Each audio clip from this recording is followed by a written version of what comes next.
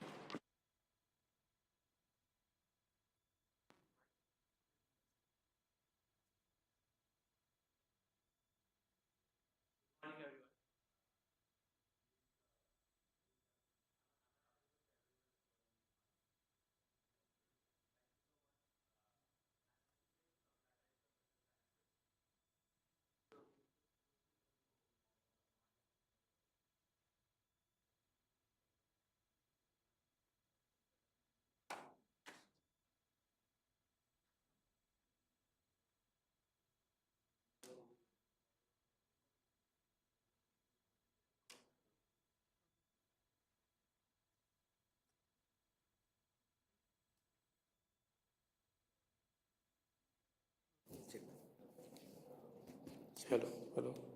Yeah.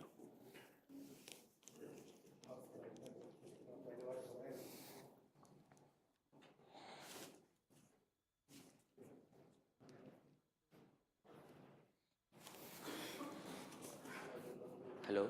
Uh, yeah, I'm Rishikesh from Tata Institute of Social Sciences, and we are working on forest commons and governance. So there is a project going on, action research project going on there for like 3 years project, and we are in the second year of it, and we help community after their forest rights get recognized, how to they can develop plans and effectively manage forest resources, sustainable forest resource management. We help them you know, tap the full potential of forest resources, and whatever the difficulties or challenges they face, we try to collaborate with them to come up with a solution. And I am here to present that throughout our field work, whatever we have learned, that challenges that we have faced, so we decided let's make a framework. Framework is a big word. Like, let's make a mold where we will fill in the challenges, or the try to document our challenges and find connections in them. Are there any connections in their solutions, so that we can have help produce a knowledge where we don't reinvent the wheel. We can share this with the other communities, or from communities from other regions, so that it will help them get to know that what are the challenges the communities at other places are facing, and how that can framework be implemented or modified as per their local needs. So that's why we are here, beyond recognition, navigating post-CFR governance challenges and developing a suggestive framework. So I'm Rishikesh, and he is my colleague Subhash. We will be presenting this. Yeah. So what exactly this post management challenges? So our primary focus is to, after the claims or the rights get recognized, okay, we got land, what next? So whatever the management that we need to do, whatever the capacity building or the awareness that we need to do for the community, we are starting like identifying challenges with the stakeholders, different community level, bureaucratic level, and challenges with the sustainable forest resource management, and developing a suggestive framework. So this is a flow of, this will be the flow of our presentation, and from our fieldwork to Murbad district in Murbad Taluka in Thane district of Maharashtra, and Pain Taluka of Raigad district in Maharashtra, and also exposure visits to other field sites.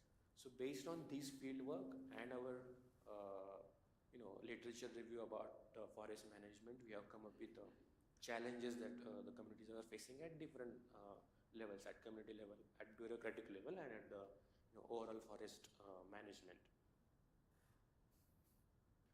So first of all, why in the beginning I told that it's an attempt to create a mold where we can share the knowledge with the other communities, because we have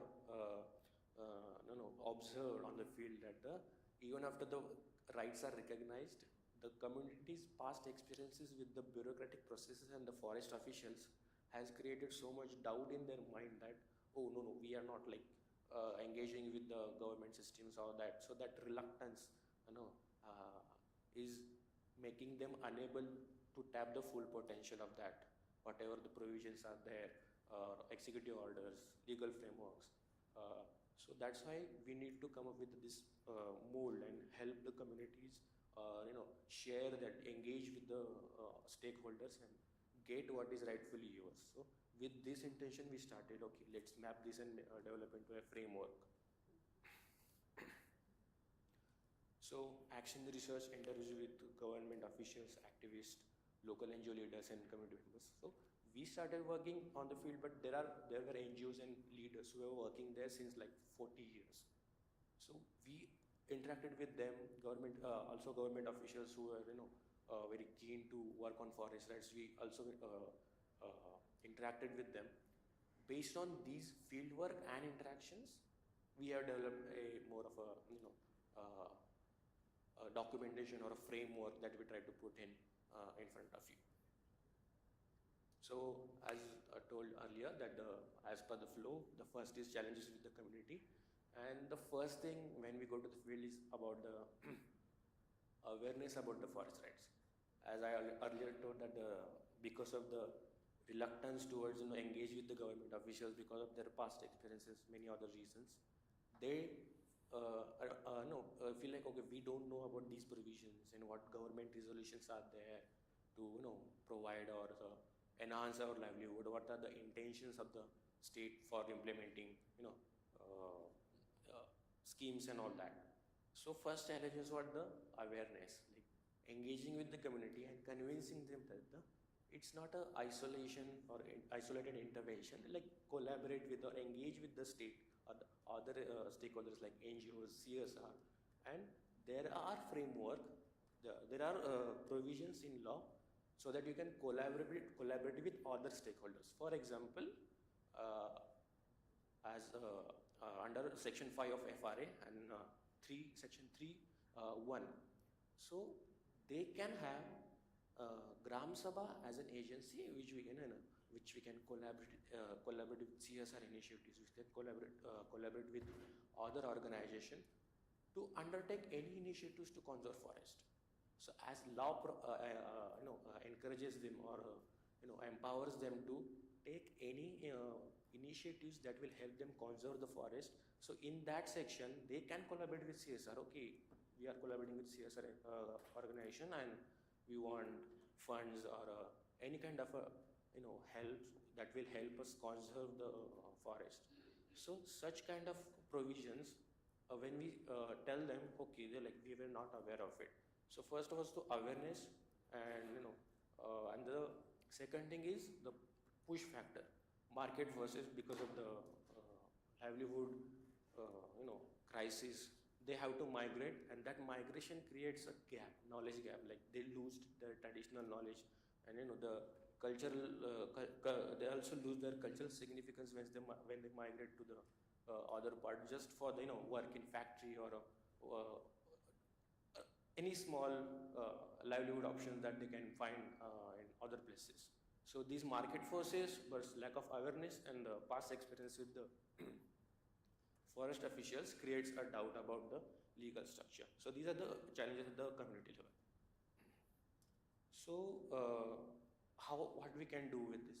So first of all, engaging with them, convincing them that these are the provisions, and whatever has already done in other areas. For example, in our exposure visit to Chandrapur, we visited Vasala Makta, is a village name in Chandrapur, where we got to know how they have successfully implemented all the provisions and stop like almost 100% migration. Like they are not migrating to other places just to live.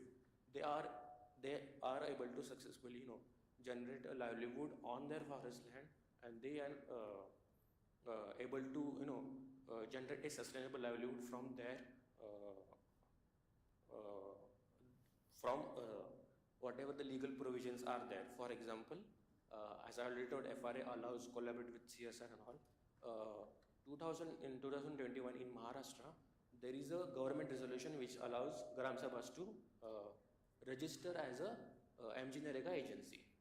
So whatever the Gram Sabha decides that to take any developmental work, let's say plantation drive, so that can be registered under MG Narega.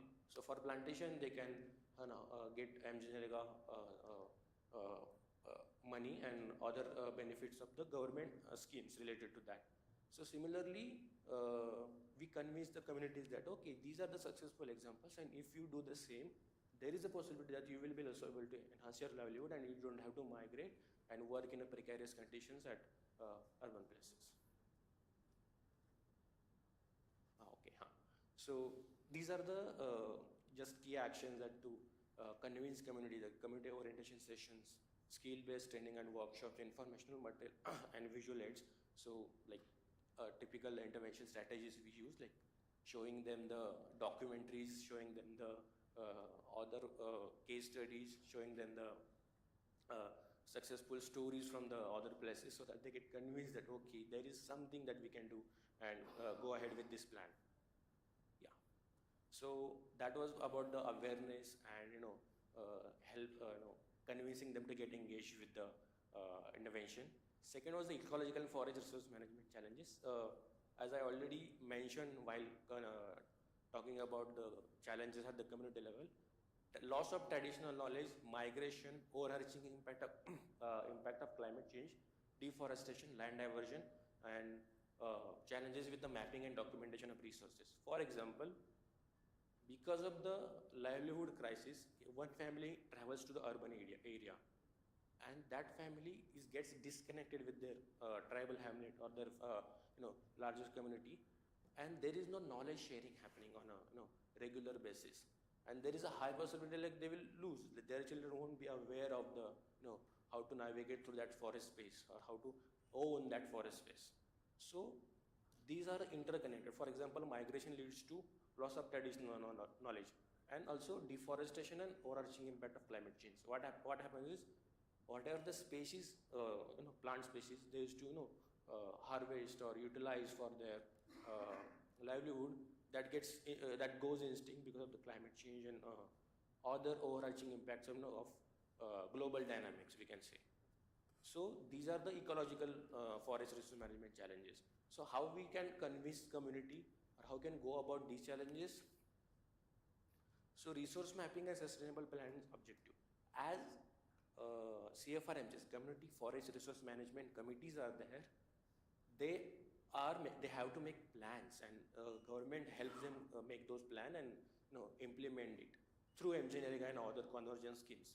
So we have to okay, I will move forward as there is a limitation, time limit. So we can help the community map the forest resources. This is the most important point here. Map the resources at the forest, like stock map, like whatever the species we have, how much we have, how much plants we have, what species we have on our forest land, and we have to create a knowledge base, a map, a documentation of that our forest resources, whatever the species we have. What we can do about it, that's the next step. First, we need to map, document what we have, then what we can do about it, that's the next step. So yeah. Huh. Once we get to know what we have, the next step is how can utilize that to get a generate a livelihood or economic activity. For example, tendu patta we have mapped this much tendu patta we can harvest. Okay, let's think about the market linkages. How can we gram sabha can be empowered, or the middlemen can be reduced. Cut of middlemen can be reduced. So these are the next steps we can help the community with. First is to map the resources, then is to process or what we can do about those resources to get livelihood or the economic outcomes. Yeah, next. Yeah. Next step is, so one of the key thing here is about the integration with the, convincing the community that the market forces will be affecting them. But most important thing is you have to know about your forest resources that you have. Once you are aware of your forest resources, then you can better think about how we can go about it, how we can process or generate livelihood out of the resources. So next, Subhash will be quickly explaining about the bureaucratic challenges, and we can go ahead with the presentation.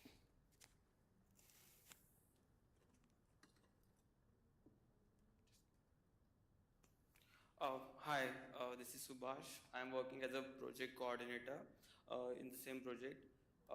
We already crossed the limit. Just I want to bring important aspect of this post CFR management, which is the bureaucratic level challenges. Just next slide. Yeah. So the main challenges with bureaucratic level is like the rights are recognized, but after that there is a limited focus of the officials to the post CFRA management, and also there is a need of capacity building of the officials themselves. As we are working with the some ground level officials, government servants, they need the capacity building about that, and also there is a need of comprehensive legal framework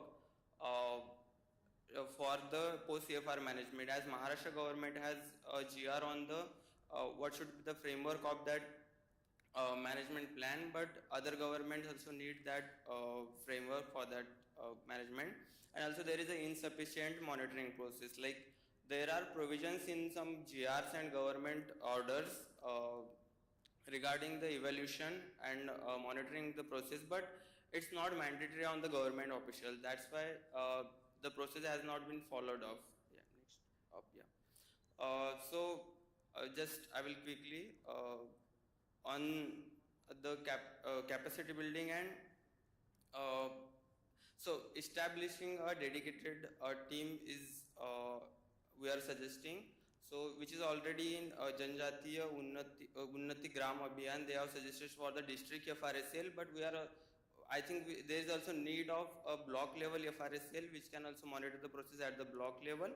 And then also the one of the important aspect is that we need a cross departmental capacity building training for the officials, because when it will be a cross departmental, then they can understand the challenges of each other, and in the legal framework there should be clear guidelines about the what is the responsibility of the which department, because of the there is a GR about the Manrega, but there is no provisions who will take that responsibility about the work. So there should be clear guideline in the legal framework itself.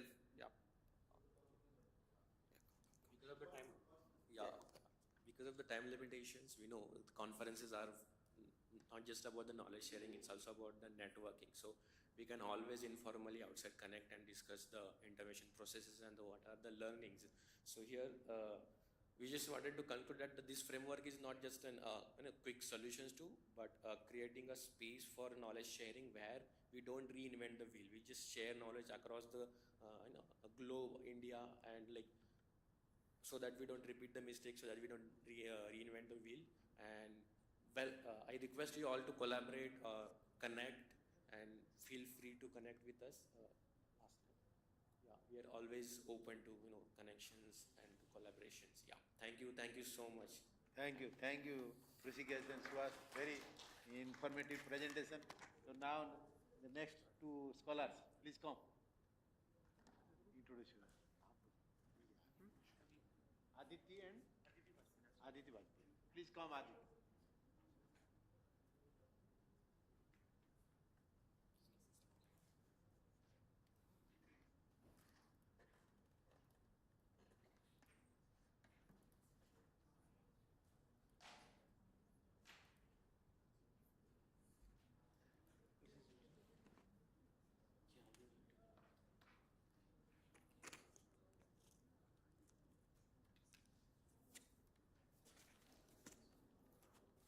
Hello, hello.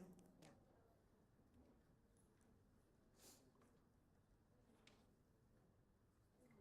But you both are not present. No, I'm just supporting her with viewing this. She'll help.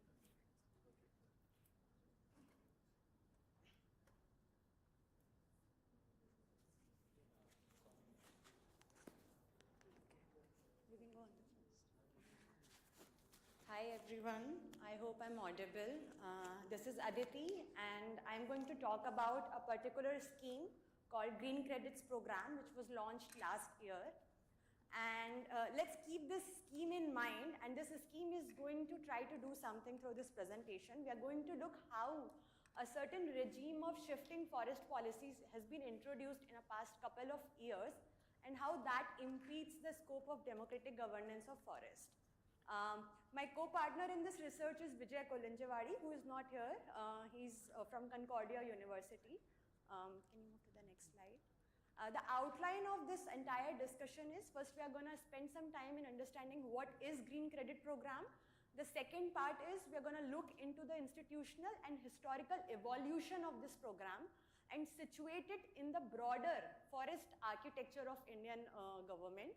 And third, we are going to look how this particular scheme waters down the democratic space which Forest Rights Act created for the governance and management of forest. And the last point that I'm going to come on is the implications of this particular kind of scheme or certain kind of policy changes. So what is Green Credit Program? Green Credit Program was notified last year in October 2023 by the Ministry of Environment. It is institutionalized under Environment Protection Act of 1986 and it is inscribed into Mission Life. Mission Life, many of you may know, is a flagship program of Prime Minister Modi, where the whole idea is hinged about individual pro-planet environment-friendly actions. That to tackle climate change, to respond to climate change, we need to sort of incentivize individual pro-planet actions. And Green Credit Program sort of gets its anchor from those kind of discourses. What is Green Credit Program? As it has been declared and called, it's an innovative market-based mechanism designed to incentivize voluntary environment actions. This particular program covers 8 sectors of environment, from reduction in pollution to waste management to mangrove restoration to tree plantation to water harvesting. There are 8 different sectors which revolve around the environment. But this particular program is intended towards mobilizing private entities, corporates, individuals to engage in positive actions. To take a pause, what does an environment positive action mean? My friend previously was talking about forest dependent communities. Communities who have been dependent historically for forest, are they not pro-planet? So when does this onus of proving yourself that you are pro-planet emerge in a policy discourse is something that we are seeing in a very neoliberal context in today's policy discourse. Now, what is a green credit? The government says, as per its notification, that once you engage in these pro-planet, environment-friendly activities, you will be rewarded with green credits. Who will reward? How will this happen? A methodology will develop based on specific sector. And who is going to be the main agency looking after this program is the Indian Council of Forestry Research and Education. Now, 8 sectors from pollution to waste management, why do we have a forest institute who becomes the nodal agency is a very legitimate question. Now, since I was mentioning GCP covers 8 sectors, I want to bring our focus to GCP and forestry sector. That how does Green Credit Program interlinks or influences the forestry sector. Now, one thing for us to take into consideration is that this is not a new scheme, not a novel program. This scheme was actually first conceptualized in 2008, and I will come to that part. But this scheme was first imagined in 2008, specifically in regard to privatizing tree plantations.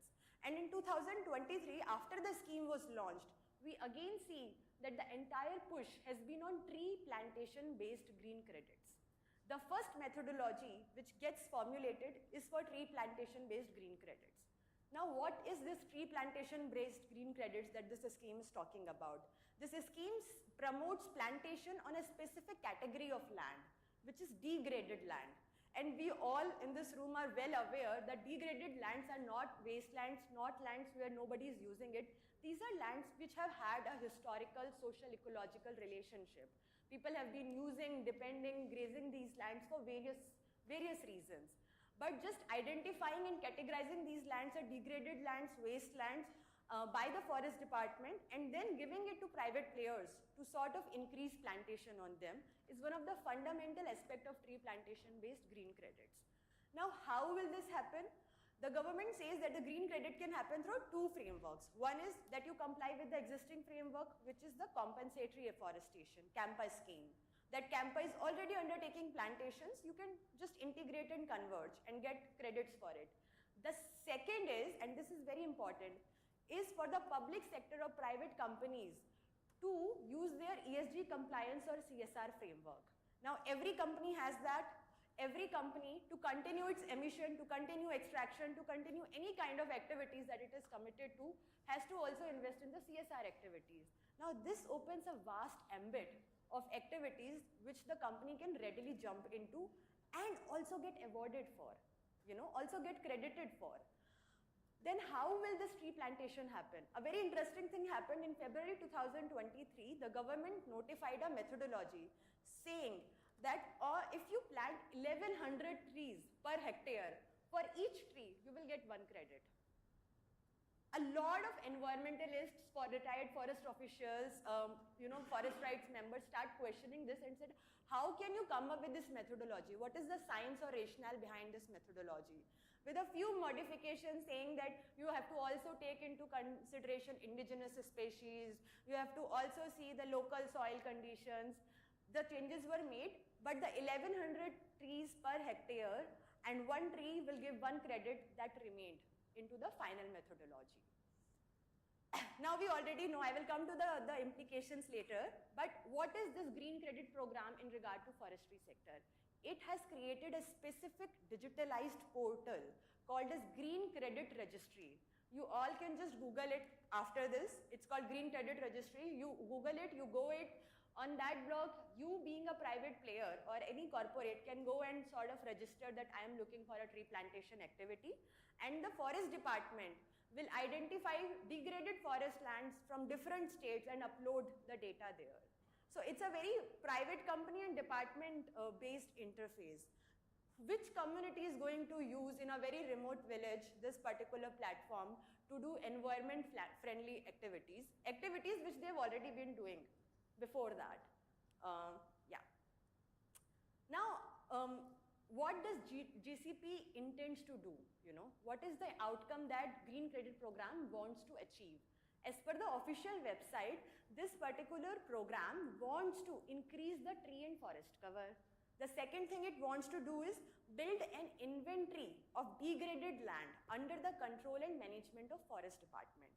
Now, if we look at, just deconstruct this particular sentence, control and management of forest department, that is the fundamental thing that Forest Rights Act changed in 2006 by introducing the authority of Gram Sabha and community and saying that the authority to conserve, to manage and to protect and to govern the forest and natural resources is with the community, and it is envisioned in a community forest rights based framework. In 2023, we see a drastic shift of promoting private interest and taking the control again from the community into the hands of the state and corporate nexus. What we also see is a misclassification of land, where Forest Rights Act tries to incorporate different kinds of forest lands, we again see that this scheme tries to taxonomically put land into different categories in terms of hierarchies. This is good land, this is bad land, this land is not of use to value, without consulting people, whether they think it's degraded or not for them. So the power to decide which land is degraded also goes back in the hands of the same state and corporate nexus. Thank you. Now, this scheme has come, but this scheme is situated in a broader institutional and policy shift, which is targeted towards certain things. The first thing that is targeted towards is that post-2006, since the Forest Rights Act has come, we have been talking a lot about challenges at local level, at community level, at implementation level, but there is a targeted shift or attack on watering down Forest Rights Act by again and again bringing a number of policy changes, legal changes. The second thing which we are seeing is that earlier, the finance and the power was only in the hands of the state. Since 2006 onwards, we are seeing a greater share of the corporates in accumulating that power. You know, who has the power of governance of forest, who is going to take the decisions, who will have more interest in forest, it's again the corporate.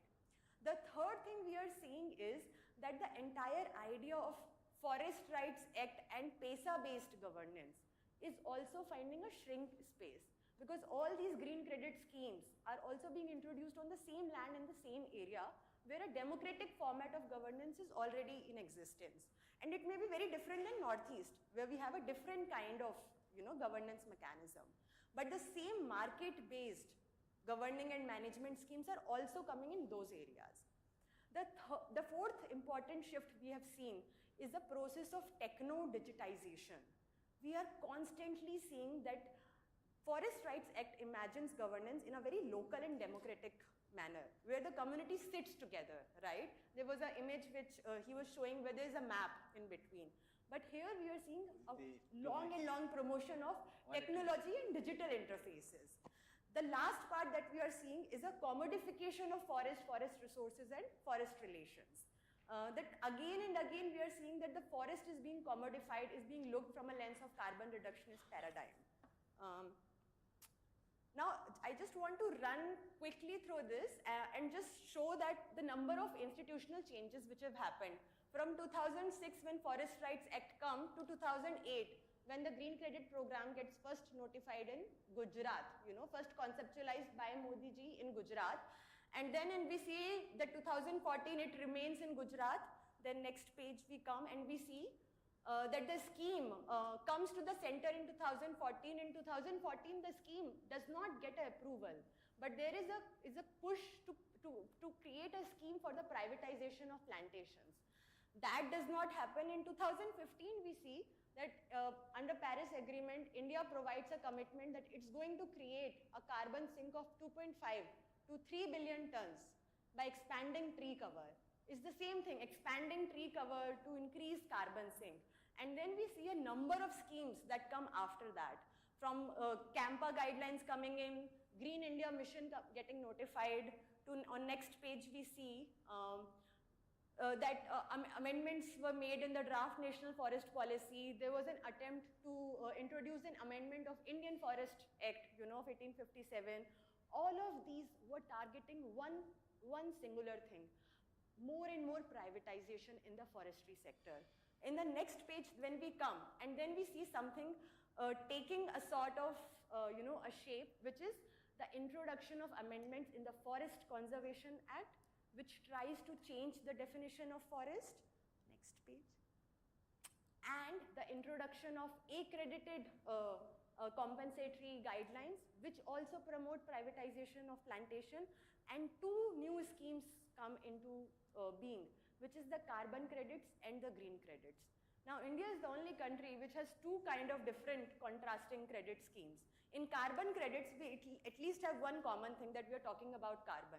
But in green credits, next page you can go. In green credits, we have nothing, no common denominator. It's basically saying that if you have destroyed soil, you can totally get a credit for planting a tree. The tree plantation of 1100 hectare can also happen around Flame University, which is a really vast area of the land, right? So any university, any corporate who is doing any kind of plantation will be awarded. who will facilitate that plantation for the corporate is going to be the State Department. Just next page, next page, next page, next page. I'm gonna just run, just one last one. I want to show, I don't know if this is visible, but the number of corporate players who have participated in the Green Credit Program, not one of them is a civil society group, not one of them is a forest rights group, not one of them is a Gram Sabha, is a community organization. All of these, from NTPC to Power Grid Corporation to India Oil Corporation to NHPC, all of these are also the same people who were participating in other kind of projects which have also impeded the forest rights movement, which have also impeded or impacted the forest dependent communities, which have also displaced those communities. Now the same people who are responsible also for generating emissions, you know, and for causing the climate change will be rewarded with green credits and called eco-champions because they have done pro-planet activities. The reason I bring this in this format is that one, we can say that, oh, it's a discourse problem, but this is a policy shift and it manifests on ground because these are the same companies that come on our ground, and when we are fighting for the recognition of forest rights, the reason that there is a bureaucratic hurdle, the reason that there is a policy hurdle is because somebody at the top-down level is creating a certain different set of policies, has a different set of interest which they want to advance. It is not the interest of the community. That's why the claims are pending, you know. That's why the rights are getting relinquished. That's why rights are improperly getting recognized. We are also seeing a certain sort of greenwashing, you know, where people who can earn credit by having the privilege and investment of this sort will become eco-champions, but forest-dependent communities who fight the fight in, you know, in Chhattisgarh for Hasdeo get branded as the other people. So with that, I think I'll just conclude and thank you. No, it's okay. We can just conclude. Thank you, Aditi. Very, very interesting presentation. So it is another aspect of Forest Right Act.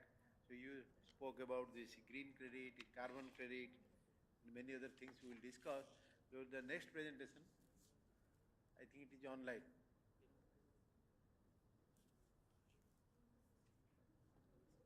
Yeah.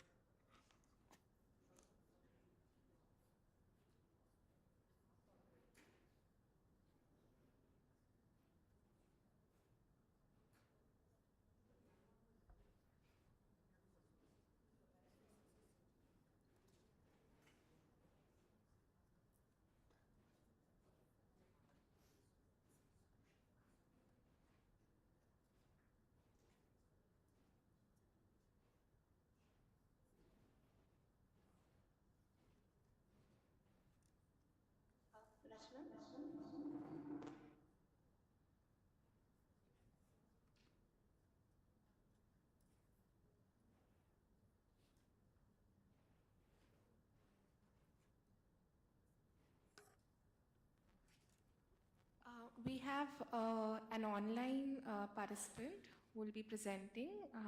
I request Rachna Devi to start her presentation, if she can hear us. Hello, Yeah, hi Rachna. So over to you. Thank you. is my screen visible, the presentation that I am trying to share? Yes, ma'am. Okay, thank you so much.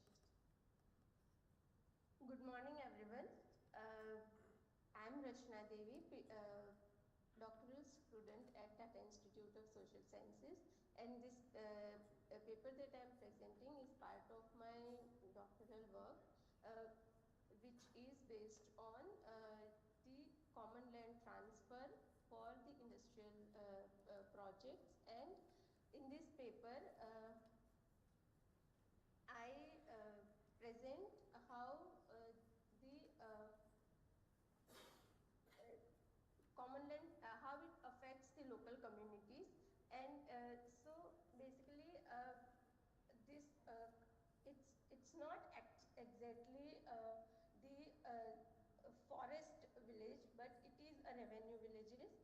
is located on coastal parts of the Kutch, and but here in this presentation I argue that the common land resources that are used by local communities in their everyday life are meshed and complex, and it has a polycentricity into its governance and everyday dependence, which leads to but due to ambiguous and intervening user rights, when these common land resources are transferred for any development projects, how the local communities experience this entire transition. So in this paper, I very simply try to explore from the community perspective, how do they locate all these resources, which is not just forest land, which is not just grazing land, wasteland, but an enmesh of all these resources and how it affects their everyday life.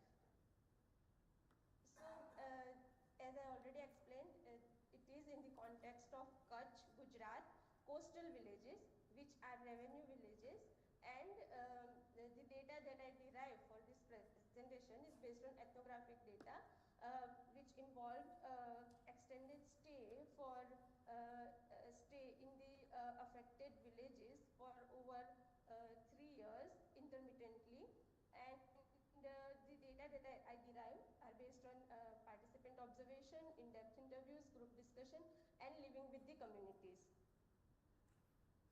So here I focus mainly on this, that when we talk of commons, we talk of the recognition of community rights, but based on the everyday experiences of people. Here I try to map out how they relate to their local resources and how enmeshed and complex these resources looks like for the local communities. Say for example, the first thing that they gaucher, locally known, which is pasture land, and which is officially recognized as community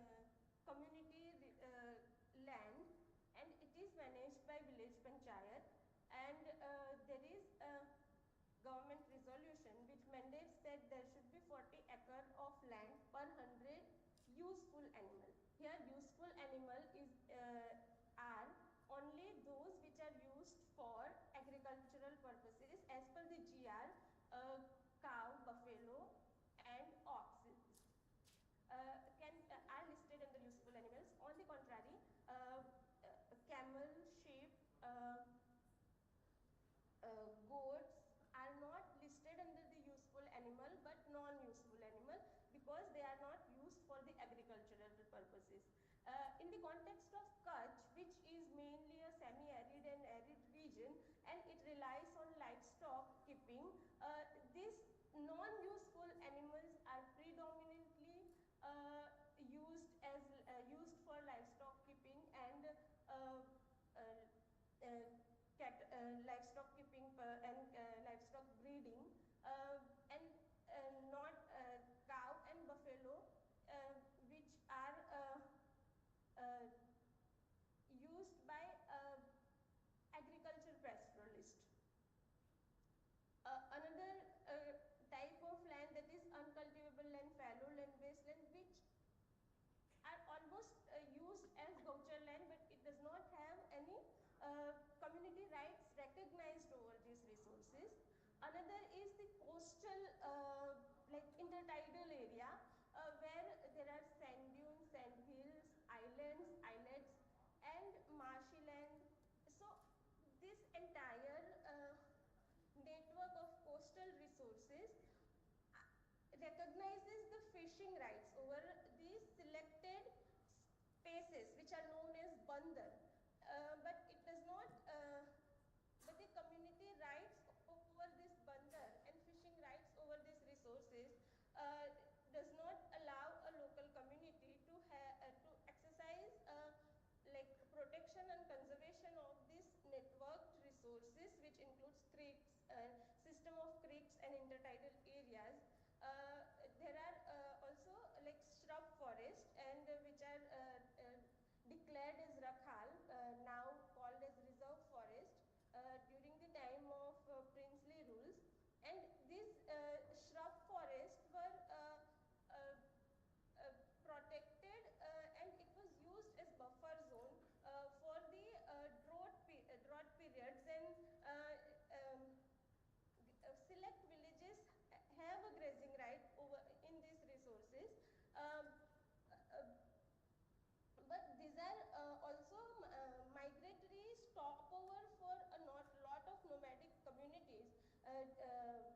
because of these, because of their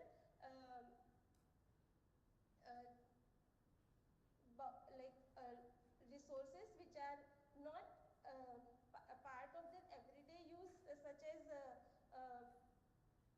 grazing land, but it is used as a safety net. And mangrove forest here are a very important source of grazing for the Kharai camel, as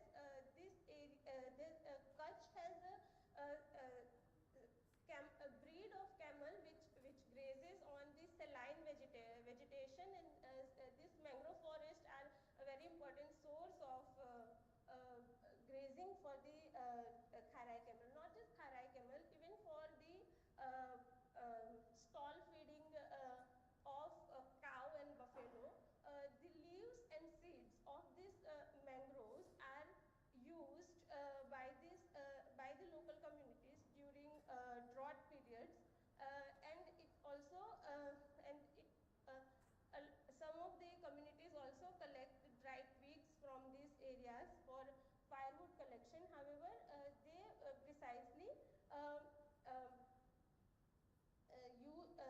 it acts as a grazing sources for the local communities, and it also other than the livelihood option, it also acts as a natural barrier to salinity ingress, protecting the other land resources from salinity ingress, and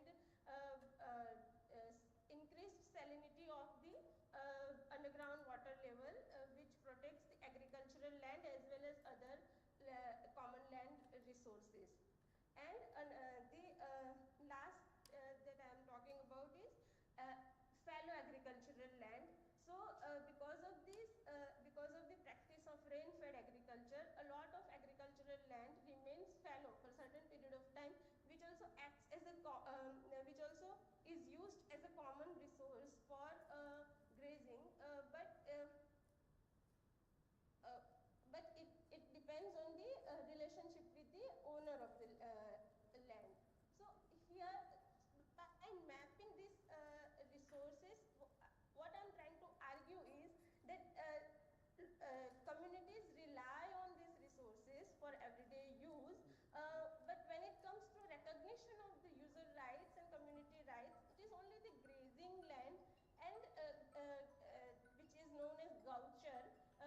Community can make a claim over these resources. Other than most of these resources, when it comes to allotment of these resources for the any other development project, there is no say of community or no participation of community in this decision making process. And further I explain how it affects the local communities. So based on the discussion with the, I have tried to map out this, that how they experience this. So when the land allotment process happens, the clearance is sought from Rachna, please coastal regulations. conclude. Rachna, please conclude. Okay, thank you, sir. So local communities try to so as a communities and how do the communities respond to this is some of them have tried to resist the land allotment processes, but as it is legally within the control of state and no recognition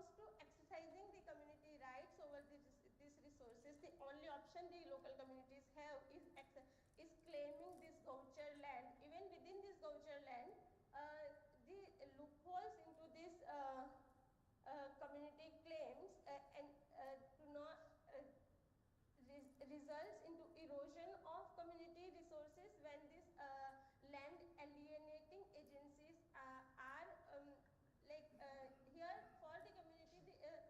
Though the land is allotted to the industries, the alienation actually happens from the from the side of the state, which allots this land, and without the consideration of the local communities, it results into a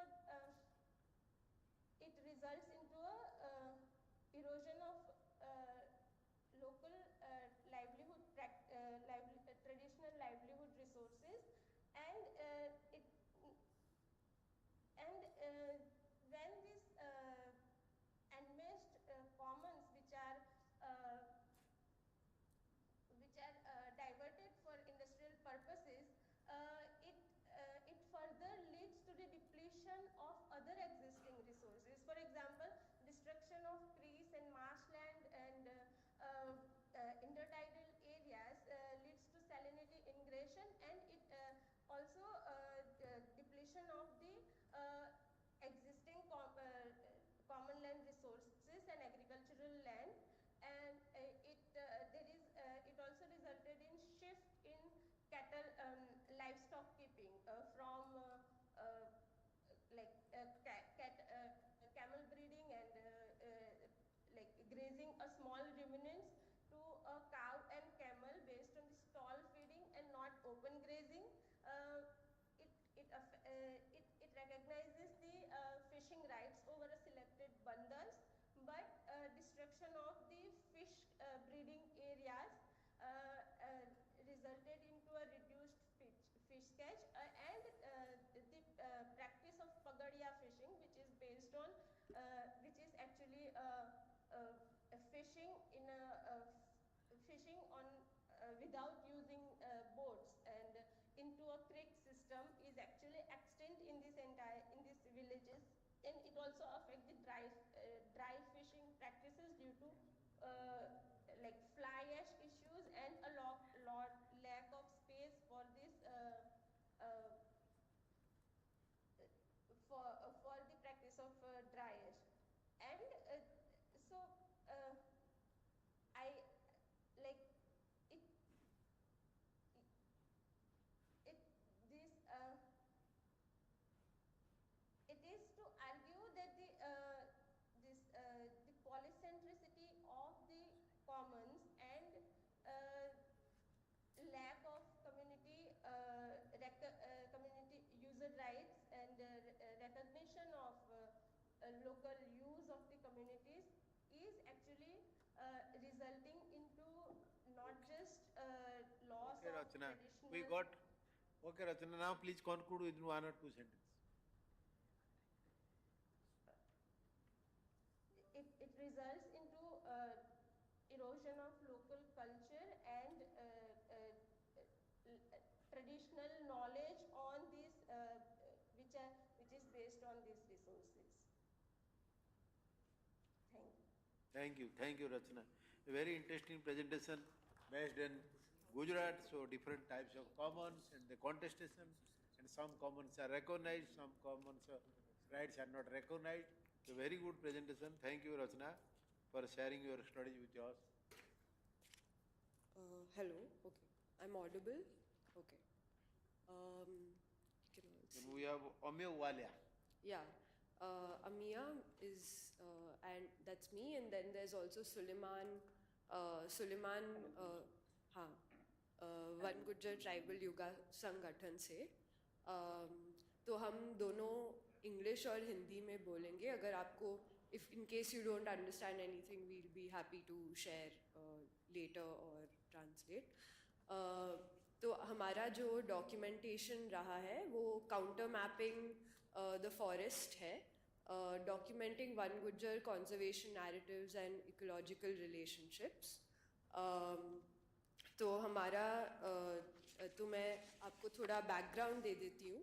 पहले तो मैं FRA के बारे में बात करूँगी क्योंकि ये हमारा फ्रेमवर्क रहा है, द फॉरेस्ट राइट्स एक्ट, कि विद इन दिस क्या विकल्प सोच से हम लैंड टेन्योर को इमेजिन कर सकते हैं।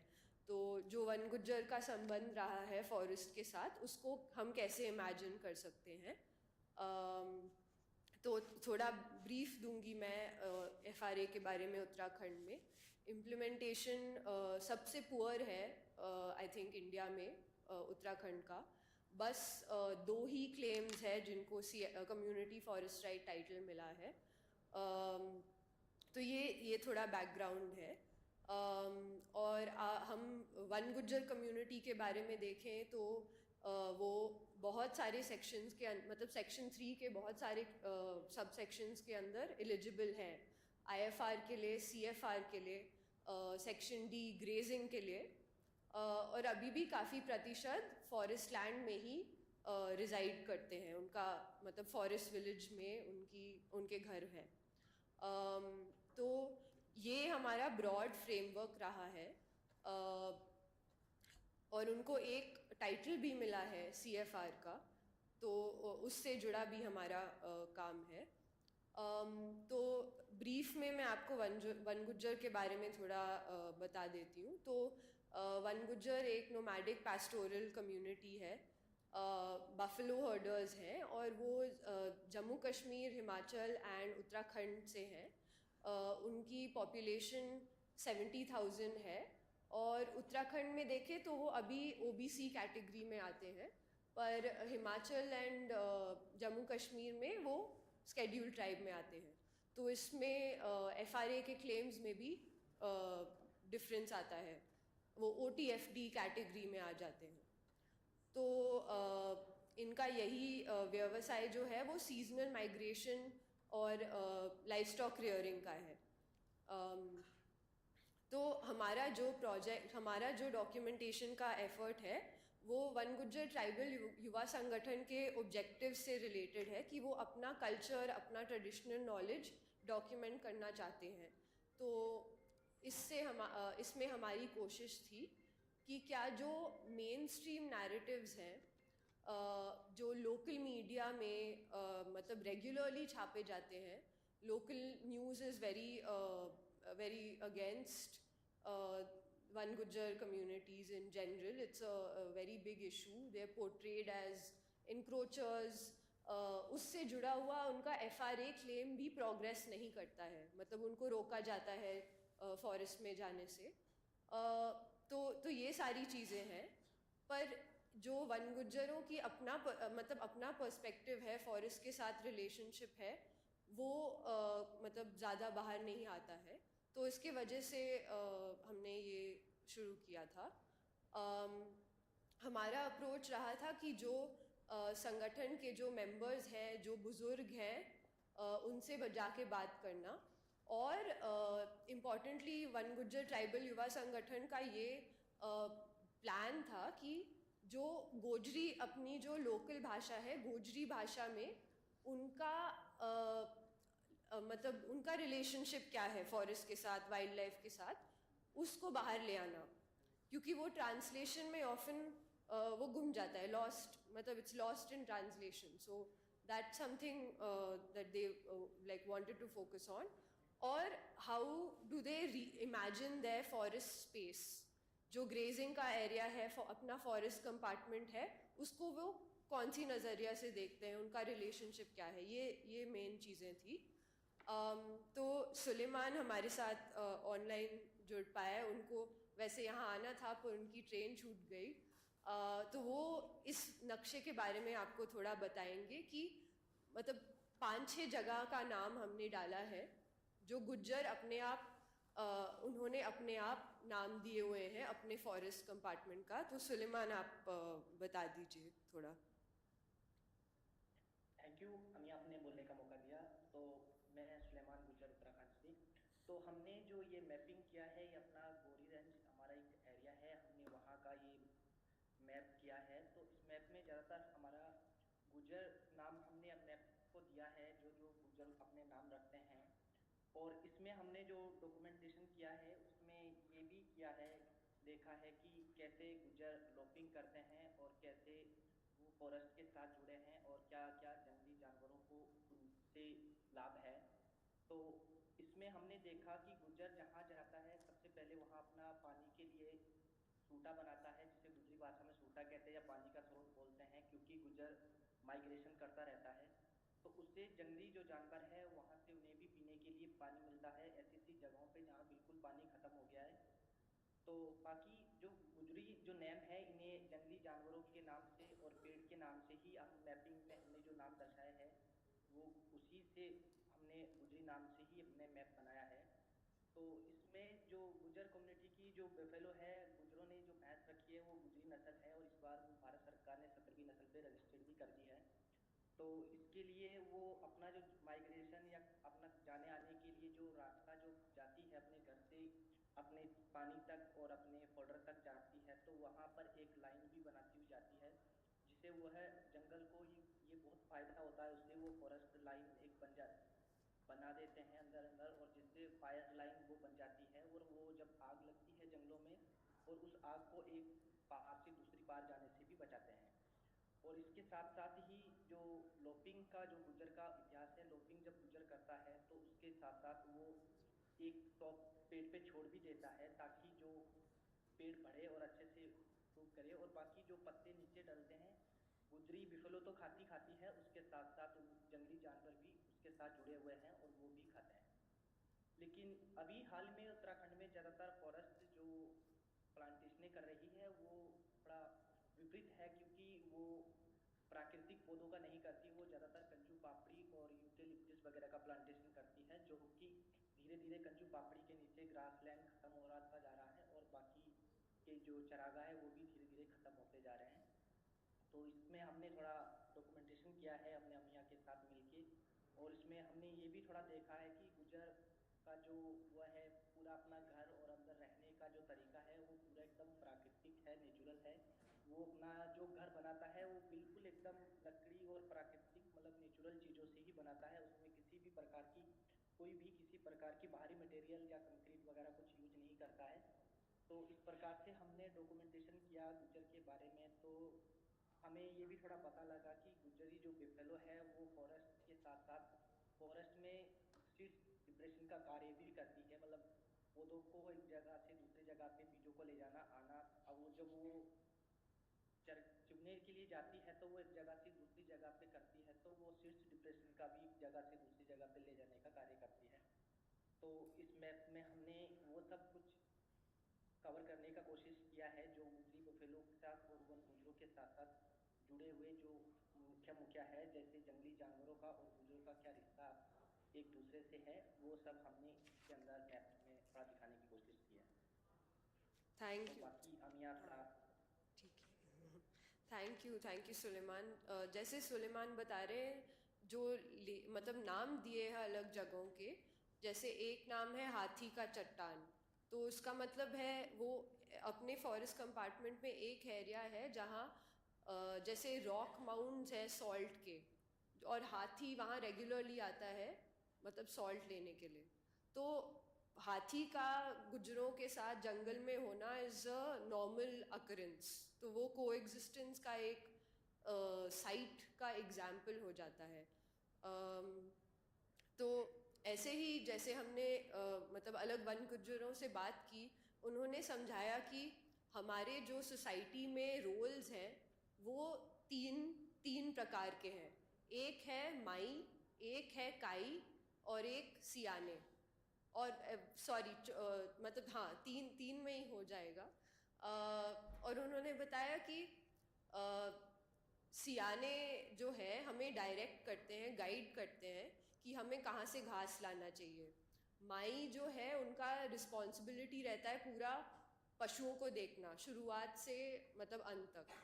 एंड जो काई है which जो usually are the women of the society, they are the most knowledgeable about the different varieties of grass and are responsible for correcting them. तो मतलब सबका रोल इतना स्पेसिफिकली जुड़ा हुआ है फॉरेस्ट से, लाइफ स्टॉक रियरिंग से, तो ये बहुत क्लियरली इससे मतलब इनके एग्जाम्पल से आता है।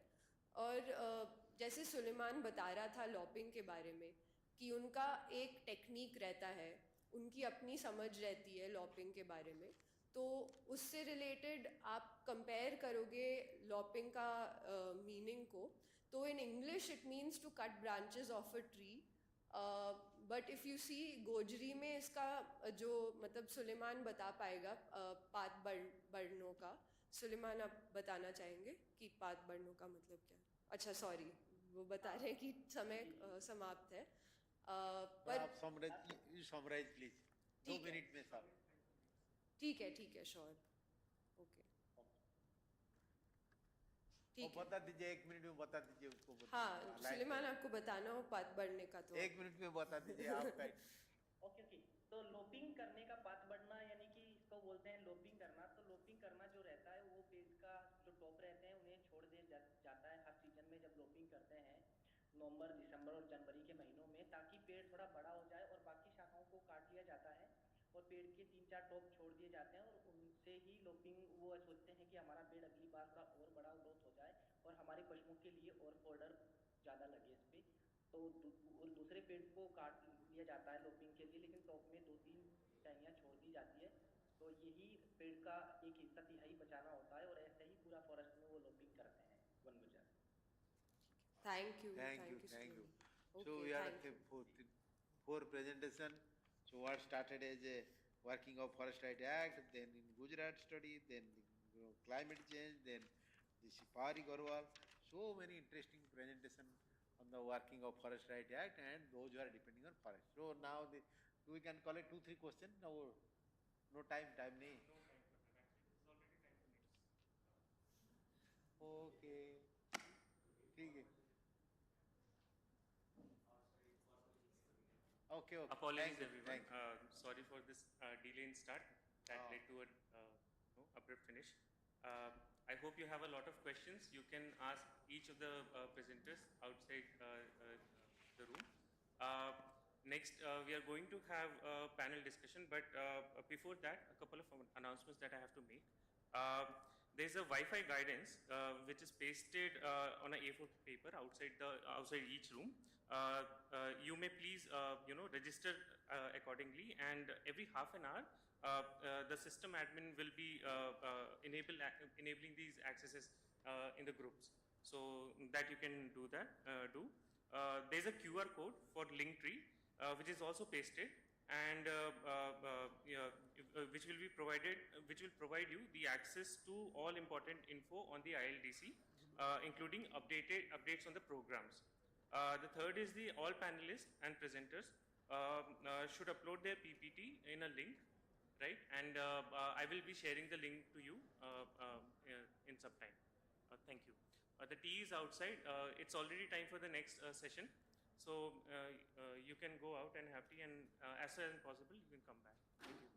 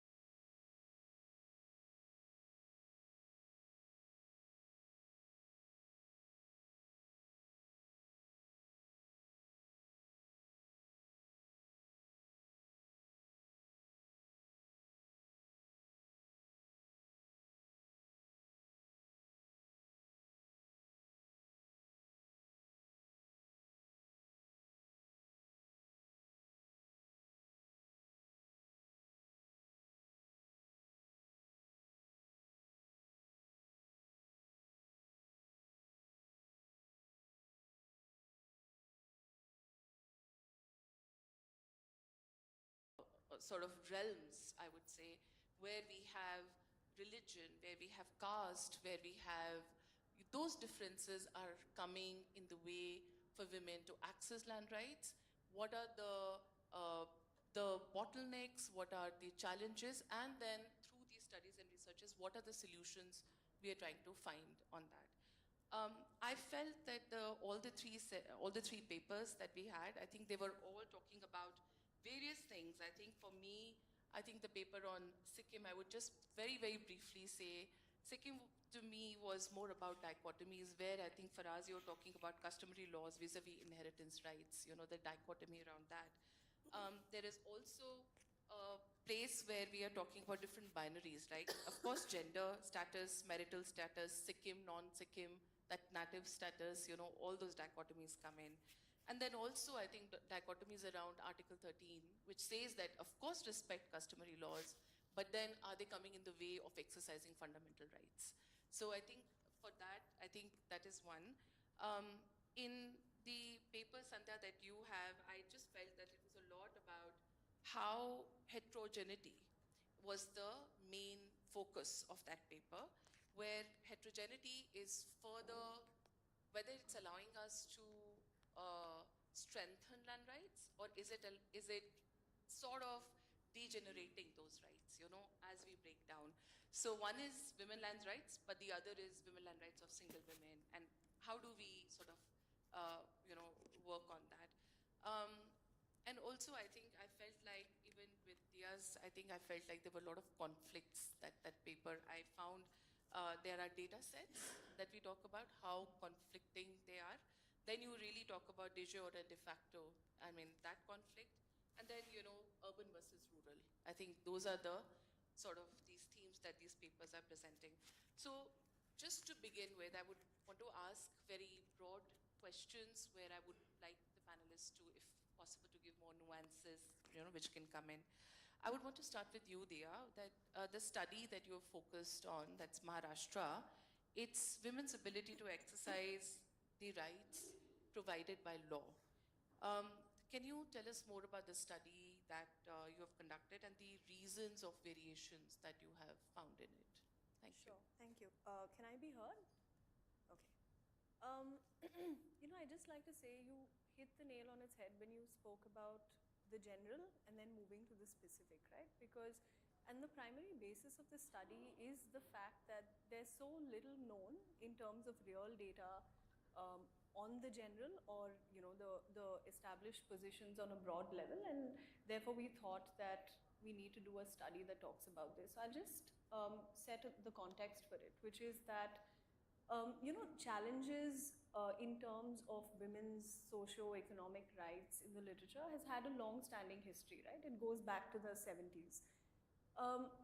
We see that a key theme in this is access to land for women, and the role of land for women is seen to be useful for many reasons, integration in the political process, better decision making at home, even reducing gender-based violence, for example, right?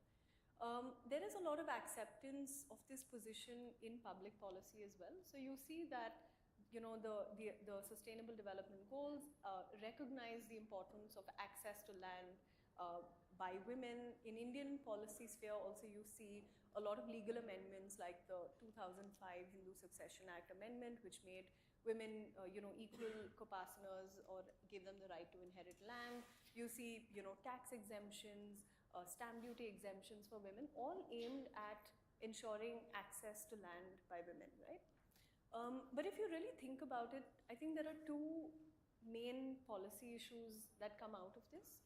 The first is just complete opacity on the extent of women's land ownership, which is that today you have a few national level data sets that I'm not going to name, which tell us specific things about some aspects of women's land ownership, but not all. So for example, you will have one data set talking about operational holdings, but not the area. You will have others talking about some part of the area, but not. Now, there are inherent challenges in this, in addition to the fragmented nature of the data that they're collecting. They're survey-based. So they assume that the respondents know about their land and they're in a position to give you correct answers, which may be very different from what the law recognizes or the state recognizes on the land records, right? And you will see considerable variation in this. For example, if you just take Maharashtra's example, you will see that women's land ownership patterns vary anywhere between 5% and 23% according to these data sets within a similar 5-year period. So I think one of the foundations of the study was to see if there's a sustainable way to bridge this gap and to kind of demonstrate to administrative agencies that, look, there is a way to measure land ownership for women, and that's important for monitoring how these programs are spanning out and so on. I think the second policy problem that we seek to, that we sought to attack in this study essentially is that access to land is seen as an end in itself. So the minute the government has titling programs, they say, okay, you know what, we'll make sure women's names are on the land record, and it stops there. But the problems are deeper. There are de facto elements to this, which is that you may give a woman a parcel of land, but does she have the agency and control over decisions in relation to that land? Even, I mean, cropping decisions are one, but even the decision to alienate land or to bequeath land, that is to put it in a will to whoever she wants. The other part of it is the awareness part. So does a woman know enough about her own land parcel, enough to be able to really do something effective with it? And the third is, how safe does she feel with the title she has? Sure, she has a government record with her name on it, but is it useful in a utilitarian sense for her? So what our study essentially did was attempted to first map the de jure, which is examine what women's land ownership looks like, and then link it to all of these 3 de facto variables, that is awareness, control over land, and your perceptions of tenure security. So this involved an element of desk research and field work. So the linkages to the de facto portions of the study was of course done by field work. In 3 districts in Maharashtra, we went to Pune, Nasik and Nagpur. And the first part of it was essentially spent developing an algorithm which could pull names and identify them as female from government records, so we can come up with some kind of estimation on the extent of land actually owned by women. Now, the reason that we picked de jure rights, which is what is on the record, is because if you are to, in an economic sense, utilize your land, sell it, give it, for mortgage against, use it as collateral and so on, you will require some state recognition of your right, right? I think one of the things that was interesting that we found, and I'll just go based on the 3 sections that I spoke about. The first is the ownership part. So we didn't actually see much difference in the ownership patterns of males versus females. So across the 3 districts that we saw that single land ownership is actually more prevalent than joint ownership. Okay, and this is after looking at about maybe close to 30 lakh land records. We found similar patterns for females except in Pune district, where you actually see more joint ownership than single ownership. And one of the reasons we conjecture for this is because land values are much higher in Pune, and perhaps family structures are such that they don't want women alone to hold high value property. The other thing that we found interestingly is, in terms of just the ownership, there's not much difference between the urban and rural areas for women as such. Similar ownership patterns. So there are a lot of misconceptions that in urban areas, women own a lot less land. In rural areas, in fact, there are a lot of titling programs that the Maharashtra government has gone ahead and started. But at the end of the day, the data says otherwise, and this is from government records itself. I think what was interesting for us is that when we looked at ownership patterns, and this is something that's not looked at in previous data sets, which is joint versus single, we see that women tend to hold property with men more than they do with other women. So if you look at property patterns, you will rarely see 5 women owning property. You'll most likely see 2 women and 3 men owning property, right? So it's always that they are holding property in conjunction with males.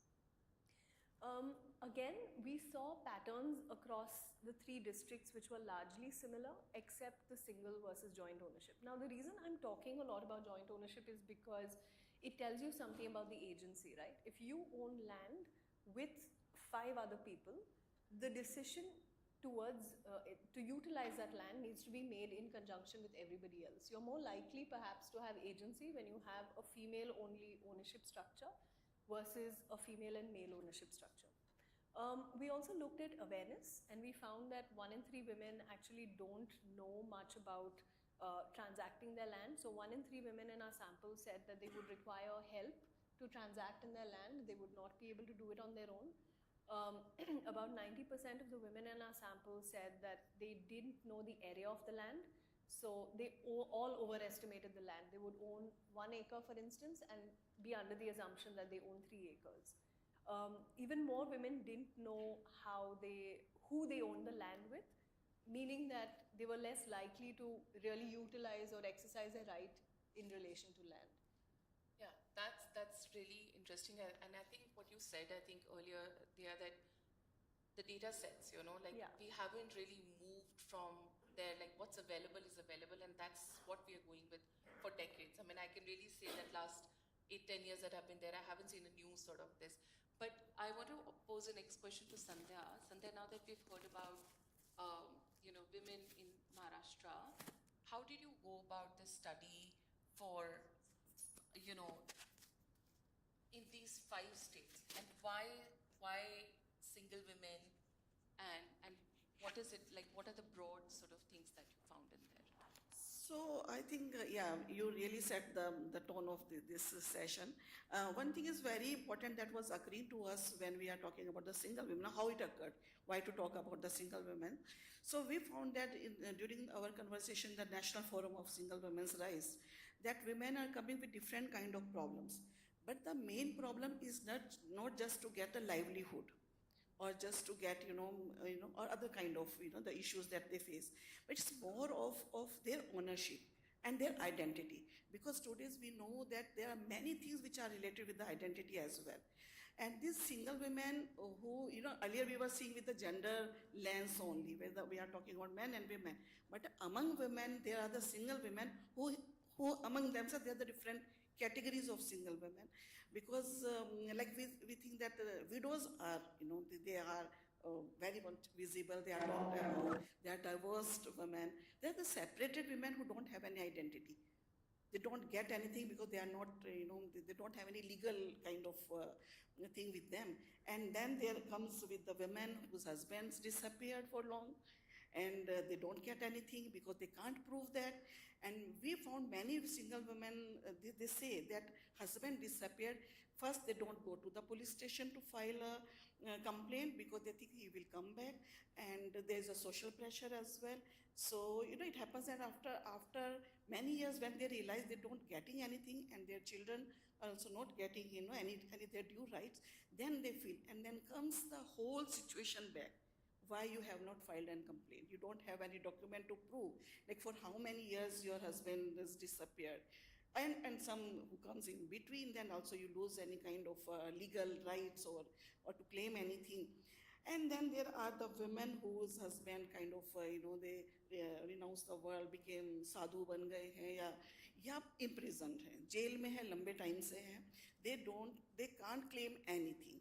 And the family, usually the common scenario which is coming up is that the women are not part of, like, leave aside the single women, but women are not part of any conversation, those spaces where this kind of conversations happens. Like, right here, but to get that right, what all you need with you? Like a simple ration card. आपका नाम नहीं है, काट दिया, मायके से भी काट दिया नाम आपका, because you are married now and you are not entered in your in-laws place, you don't get anything, and you have to prove that you are a member of that family. So that is another kind of issue that was coming up. So you need something in your name. So these kind of issues are coming up. So women are not part of these spaces with this kind of conversations happening about the land or about the property or, and so we found women are not aware of the whole process of transfer. What all they need to know about, like in a family, are you really a successor? Aapka hak bhi ban raha hai, nahi ban raha hai. They are not aware. They are not aware of the terminology of the land. Aapko wasiyatnama hona hai, aapka vanshavali mein naam hai ki nahi hai, koi rayat mein hai ki nahi hai. So they are not aware of all those kind of process, and their interface with the revenue officials is very easy for them, because you are not knowing, you are not talking about talking their language. So it's very easy. Aapko pata nahi hai to kal aana, parso aana. And many women also said in this situation they were asked to come alone, or like, I will come to your place, and they ask for the sexual favors, to get just a simple process to get done. So there's the different women, and then comes the never married women. They are like in Jharkhand, we came across a story where this woman she's not married and she's taking care of her siblings. They help them to complete their education, everything. Everything is fine when she's keeping quiet and doing everything, all responsibility, domestic chores or other things. But when came like parents died, she was like kicked out of the house. And there the situation comes when she started realizing that how it is important to have something in your name. So these are the situations, and these are the case stories which actually made us to, or encouraged us to have our own understanding of the layered kind of complexity of the issue. It's just not knowing the law or about knowing the process, but it's the cultural practices also to understand about in the different states. So that's why this study was taken in 5 states, which includes the Gujarat, Jharkhand, Himachal Pradesh, and Rajasthan. And we have taken Delhi as urban, how it happens, where the identity itself is so loose, so fluid identities, where so many migrants are there and they don't have now any connection with their native places. So that's why we have taken up this study, and our experiences are more from this diverse kind of, I don't know what is one thing that we can say, but they're the diverse kind of issues, and I will say so layered. You can't say just one answer for anything, or one solution for anything. That is not possible in this kind of situations. No, thank you. I think that's so interesting. I mean, I come from Kashmir, for example, and there, I think women, especially, you see how disappearances or killings or whatever in there, and they're called half widows in Kashmir, right? And imagine the land rights or property rights of those women, what you were just talking about. But also, I think what's interesting is that once they're vulnerable, one, in terms of not knowing their rights, and how others are exploiting that for sexual favors and others' favors. And I think that's very interesting. Faraz, I want to come to you that, of course, Dia has spoken largely about women, and Sandhya was talking about single women. You have done your work in Sikkim. How is that context different, and in that sense, if you can just say that.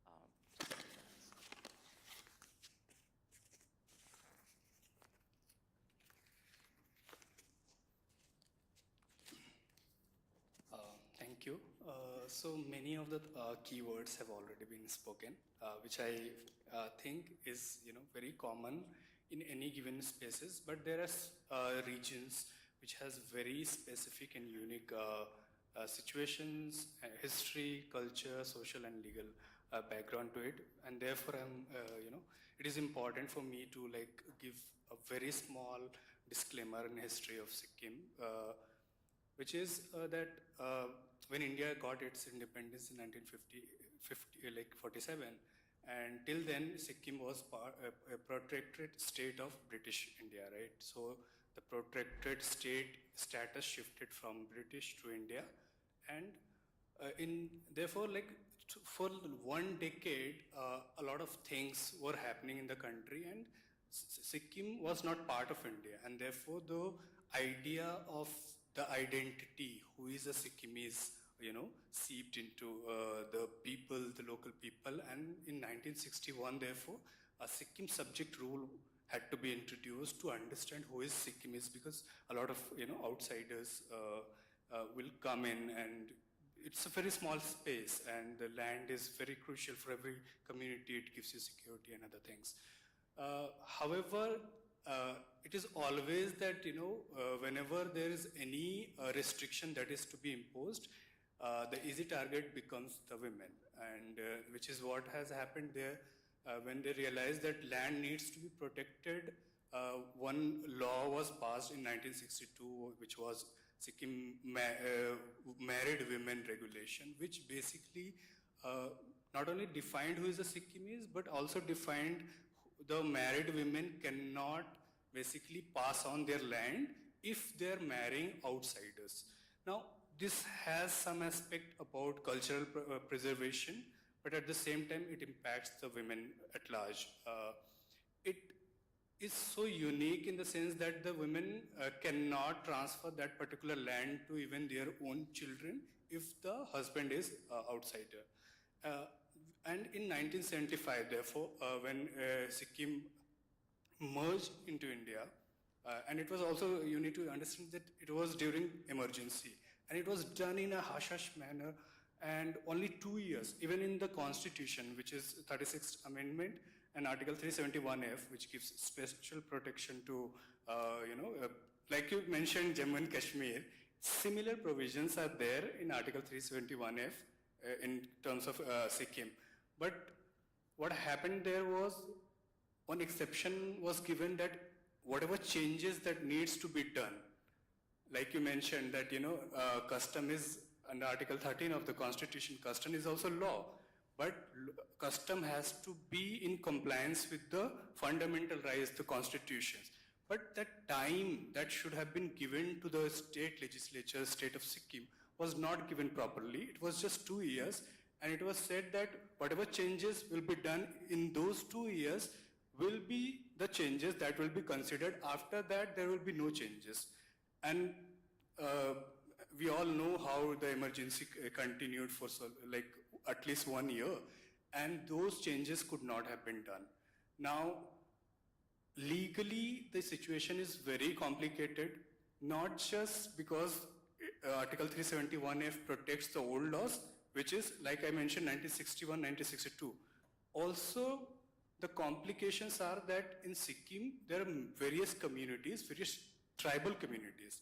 Now, if you know Hindu Succession Act, which applies to Hindus, Hindus definition are includes other communities also, including Buddhist. Many people are like Buddhist in Sikkim, but even then many Buddhists are tribals. And Hindu Succession Act gives exception that tribal people are not bound by the Hindu Succession Act. Now this complicates.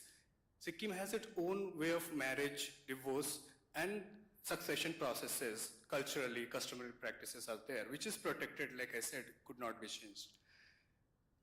Practices have changed over a period of time. Of course, many people do not follow those practices completely, but the legal situation, the legal, identities that we are talking about is such that, it could not have been done away. Now, I will discuss in detail that how, like what I see. So this is also one of my, this is my topic.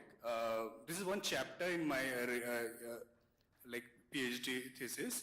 And I feel that, historically, legally and socially, we have as a society as a whole, we have failed to some extent, and we have not given enough time to a community that was, already going through a lot of things.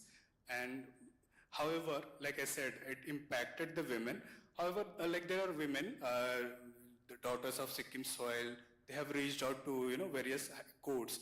Now the issue is that courts are also, somebody who will look into either constitution or some precedents, some laws, which is not there in their favor. So what is happening is, in some cases, some judges are saying that, okay, Hindu Succession Act, I forgot to mention that in 2008, Sikkim legislatures also included, enacted a Sikkim Succession Act, but could not be enforced due to these issues.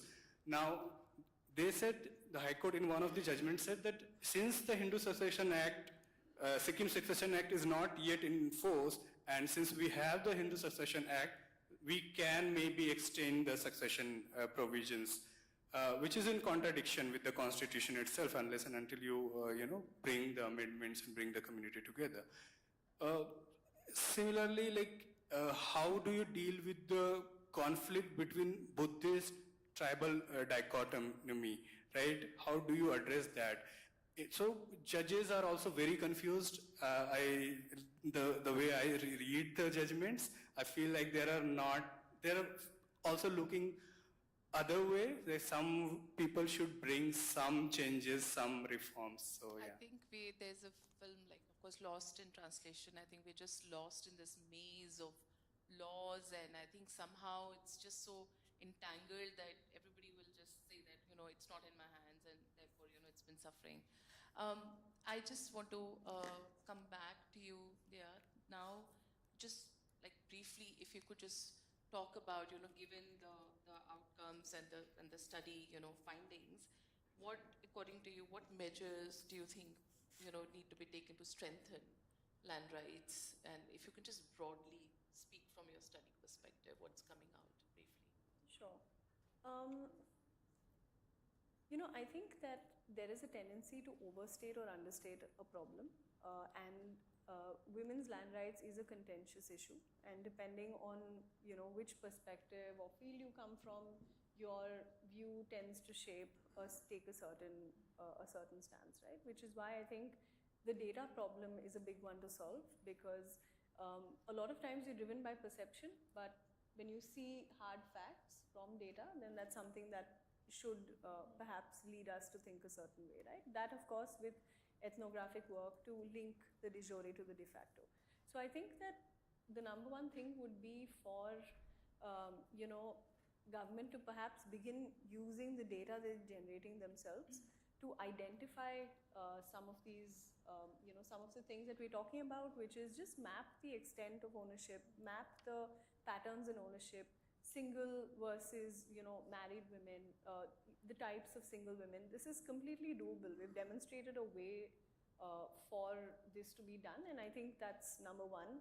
Using land records in states where there is a certain level of accuracy is a good thing, because you can also then estimate your error margin, right? So you're not overstating the land ownership problem, because you're able, that there's a 5% error, it can be very easily calculated.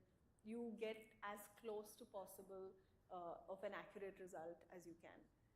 I think that, and the second major thing would be to stop looking at giving women access to land through these joint titling programs and things like that as the end. I think it's a means to an end. It has to be coupled with awareness programs. There's a lot of studies out there that talk about the importance of awareness of women of their rights. That improves their tenure security, it improves their ability to really use the land, exercise the land. I mean, one of the key things that was, I think, also coming out with others is that just the lack of awareness with what is happening to a land owned by a woman is incredible. I mean, we found 70% of women just don't know when their land is even mortgaged. So their land is just mortgaged away to a bank, and they have no idea that it's mortgaged. 10% of women have not even written their own will. It's written by somebody else. It's their land and it's gone to somebody else, right? So I think just really keeping in mind that these de facto variables play such an important role in ensuring that we're really progressing and not at a standstill where we, point out problems, lace it with superficial solutions and then hope to reach some kind of end. Great. So what you're saying is awareness, of course, but survey and having data, in there, and of course, separating out, not just in the name of joint, because that shouldn't be a means to an end, but, having women solo ownership is something that would also, sort of work. Sure, in that or sense, at least have a sense of what it looks like. I think today that's just completely unknown. Right. Sandhya, I want to come to you. I don't know how different can it be for single women. What Dia just said broadly, that these are some of the things that can work for women, but do you think there are some specific and different solutions and measures required? And if you can just talk about 2-3 broad. Yeah, okay, so during actually our field work and talking to about 570 women and then multiple focus group discussions and case stories, there's something that came up in the states of Jharkhand and Gujarat also and Rajasthan, which was very important to mention here is the presence of a network or a forum of single women, which actually helped women a lot, first to realize what is their due, their share, and to get a courage to claim for their right. So the role of these forums, I feel, is very important, because as a collective sense and coming together is really for a woman, for a single woman who is not having any other kind of a support system. So this is a fallback system that they found. And interestingly, in Jharkhand, which I think need to further for us to probe there, is the recognition of this forum by the state agencies. Like single women who went to file a complaint in police station, they actually referred them to the local Ekal Nari Shakti Sangathan.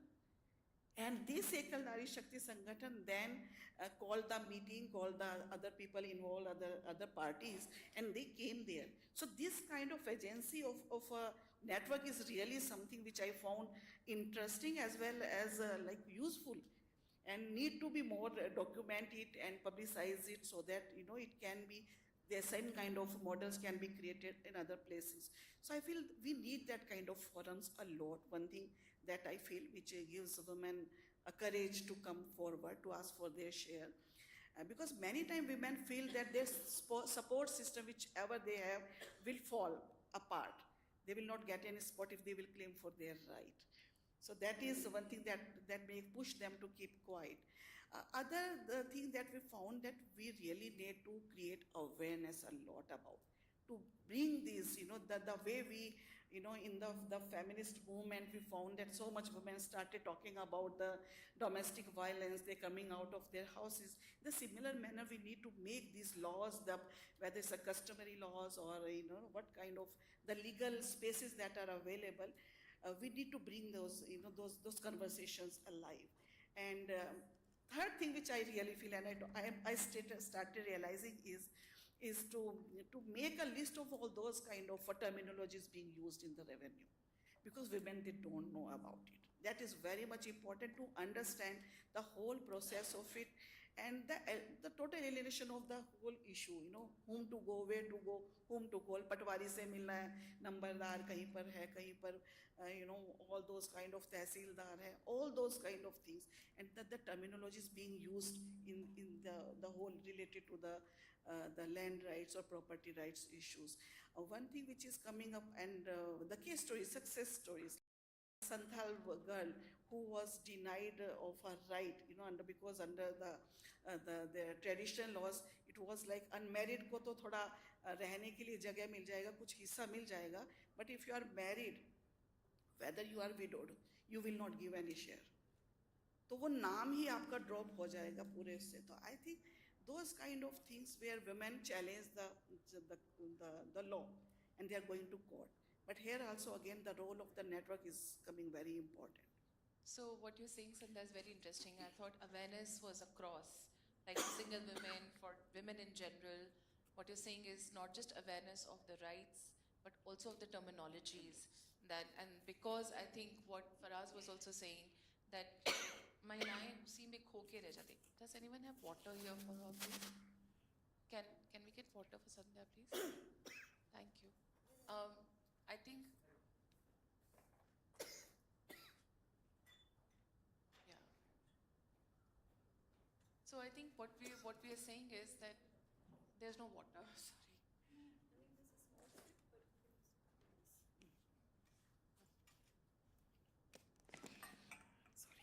No, आराम से. So, थोड़ा back को कर दो Shipra. I think what Sandhya was saying, that awareness not just at the level of awareness what we generally understand, but I think terminologies, because हम उसी में रह जाते हैं खो के, जो फराज आप भी कह रहे थे कि ये law है तो वो नहीं है, तो उसी maze में हम लोग उसमें. I want to come to you for us, like how do you think it can work for tribal women when we talk about tribal land rights? How do you see it working differently? What do you think can be done?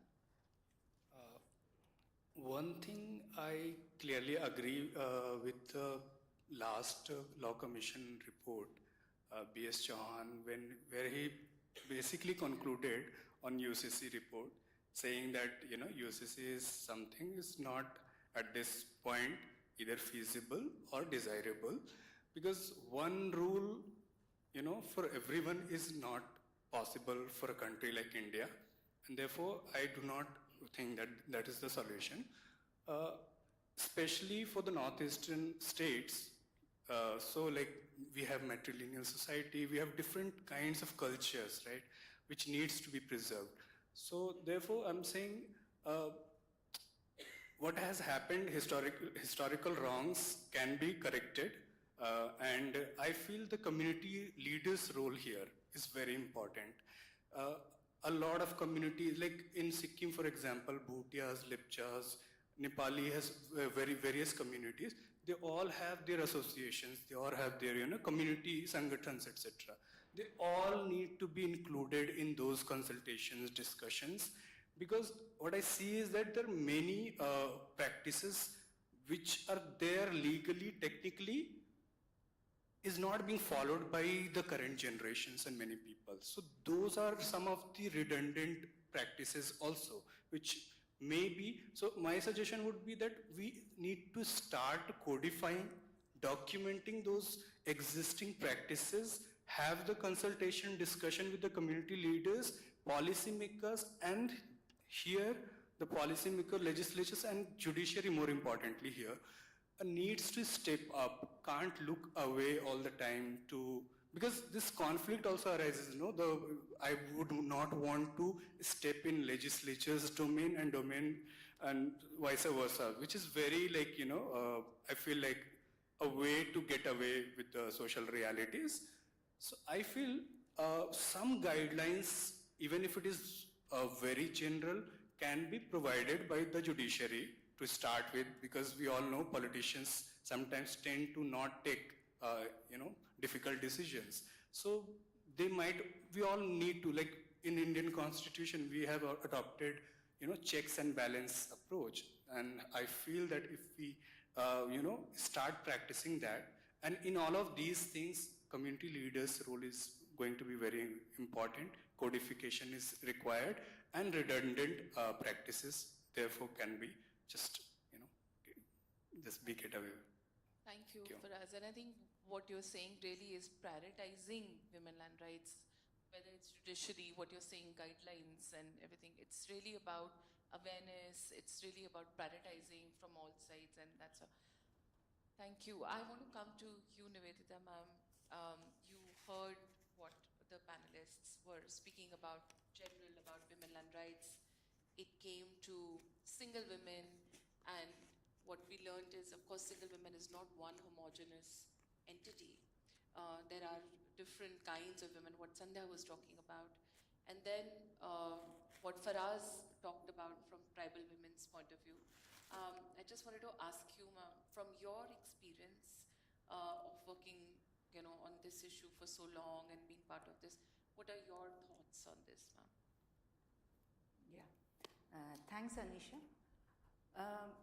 Listening to all of you and having attended the land conference and sat in on these sessions on women and land relations, today's is bridging the identities, etc.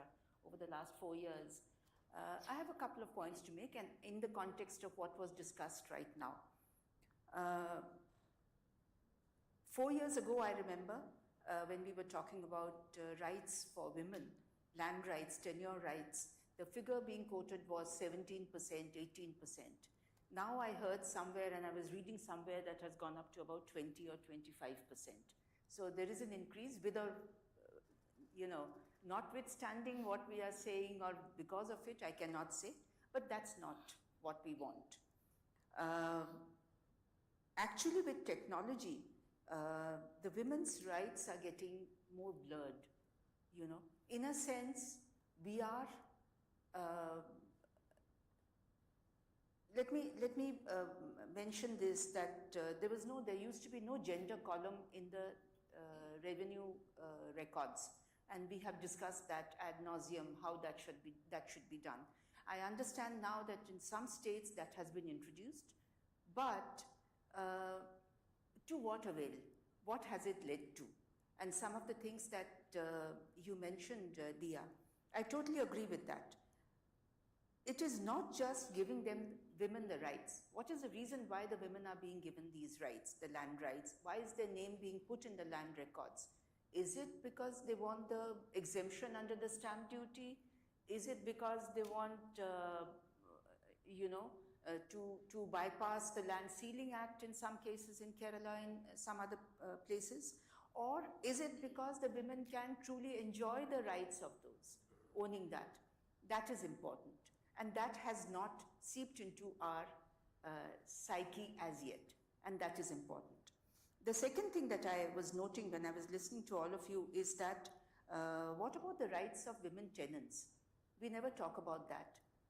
In India, I think that is even more important sometimes than just main land tenure rights. And I give an example, and I think Shipra may have heard that because I've said it in other forum also.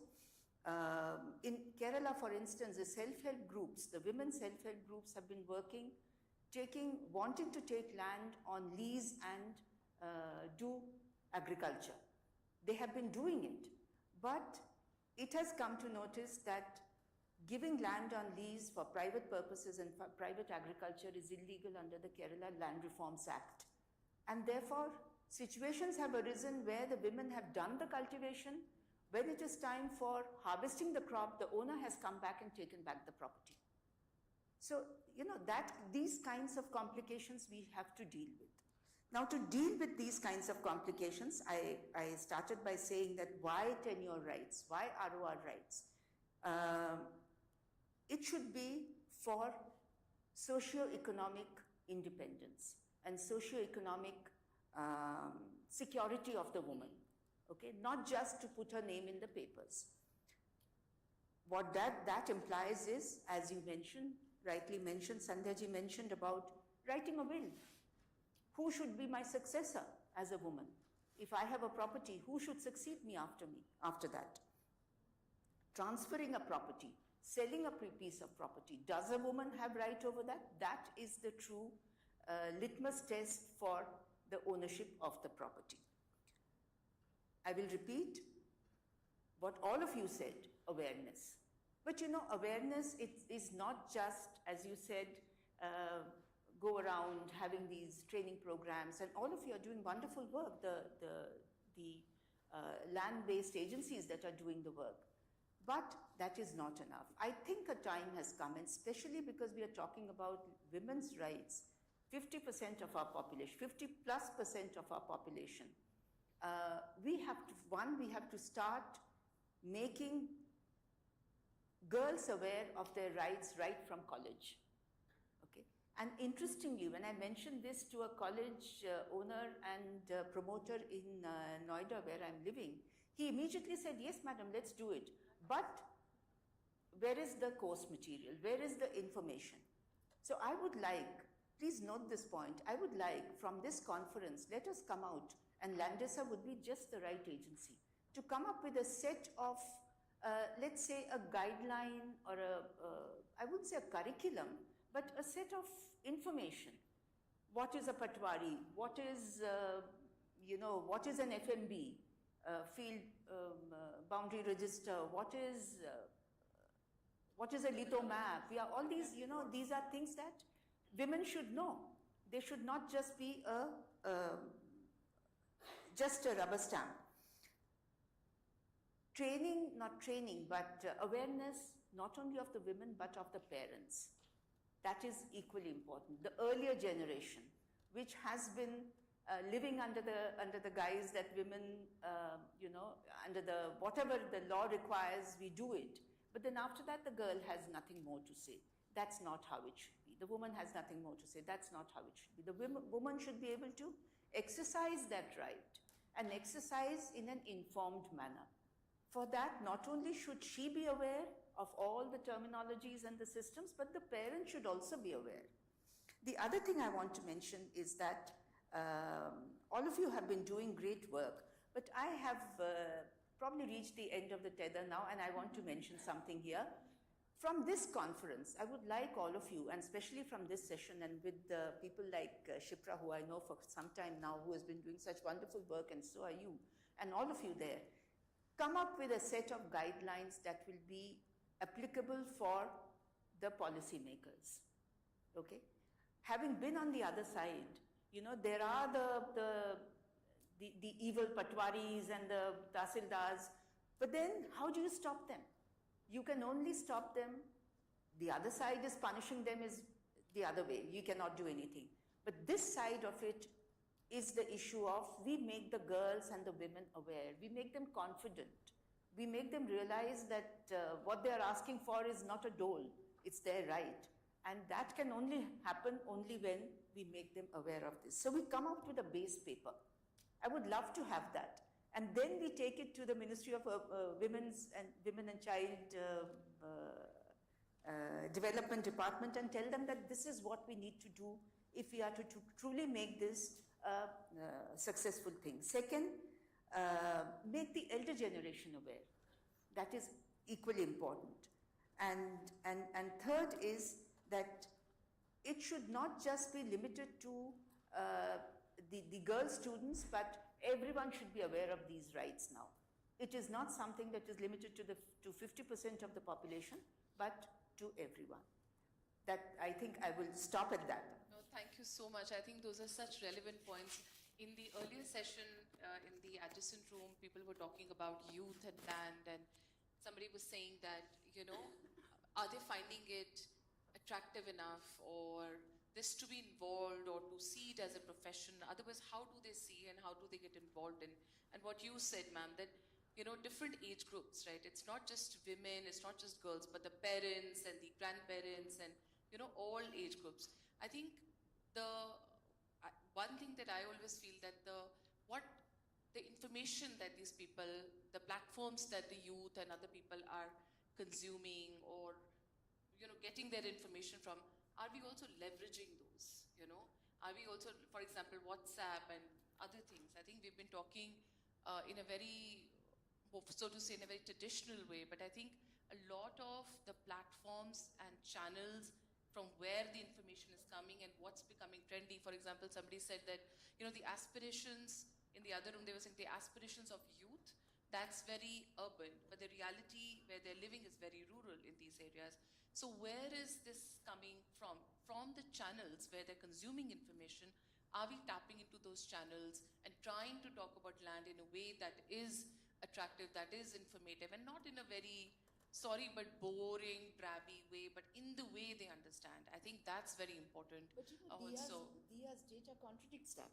When she says that the ownership of land, ownership, tenure rights of women in rural areas is probably as much as in urban areas, which is an eye-opener. Exactly, but the overall percentage.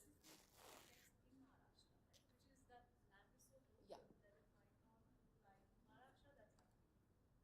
Yeah, but that's what I'm saying. Like overall percentage of women, if you see, of course the numbers are similar when you come to rural urban, but just the awareness, what you were talking about, ma'am, that awareness, not in the way we understand in that, but in a lot more nuanced and in a lot more modern, practical way is very, very important.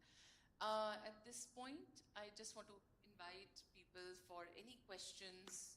We'll just take a few questions before we end the session here. If anybody would like to ask a question to any panelist. We have somebody there. Can somebody have the mic?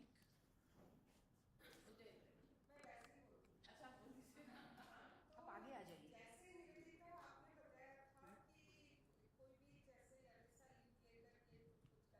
जरा जोर बोलिए.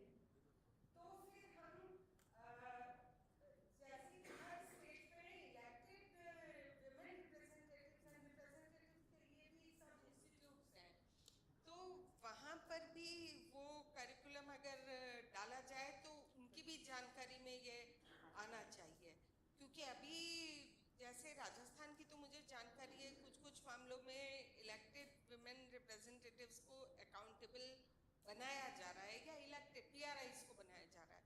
इसी तरह से अगर ये land rights का और ये लैंड लिटरेसी का मसला अगर उनके थ्रू भी जाएगा तो वो फ्रेमवर्क भी एक गवर्नेंस में हमको मौका देता है। Thank you.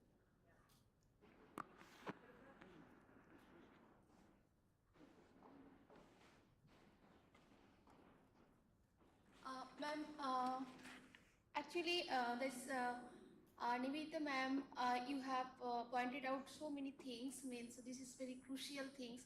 But if we go to the ground level for the implementation of the by the elite group also, to the means family, if you go to the family, how the family members are brothers or maybe father has yeah, he has means obviously he told in this means property right issue, our daughter can claim for her father's property, but the reality is that her these brothers and also the family members, even her mother also sometimes denied to give the property.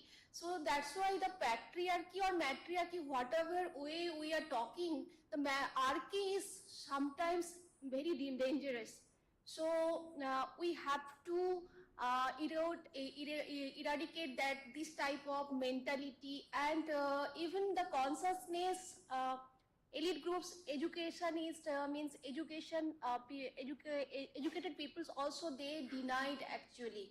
Not only the rural family background, it is also happening in the educated background. So how to deal the issues in a ground reality. So many workers are working, so they can project it.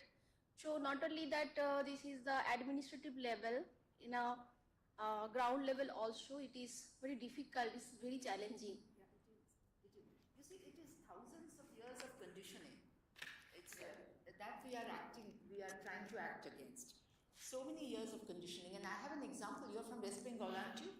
Yes. I have an example where recently I came to know there are cases in West Bengal where the old parents are being looked after by the daughter, but the parents are writing the property in the son's name. You see, yes, that kind of thing is happening, and one of the daughters has gone to court and challenged it. yes. And I think it's So many cases are there, not only one exactly, cases. there are many cases. So it's thousands of years of conditioning, which we are trying to change. And even they claim that also the when women is educated and she is engaged in the in a different sectors earning money. So how then they claim that no, it is not your property. So you are earning. So it is not the issue of, it is just your own security. It is necessary. So everyone needs their security. Absolutely. Should we just have quick comments, maybe one from you and some two from Yeah, maybe. That's it. Yeah. Quick comments. Yeah, so I wanted to talk about this whole awareness thing which came up. This study which Sandhya presented also finds, am jointly, we are jointly conducting this study, that awareness is not required only for the women who are claiming their land. It is also required for the government functionaries. In many cases, they are saying that when they try to claim their rightful land, they are facing problems not only from the society but also from the government functionaries at the ground level. So it is required. They in many cases they have to face a lot of troubles, including violence. But it doesn't come only from the society, it also comes from the government officials, which they are mentioning very clearly. So I just wanted to mention that this awareness is required at all levels. Government officials are part of society. They have come from the same society. Yeah, but they have a different role. Absolutely. In fact, there are cases where the government official tries to convince the woman that why are you pursuing it? Why go to court? Yeah. I'm sure you must have come across.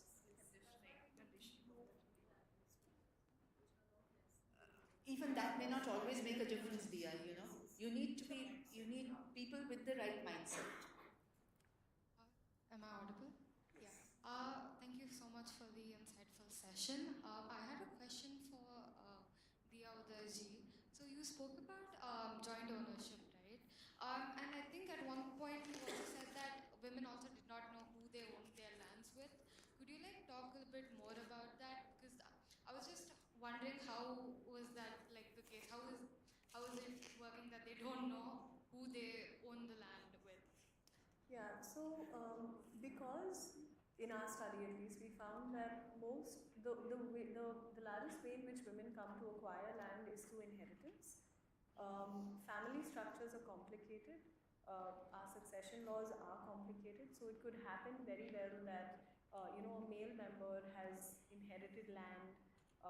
He exceeds, as I was saying, the ceiling limit because his ownership exceeds that. He puts his wife's name in as a joint owner. She's completely unaware about that. So in fact, we found ownership structures with close to 38 to 40 people owning a very, very small parcel of land, which would literally, come to, the space between us if you really were to divide it. So yeah, happy to refer you to the report for more details. Thank you.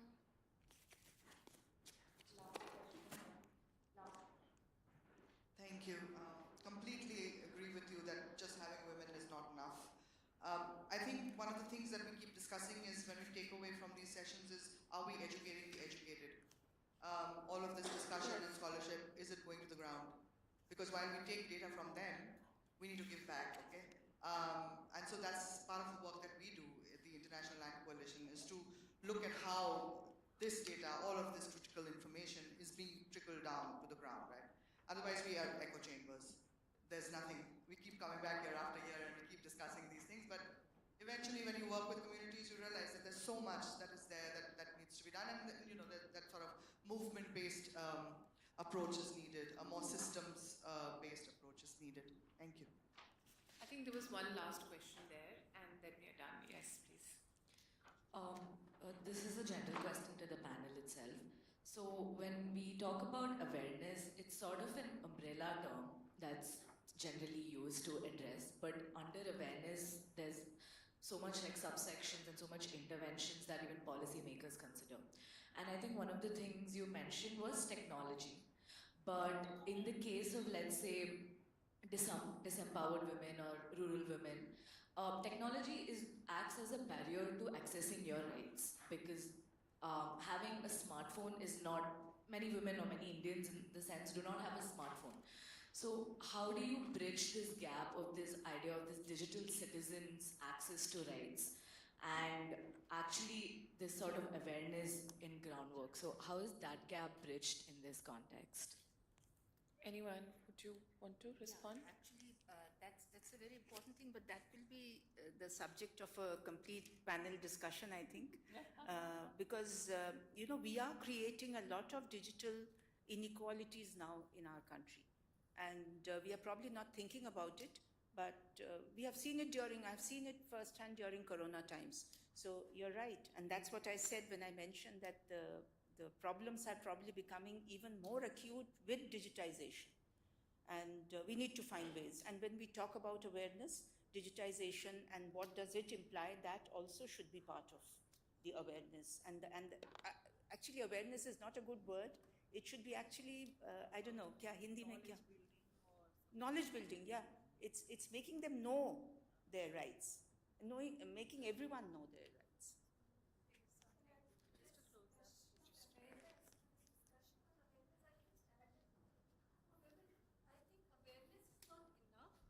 I would say awareness that gives them also the ability to assert. That is more important. Question and assert. Yeah, so that they can assert that ability in them and also in their ecosystems.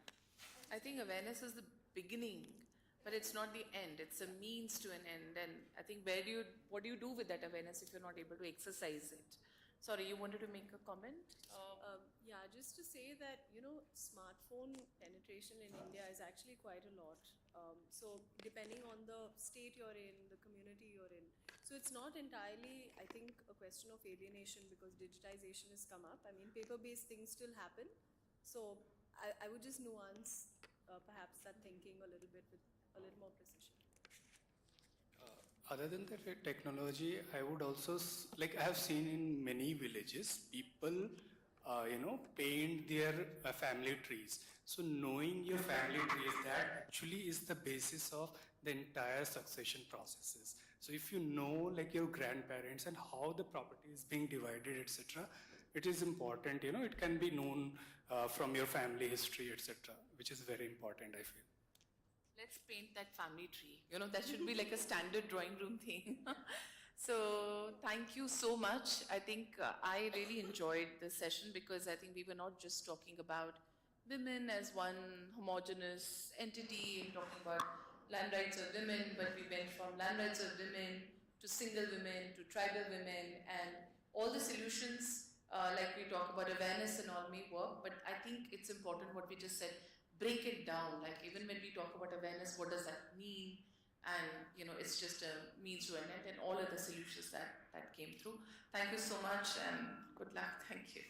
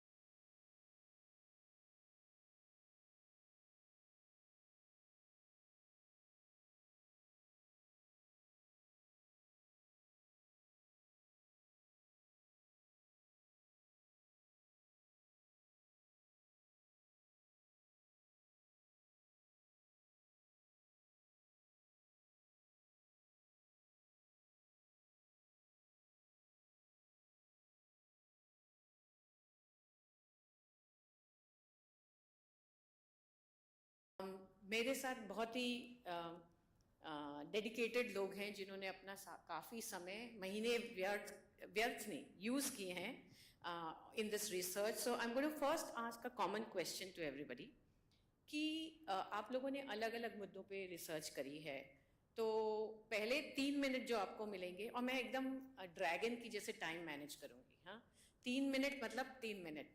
सो पहला question ये में आप ये बताइए कि आपको क्यों लगा कि फर्स्टली आप अपना इंट्रोडक्शन दीजिएगा, आपने किस चीज़ पे रिसर्च करी है, पर why did you feel it was important to understand that topic a bit more, उसका कॉन्टेक्स्ट क्या है और क्या आपको लगता है इसकी इम्पोर्टेंस है. So let me start with you Namita, over to you, your 3 minutes start now. Thank you, Shivani. Hi everyone, really happy to be here. Sorry I couldn't be there in person. But I'll just quickly introduce myself. I work for an NGO जिसका नाम है Janaagraha, and उसमें I head their municipal finance division. Within municipal finance division, I look after कि कैसे local governments जो आपकी हैं या municipalities हैं, वो अपना municipal revenues बढ़ाएं या tax revenues बढ़ाएं. The research that I'm presenting today is research that I did with my colleagues in the World Bank, and this research basically looked at two questions. It said कि हमारा देश unique है in the sense there are several states in our nation that are providing some kind of incentives. कुछ तरीके का tax discount दिया जा रहा है for improving female property ownership. अगर as Shivani said 8% 8% है तो मेल्स के लिए, तो 5% फीमेल्स के लिए, 7% फीमेल्स के लिए. तो उस डिस्काउंट से दो बेनिफिट्स हमने स्टडी करने की कोशिश करी. वन, कि does it lead to an improvement in female property ownership. Second, does it lead to an improvement in revenue for the local governments and the state governments. ये दोनों ही क्वेश्चंस बहुत इंपॉर्टेंट हैं because there is enough literature that shows कि अगर female property ownership goes up, it leads to better economic outcomes for females, it leads to better female empowerment, better equality outcomes. Second question कि revenue क्यों बढ़ाना है. हमारी जितनी भी local governments है, state governments है, they are responsible especially in urban areas for providing all the services and the infra that you need. और जिस तरीके से population, urban population increase कर रही है, ये ज़्यादा important होता जा रहा है, पर उनके पास commensurate पैसा नहीं है ये services provide करने के लिए. इनफैक्ट प्रॉपर्टी टैक्स जो लोकल गवर्नमेंट सेलेक्ट करती हैं, स्टैम्प ड्यूटी जो स्टेट गवर्नमेंट सेलेक्ट करती हैं, वो बहुत ही कम है in comparison to other emerging economies. इसीलिए it is very important any policy measure जो या तो फीमेल प्रॉपर्टी ओनरशिप बढ़ाए, विच इज़ वेरी क्रिटिकल, या फिर रेवेन्यूज बढ़ा रहा है गवर्नमेंट्स के, which is equally critical. Both are equally critical, and hence any research that studies the policy measures that are doing that is important to inform policies in the future. I'll stop there, Shivani. I hope I was within the. You were excellent student. so thank you for giving that context, and we would love to hear the outcomes or findings in a nutshell in the next piece. But Nisarj. Thank you. मेरा नाम निसार अहमद है और मैं जयपुर में काम करता हूँ, वहीं रहता हूँ, और वहाँ पे एक ऑर्गेनाइजेशन है budget analysis and research centre, मैं वहाँ पे हूँ, इसको बार्क कहते हैं हम लोग शॉर्ट में. तो ये जो स्टडी है इसको करने की ज़रूरत इसलिए पड़ी क्योंकि हम लोग ये समझना चाहते थे कि जो एक हमारा सिस्टर ऑर्गेनाइजेशन है आस्था, वो आस्था के साथ मिलके ये स्टडी हुआ था कि वीमेन जो हैं वो इतना ज़्यादा खेतों में काम करती हैं. जो वर्किंग वीमेन हैं उनमें राजस्थान में 79-80% तक औरतें खेतों में काम करती हैं, और उनका जो ज़मीन का जो स्वामित्व है, मालिकाना है, वो बहुत कम है. वो 10% अगर आप एग्रीकल्चरल सेंसस देखें, या NFHS भी बोलता है कि ज़मीन खेती का या रहने का घर मिला के मैक्सिमम इंडिविजुअल और जॉइंट मिला के 26% है NFHS के हिसाब से, जो थोड़ा लेटेस्ट है. तो जब ये औरतें काम करती हैं अपने खेतों में और उनके पास ओनरशिप नहीं होता है, तो कई सारे उनको डिफ़िकल्टीज़ होती हैं. उनके लिए आसान नहीं होता है कि वो एक्सेस कर सकें गवर्नमेंट की स्कीम्स, प्रोग्राम्स, वो डिसीज़न ले सकें वगैरह वगैरह. इसके अलावा बीजिंग प्लेटफॉर्म फॉर एक्शन से लेकर और अभी जो करेंटली सस्टेनेबल डेवलपमेंट गोल्स तक, गोल 5 में भी इन सब चीज़ों को एक लक्ष्य बनाया गया है कि महिलाओं के ज़मीन पे अधिकारों को बढ़ाने का एक लक्ष्य रखा गया है। तो ये देखते हुए हम लोगों ने सोचा कि राजस्थान में अब ज़मीन जो है एक राज्य का विषय है, स्टेट का सब्जेक्ट है, तो हम लोगों ने ये सोचा कि राजस्थान में जो कानून है, राजस्थान सरकार के जो कानून है ज़मीन से जुड़े हुए, अब सैकड़ों कानून हैं, जाहिर है सब नहीं देखा जा सकता, लेकिन उसमें से जो चुने हुए कुछ 5-7 कानून हैं जो हमें लगा कि ये बहुत महत्वपूर्ण हैं, ज़्यादा उपयोग में होते हैं, उन कानूनों में महिलाओं के भूमि अधिकार को किस तरह से देखा गया है, नहीं देखा गया, इग्नोर किया गया, ये एक बार देखना समझना ज़रूरी है उन संगठनों के लिए, उन संस्थाओं के लिए और महिलाओं के लिए जो अपने ज़मीन के अधिकार के लिए काम करती हैं, लेना चाहती हैं। तो इस प्रकार ये स्टडी किया गया। Thank you. Thank you. I think the same question to you. Yeah, please. Itish. Yeah. क्योंकि sorry. Hello everyone. I am Itisri. I am a faculty at GIDR, Gujarat Institute of Development Research. That's under the ICSSR, Indian Council for Social Science Research. So, the context behind this study is that for about more than 10 years, I work on women farmers.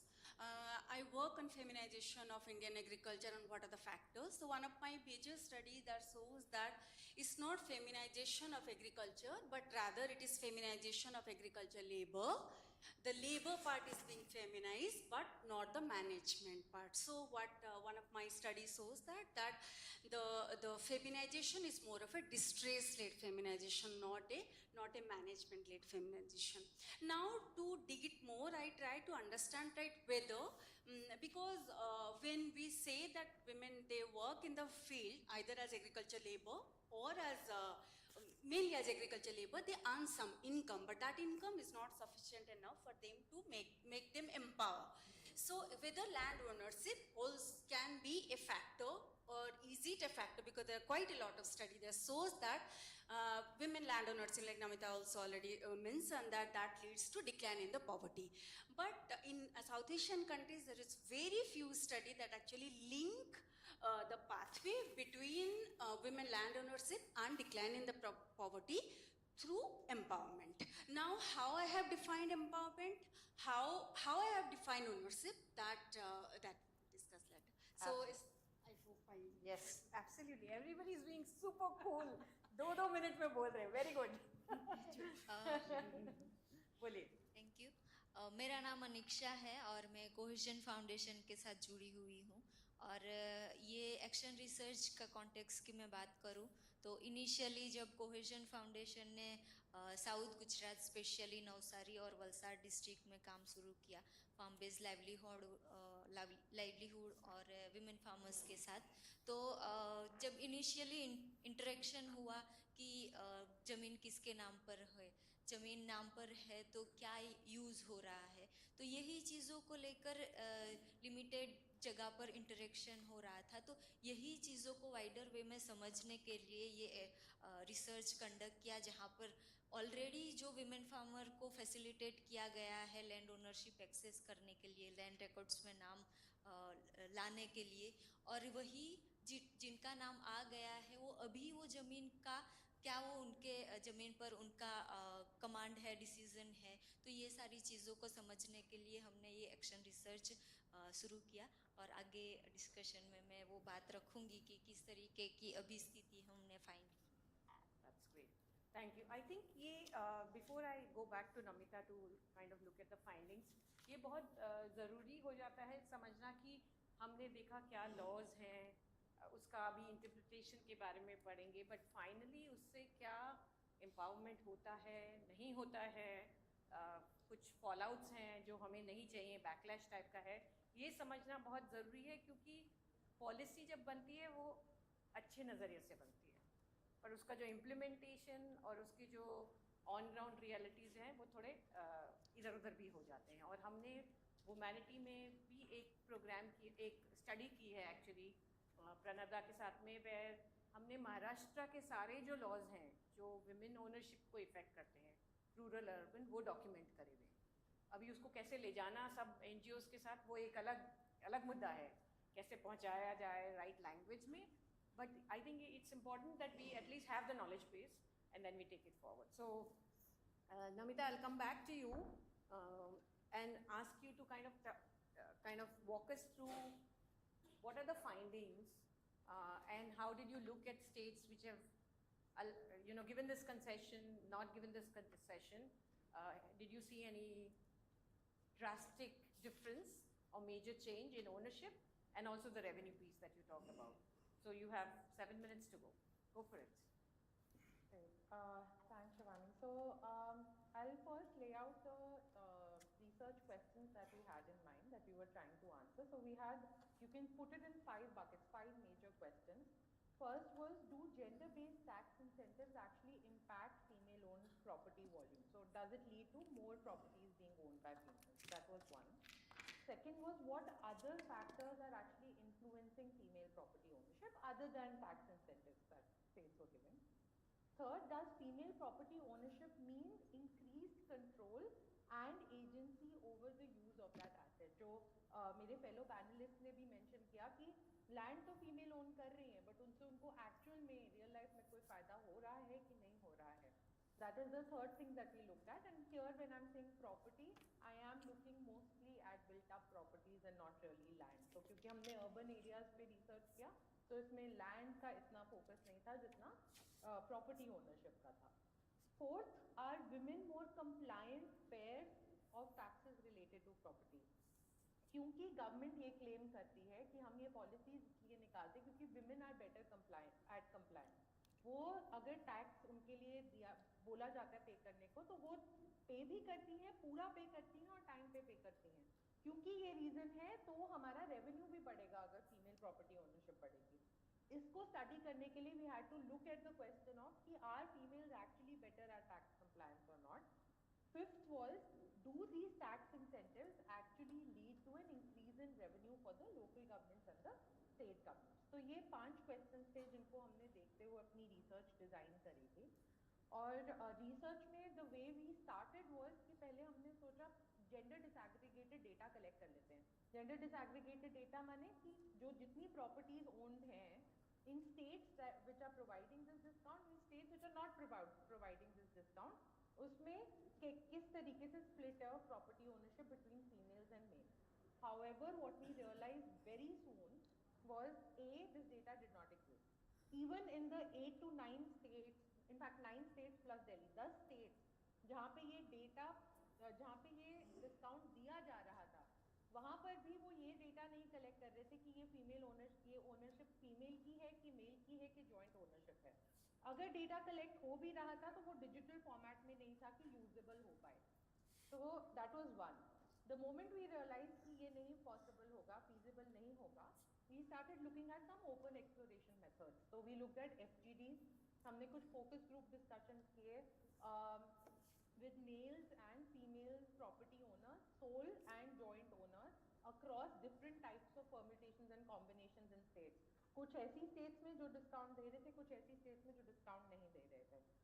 Second, हमने government officials की interviews लिए. Government officials both in the property tax department और in the land administration department जो stamp duty discounts देते हैं. Third, हमने कुछ data collect किया ऑन रेवेन्यूज फ्रॉम गवर्नमेंट कि रेवेन्यूज एक्चुअली बढ़े कि नहीं बढ़े since the time they introduce the policy. So the key findings that we had were, one, कि ये tax incentives most definitely have a positive impact on female property ownership. जहाँ जहाँ पे भी टैक्स इंसेंटिव दिए गए थे वहाँ पे फीमेल प्रॉपर्टी ओनरशिप बढ़ी है. सेकेंड, अगर टैक्स इंसेंटिव्स को कपल कर दिया जाए with other concession such as bank loan concession या सिक्योरिटी ऑफ इनहेरिटेंस एक्सेट्रा, तो इसका इम्पैक्ट और भी ज़्यादा देखने को मिला. Third, property ownership does not always, अगर आप females are owning properties, it does not always guarantee कि उनकी लाइफ बेटर होगी या उनका ज़्यादा कंट्रोल और ज़्यादा मैनेजमेंट रोल होगा उस एसेट के लिए. In fact most of the male interviewees that we had and the female interviewees actually said कि हम सोचते हैं females are incompetent in managing property matters, तो males का ही वो responsibility रहता है घर पे, despite female being either the sole owner or the joint owner. Fourth, we realized that tax discounts which are very very substantive in nature. Stamp duty का तो काफी फर्क था. प्रॉपर्टी टैक्स का उतना फर्क नहीं, क्योंकि प्रॉपर्टी टैक्स एक्चुअल अमाउंट में इतनी कम होती है कि इसका टैक्स इंसेंटिव का कोई ज़्यादा फायदा नहीं रह रहा था. स्टैम्प ड्यूटी जिसमें ज़्यादा इम्पैक्ट हो रहा था, वहाँ पे female owners were much higher. Then we realized कि another major finding that we had was that compliance में there was no major difference between the gender. चाहे male हो चाहे female हो, tax compliance was equal in जहाँ पे जिसने पे करना है वो पे कर रहे हैं, जहाँ नहीं करना है वहाँ नहीं कर रहे हैं. This was very clear regardless of what gender they were in, the gender they are. Though many women are well aware कि property tax pay करना होता है, उसके modalities क्या रहते हैं, etc. But they themselves don't engage in the matter because reasons they feel is कि modes of payment बड़े मुश्किल हैं, या उनको एक ऐसे ऑफिस गवर्नमेंट ऑफिस में जाना पड़ेगा जो शायद सेफ नहीं है, etc. So there are many reasons why females don't engage in this matter. And finally, there is very limited evidence, and it is still unclear whether gender-based discounts actually lead to more revenue for local governments. So these were our key findings, where property ownership definitely बढ़ी, but it did not necessarily mean कि female उनके economic matters में say, empowerment, etc., agency in the house, control over the assets, ये सब शायद इतना नहीं बढ़ा जितना बढ़ना चाहिए apparently. और तीसरा कि revenue के ऊपर बहुत clear direction नहीं है कि अगर आपका female property ownership बढ़ेगा तो इसका clear indication नहीं है कि it will lead to revenue increase for the government. Yeah, very interesting. Thank you, first of all. I think आपने काफ़ी बातें बताई, कुछ very expected, कुछ unexpected. So before we go to Nisar, एक quick kind of question था कि did it show a decrease in the revenue for the governments? Only because your stamp duty is lesser, which is obviously the front end piece of the transaction. Was there any evidence to the contrary, if I would say? No, there was no evidence to the contrary. The number of cities we were able to collect financial data from, and that was also very limited. So number of cities we were able to get financial data from, it was not, we couldn't see any decline in revenue. Either it was equivalent or an increase, but we can't attribute the increase also to female property owners. Sure. Because increase could also be overall registrations just went up. Sure. So until and unless you get gender disaggregated data, it's very hard to attribute the success of revenues to female, to the policy. Yeah, and it seems very ironic कि आपने बोल दिया है कि महिला को अगर घर देंगे तो हम lower वो करेंगे, but you don't have a column in your record to say that she's the first owner, and it's a pet peeve not that. Even a single check mark in a registration form. You're registering your property, nobody's asking you your gender in that form. Right. So it's very ironic. And the policy has been around for more than 15 years now. Yeah. And Pranab and I talk about it a lot, about the fact that the columns are missing, and I think a lot of you talk about it. So let me go to Nisar, right? आप बताइए कि आपका जब analysis हुआ, आपने I think 7 laws का analysis किया है, तो उसमें gender का क्या नज़रिया है, और and also कि आपका जो focus रहा वो ज़्यादा policy analysis रहा कि आपने थोड़ा implementation भी उसके बारे में भी सोचा? हाँ, मैंने कुछ एक तो मैंने राजस्थान एग्रीकल्चर पॉलिसी और राजस्थान विमेन पॉलिसी देखा, और फिर Rajasthan tenancy act, Rajasthan land revenue act, Rajasthan imposition of ceiling agricultural holding act, ceiling on agriculture holding act, और उनसे रिलेटेड रूल्स देखे. तो जो मैंने पहले इसको land reform, inheritance, land alienation और टेनेंसी, शेयर क्रॉपिंग और एक्सेस टू कॉमन लैंड, इन 5 कैटेगरी में देखने का कोशिश किया कि क्या है. तो जो ये लैंड रिफॉर्म वाले एक्ट हैं, इम्पोजिशन ऑफ सीलिंग एक्ट या लैंड रेवेन्यू एक्ट, ये दोनों ही बोलते हैं कि जो गवर्नमेंट सीलिंग से ज़्यादा ज़मीन होगी वो ले लेगी और उसको वो लैंडलेस जो पॉपुलेशन है उसमें डिस्ट्रीब्यूट करेगी, और उसमें प्रायोरिटी दिया जाएगा SC ST पॉपुलेशन को, ये वो बोलते हैं. लेकिन वो जो और 1-2 और कैटेगरी ऑफ पीपल को दिया जाएगा प्रायोरिटी. लेकिन जो प्रायोरिटी ग्रुप है उसमें सिंगल वीमेन, या विमेन हेडेड हाउस होल्ड का मेंशन नहीं है। दूसरा, जब ये जो रूल्स हैं बने, फ्रेम हुए कि लैंड बटेगा तो कैसे बटेगा, तो उसमें शुरू में ये नहीं डाला गया कि जो जॉइंट टाइटल या जॉइंट ओनरशिप दिया जाएगा। तो कोर्ट जाना पड़ा लोगों को, और कोर्ट के ऑर्डर के बाद वो दोनों ही लैंड रेवेन्यू एक्ट से रिलेटेड और इम्पोजिशन ऑफ सीलिंग एक्ट से रिलेटेड जो रूल्स थे उनको अमेंड किया गया, और ये डाला गया कि जहाँ पे बेनिफिशियरी मैरिड होंगे वहाँ पे जॉइंट ओनरशिप होगा। तो ये जो अचीव हुआ कि चेंज जो हुआ रूल्स में, ये कोर्ट ऑर्डर से हुआ, न कि गवर्नमेंट ने खुद से किया। और दूसरा ये कि जो बेनिफिशियरी प्रायोरिटी बेनिफिशियरीज की लिस्ट है उसमें सिंगल विमेन या विमेन हाउस होल्ड अभी भी नहीं है। जहाँ तक इनहेरिटेंस की बात है, तो इनहेरिटेंस तो जाहिर है कि जो पर्सनल लॉज हैं अलग अलग रिलीजन के ग्रुप के, उसके हिसाब से होगा। लेकिन जब ये जो टेनेंसी एक्ट बना, तो टेनेंसी एक्ट जब बना 1956 में, तो उस टाइम पे उस एक्ट ने ऐसा कुछ प्रोविजन नहीं किया जिससे महिलाएं जो अपने खेतों में काम कर रही हैं उनका नाम आ सके। उसने वही लिया जो पहले से थे नाम रिकॉर्ड में। तो ये उसने किया उस एक्ट ने, जो कि वो एक्ट कर सकता था, लेकिन वो एक्ट 56 में बन रहा था, न कि अब बन रहा था। तो अभी भी उसमें ऐसा कुछ नहीं है।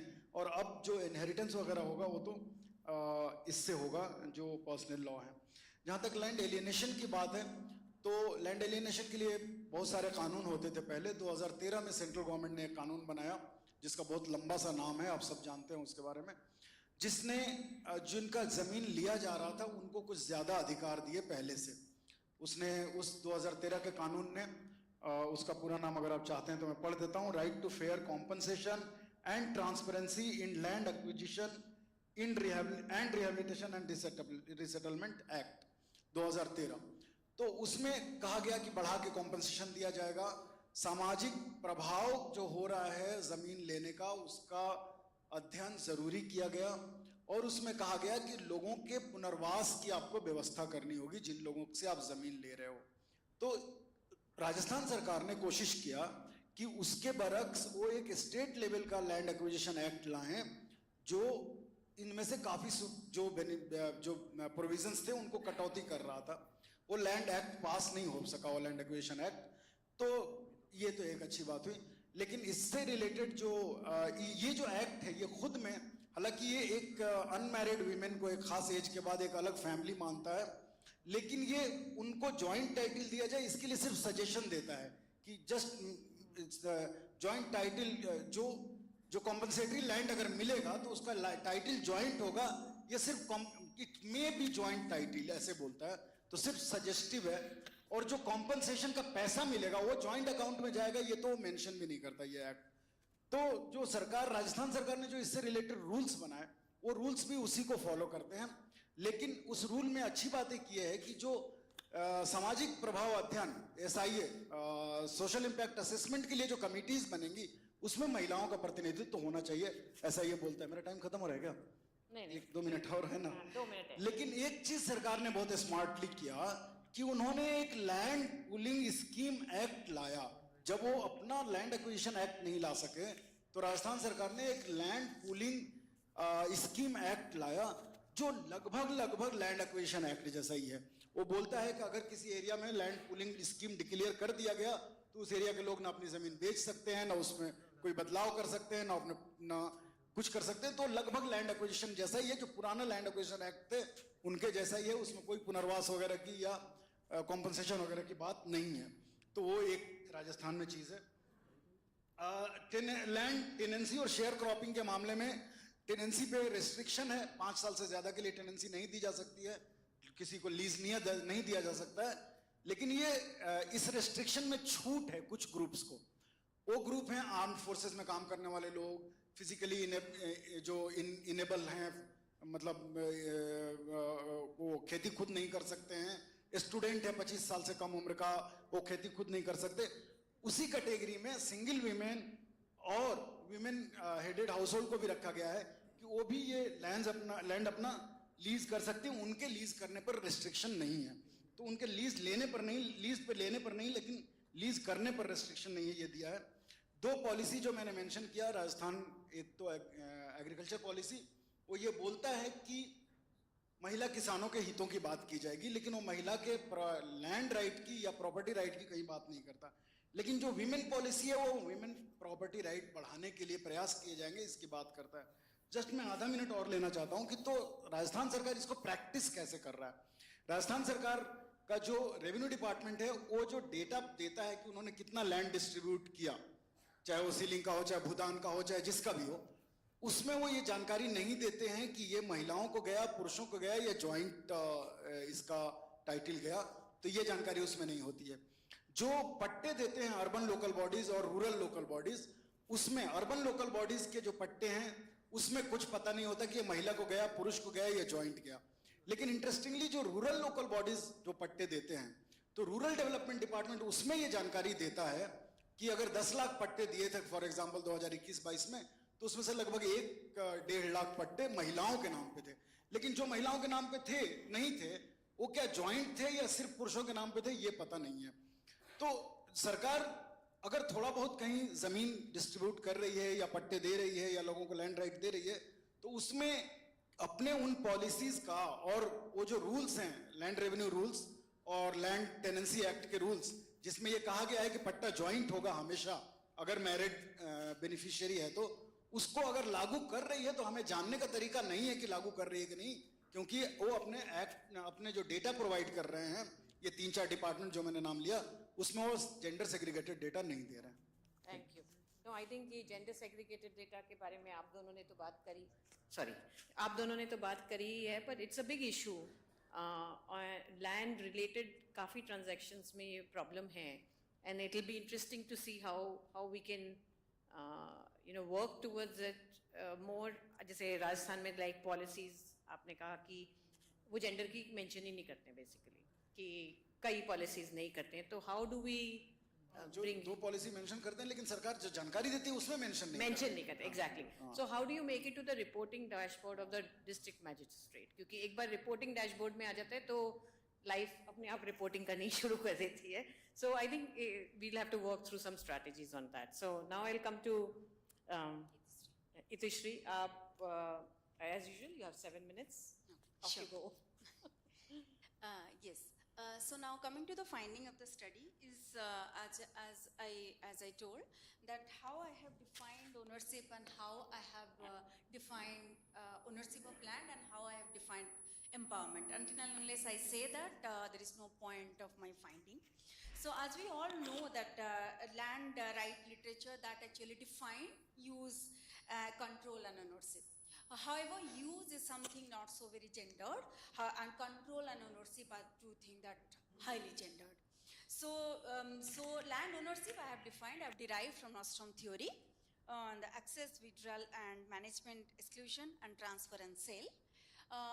So the women must have the right to sell, must have the right to transfer. So all these indicators I have taken. I have asked the questions related to that.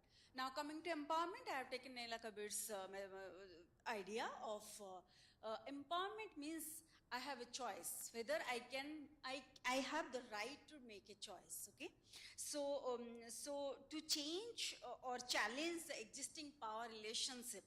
Okay, or those who have been denied till now, whether I have the choice or whether I have the right to acquire that ability, whether that has happened or not. That's how I have defined empowerment. Just to give a very quick example, for example, when my initial study, I asked women, do you like farming? So the question was so irritating for few of them that, do I know anything else other than farming? Do I have a choice? So the question is actually no meaning at all. So I have defined ownership in that way. Now coming very quickly to the study, what I have done is that it has conducted in 5 districts of Gujarat, 20 villages in Gujarat. We have done a house listing, complete census before we actually choose a sample. That means 4,491 household we have studied to really understand, because when we asked the Sarpanch, it was really very difficult. Even we came to know in few areas like Kutch and Junagadh that ये क्या घर तोड़ने वाली project है. तो आप महिला हो के महिला के घर तोड़ने वाले प्रोजेक्ट कर रहे हैं और इसमें क्या है आप सब पूछ लो हम सभी जवाब दे देंगे ये क्या ये कोई स्टडी नहीं है तो we had to do a census to actually derive to our sample so the total sample is that we did is 279 women who are having land and 126 women, those who are not having land, to understand whether there is a decision, whether there is a impact of land ownership on decision making related to farming. So what we found out is that out of the total women, those who own land, around 88% are widow. So widowhood or being widow is one of the major indicator of you getting a piece of land. Only 33 women, they were actually married women, they were having land in their name.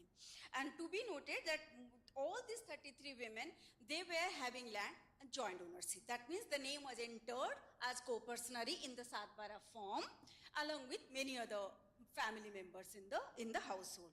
And also women, widow women also, around few of them, they have land ownership along with the son or any other relative in that family.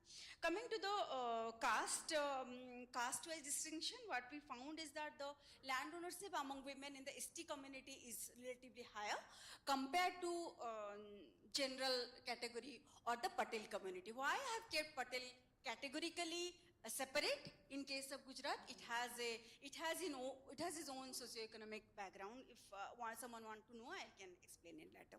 Now coming directly to the point, what I want to say that ownership and whether that is actually leading towards control and whether that is actually leading towards some level of empowerment.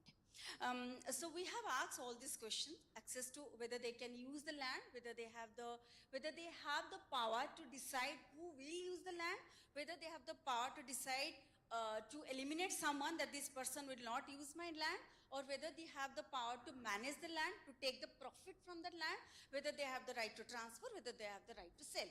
Of course, a lot of widow, they told that the first two things, uses and the withdrawal is 100%. It's all to note that it's perception-based questions, okay? So, it is mainly, it was in a way. However, when it comes to management, when it comes to transferring the right, and when it comes to sale, irrespective of widow or not widow or the married women, that is really very low, okay? And most of the time, these decisions are jointly. This is not solo. I mean, one woman cannot take that decision on her own. So hardly they have, so that shows that hardly there is any major change in the mindset in that particular community. As you all know, the codified law and the customary law are two different things. Those who work on land, we all have read this Good Women Do Not Inherit Land. Nitya Rao's book. So this really has happened, and women are the flag bearer of patriarchy in a way, because a lot of women, a lot of widow women who I have interviewed also told that no, I don't want to give my land to my daughter, क्योंकि वो तो शादी करके चली जाएगी, उसको तो मैं कुछ डाउरी दे दूंगी. But sorry, मेरा हिंदी बहुत खराब है, मेरी हिंदी बहुत खराब है जो भी, तो please tolerate कर लेना थोड़ा. So the point is that कि so the women, the widow women also thinks that the land need to go to through the male member. I have okay. So mainly the land ownership is mainly joint, and the control of land ownership is really not visible at the ground level. There is huge gap with relation to the access and the control of land. And very interestingly also we found out there is hardly any, most of the women, those who got land, the type of the land, the quality of the land, the plot that they got is very far away from where they stay. So it's very difficult for the women to actually access that land, and the quality of the land means mostly unirrigated land that the women has got, and the plots are very scattered also. So that is one of the finding that I got, and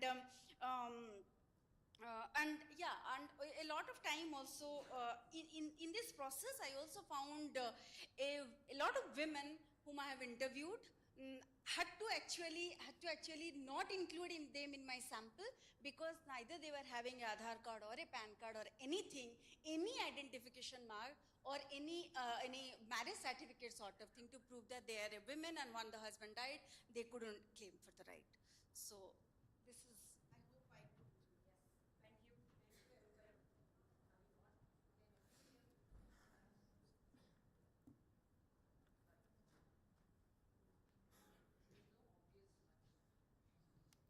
There is an obvious button.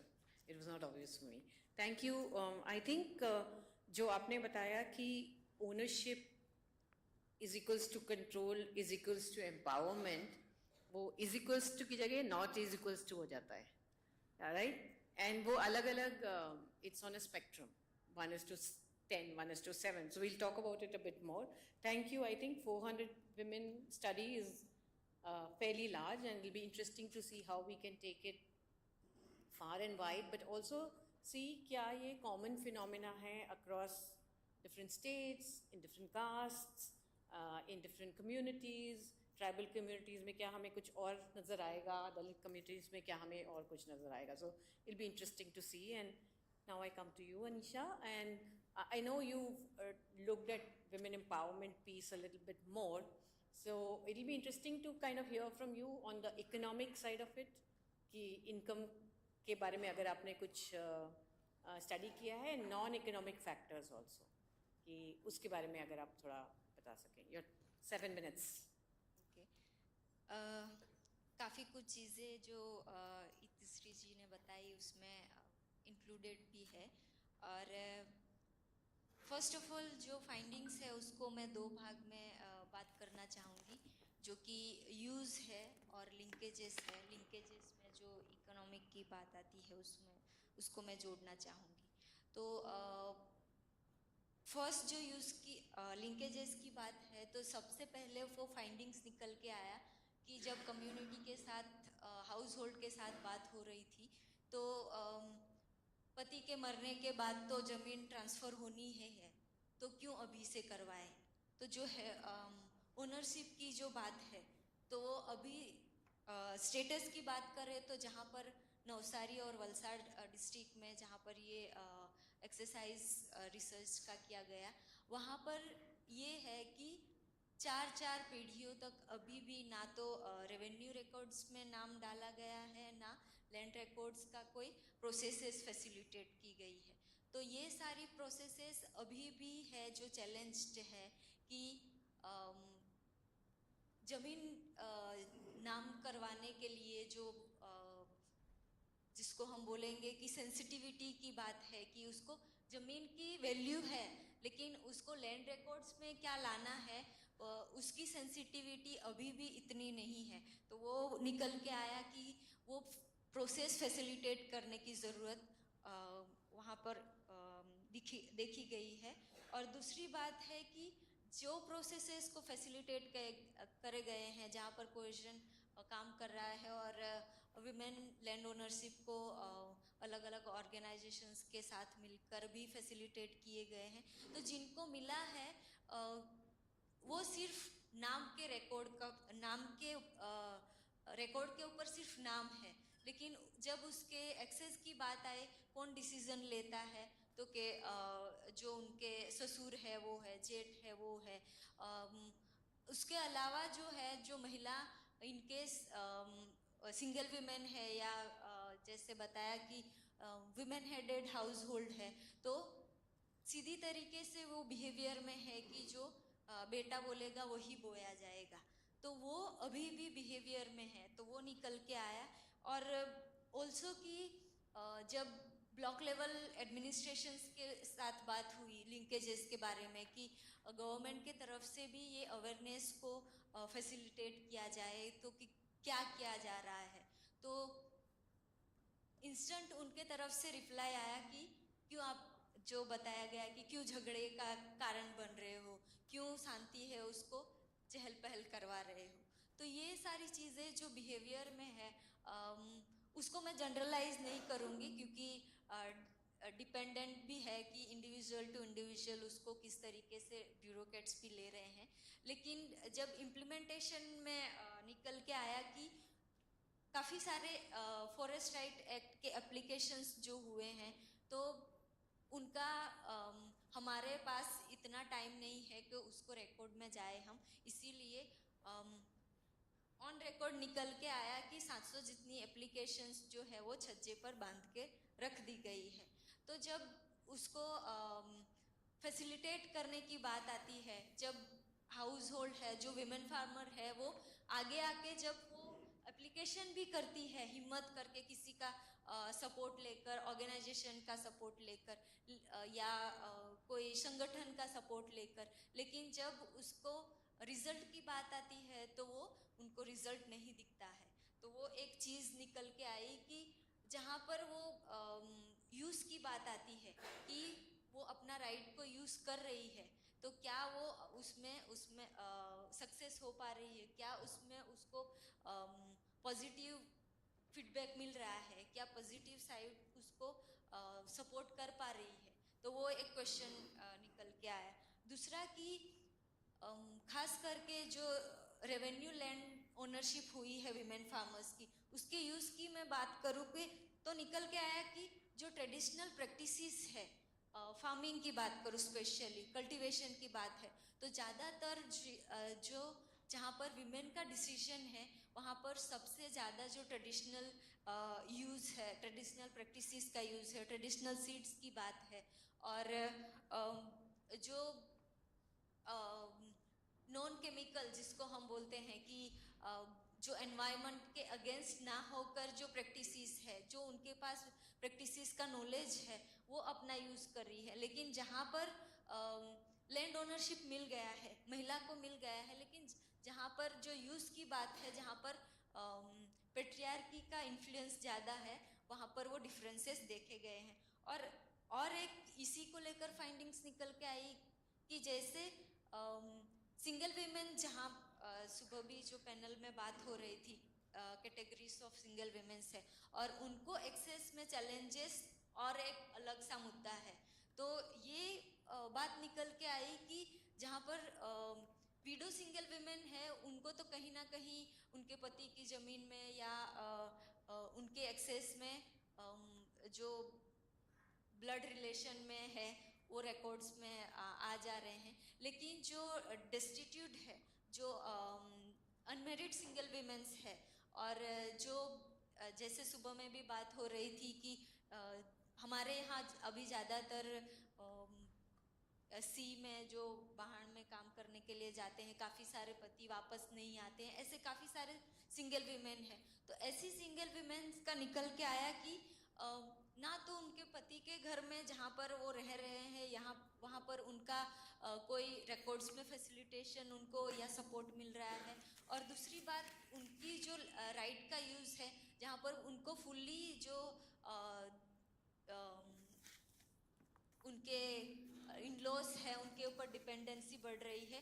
तो जो ज़मीन की ownership की बात आती है तो ये जो single women categories of single women है उनका सबसे ज़्यादा चैलेंजेस देखे गए हैं। और इकोनॉमिक्स की बात आए, जैसे हम आर्थिक परिस्थिति में बदलाव की बात देख रहे हैं, तो जहाँ पर जैसे मैंने डिसीजन मेकिंग की बात की, तो जो कल्टीवेशन की बात है वहाँ पर वो कौन सा सीड कल्टीवेट करना है, किस सीजन में करना है, मुझे ये ज़मीन को इस साल रहने देना है, वो डिसीजन अभी धीरे धीरे उसमें उनमें बदलाव दिख रहा है। तो ये निकल के आया है। Thank you very much. I think ये एक हम लोगों का जो काम है वो काफ़ी सारे राज्यों में है और काफ़ी सिमिलर फाइंडिंग्स, नॉट फाइंडिंग्स क्योंकि हमने रिसर्च नहीं की, पर जब हम कभी कभी महिलाओं से बात करते हैं तो यही आता है कि शायद पेस ऑफ चेंज को चेंज होना है। जो अभी बहुत धीरे धीरे काम हो रहा है शायद जल्दी जल्दी होना चाहिए। And there is an increasing realization कि when women are involved in nature-based livelihoods, then they are more climate-friendly, traditional, etc. So I know कि अभी एक और question है हमारे लिए जो हमने modulate किया, पर before that अगर audience में से किसी के लिए भी question है, या तो सारे panelists के लिए या किसी के लिए, तो I will invite you to ask a question. The audience can ask the question briefly, please, and whoever is the panelist, please take like a minute, minute and a half to. मेरा question है sir, आपके लिए मेरा question है जो आपने बोला था आपके स्टेट में RSRLM and MKSP project running है, वो Rajasthan state rural livelihood mission and महिला किसान सशक्तिकरण योजना रनिंग है, उसका इम्पैक्ट महिला पे नहीं पड़ा है क्या? ऐसा नहीं है कि इम्पैक्ट हो रहा है कि नहीं हो रहा है, वो मैंने देखा नहीं।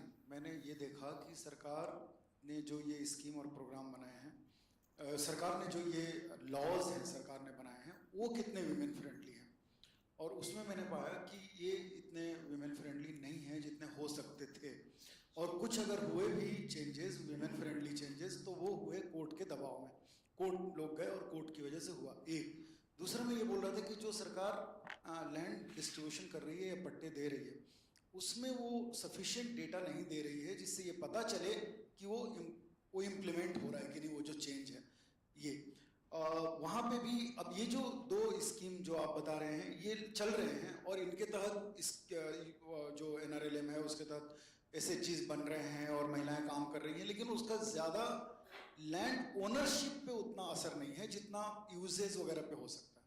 ठीक है। Thank you for that. Anybody else? One more question for that. Can you share this? We'll take this last. One more question for that lady. One more question for madam. तो जो आपने सैंपल सेलेक्ट की है वो married women and window दोनों sample select किए है ना, और उसमें मेरा क्वेश्चन है जो क्वांटिटी ऑफ लैंड आपने कंसिडर की है, मतलब कुछ किसी का वुमेन का 5 एकड़ हो सकता है, किसी का आधा एकड़ हो सकता है, किसी का 10 एकड़ हो सकता है, वो पॉइंट को कंसिडर किए है मेला। दूसरा वाला जो क्रॉप है ऑलरेडी रनिंग, जिस खेत में ऑलरेडी फसल उगले हैं और किसी खेत में नहीं हुई हो, जो इनकम जनरेटेड खेत है, नॉन इनकम जनरेटेड खेत भी है, वो भी उस सैंपल में आपने कंसिडर किए कि नहीं किए? I'll answer quickly. Yes. So it's like what we did is that, as I told, in the 20 villages we have done this house listing. Okay. How many out of this 4,431 household, how many household are having land? Okay. So that is our sample frame. Okay. Now those who are having land, in how many household women are having land? How many acre, the size of the land, that is not the point, whether they own a piece of land or not. No, only that much. And yes, because I was linking it with empowerment, I made it a point that they must be owning the land minimum for 2 to 3 cropping year. Okay, so that I will understand that how they are actually pursuing the agriculture practices and all that. Okay. So this is what is. Thank you. Anybody else? Yes, ma'am. Let's see if there is anybody else. Yeah, please.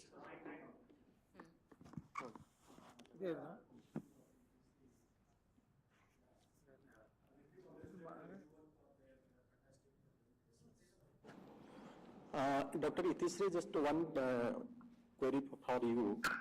Like everyone knows that despite having some financial incentives for women, in property buying, stamp duty, registration fee and all, there is still, your study shows that there is very few, women beneficiaries, in fact, in getting their registers in their favor.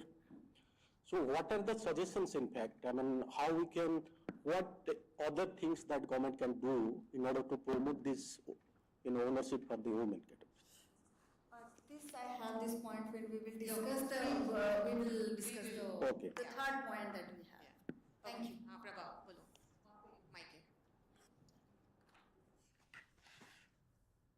आपकी research के बारे में मैं late आई तो, पर एक question mind में चल रहा था कि land is a state subject, तो लैंड को मतलब वुमन को ओनरशिप देते हुए आप क्या सॉल्यूशन देना चाहोगी?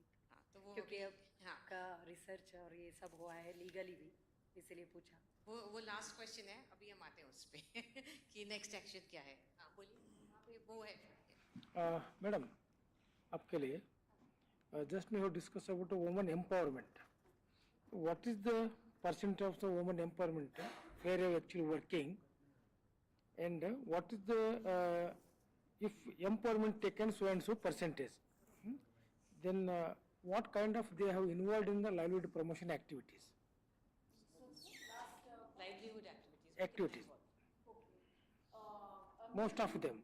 Sorry? Most of the women, what kind of activity they have involved? They're involved. Yeah, yeah. Okay, as I told, my sample is mainly rural women. Acha. So major is mainly related to agriculture and other non-farm activity which is like within the premises of the village and the periphery of the village area, okay? Rural non-farm sector, as I can say. However, the involvement in rural non-farm sector is very less, okay? That is one thing. And what is the percentage of empowerment? I have not like empowerment. I can't say it is like is this percent. It's a process. It's not a stock thing. It's a process. It evolves over a period of time, and there are different questions I have put to understand the empowerment.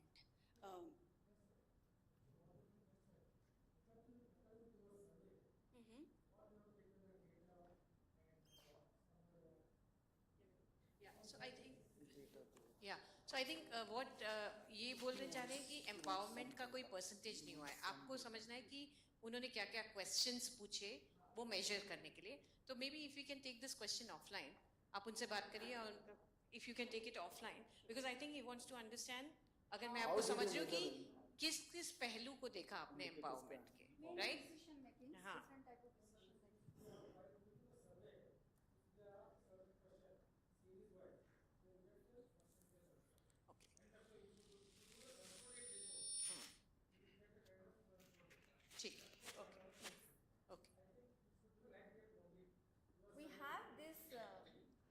No, I think everybody has a different perspective, so we can talk about it offline on this. Any? I'm sorry, but I'm a big critic of indexing empowerment. Yeah, I could see that.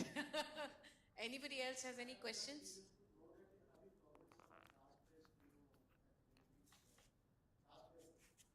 Actually, I'm so sorry, I couldn't actually talk more about the caste-based disparity is really existing.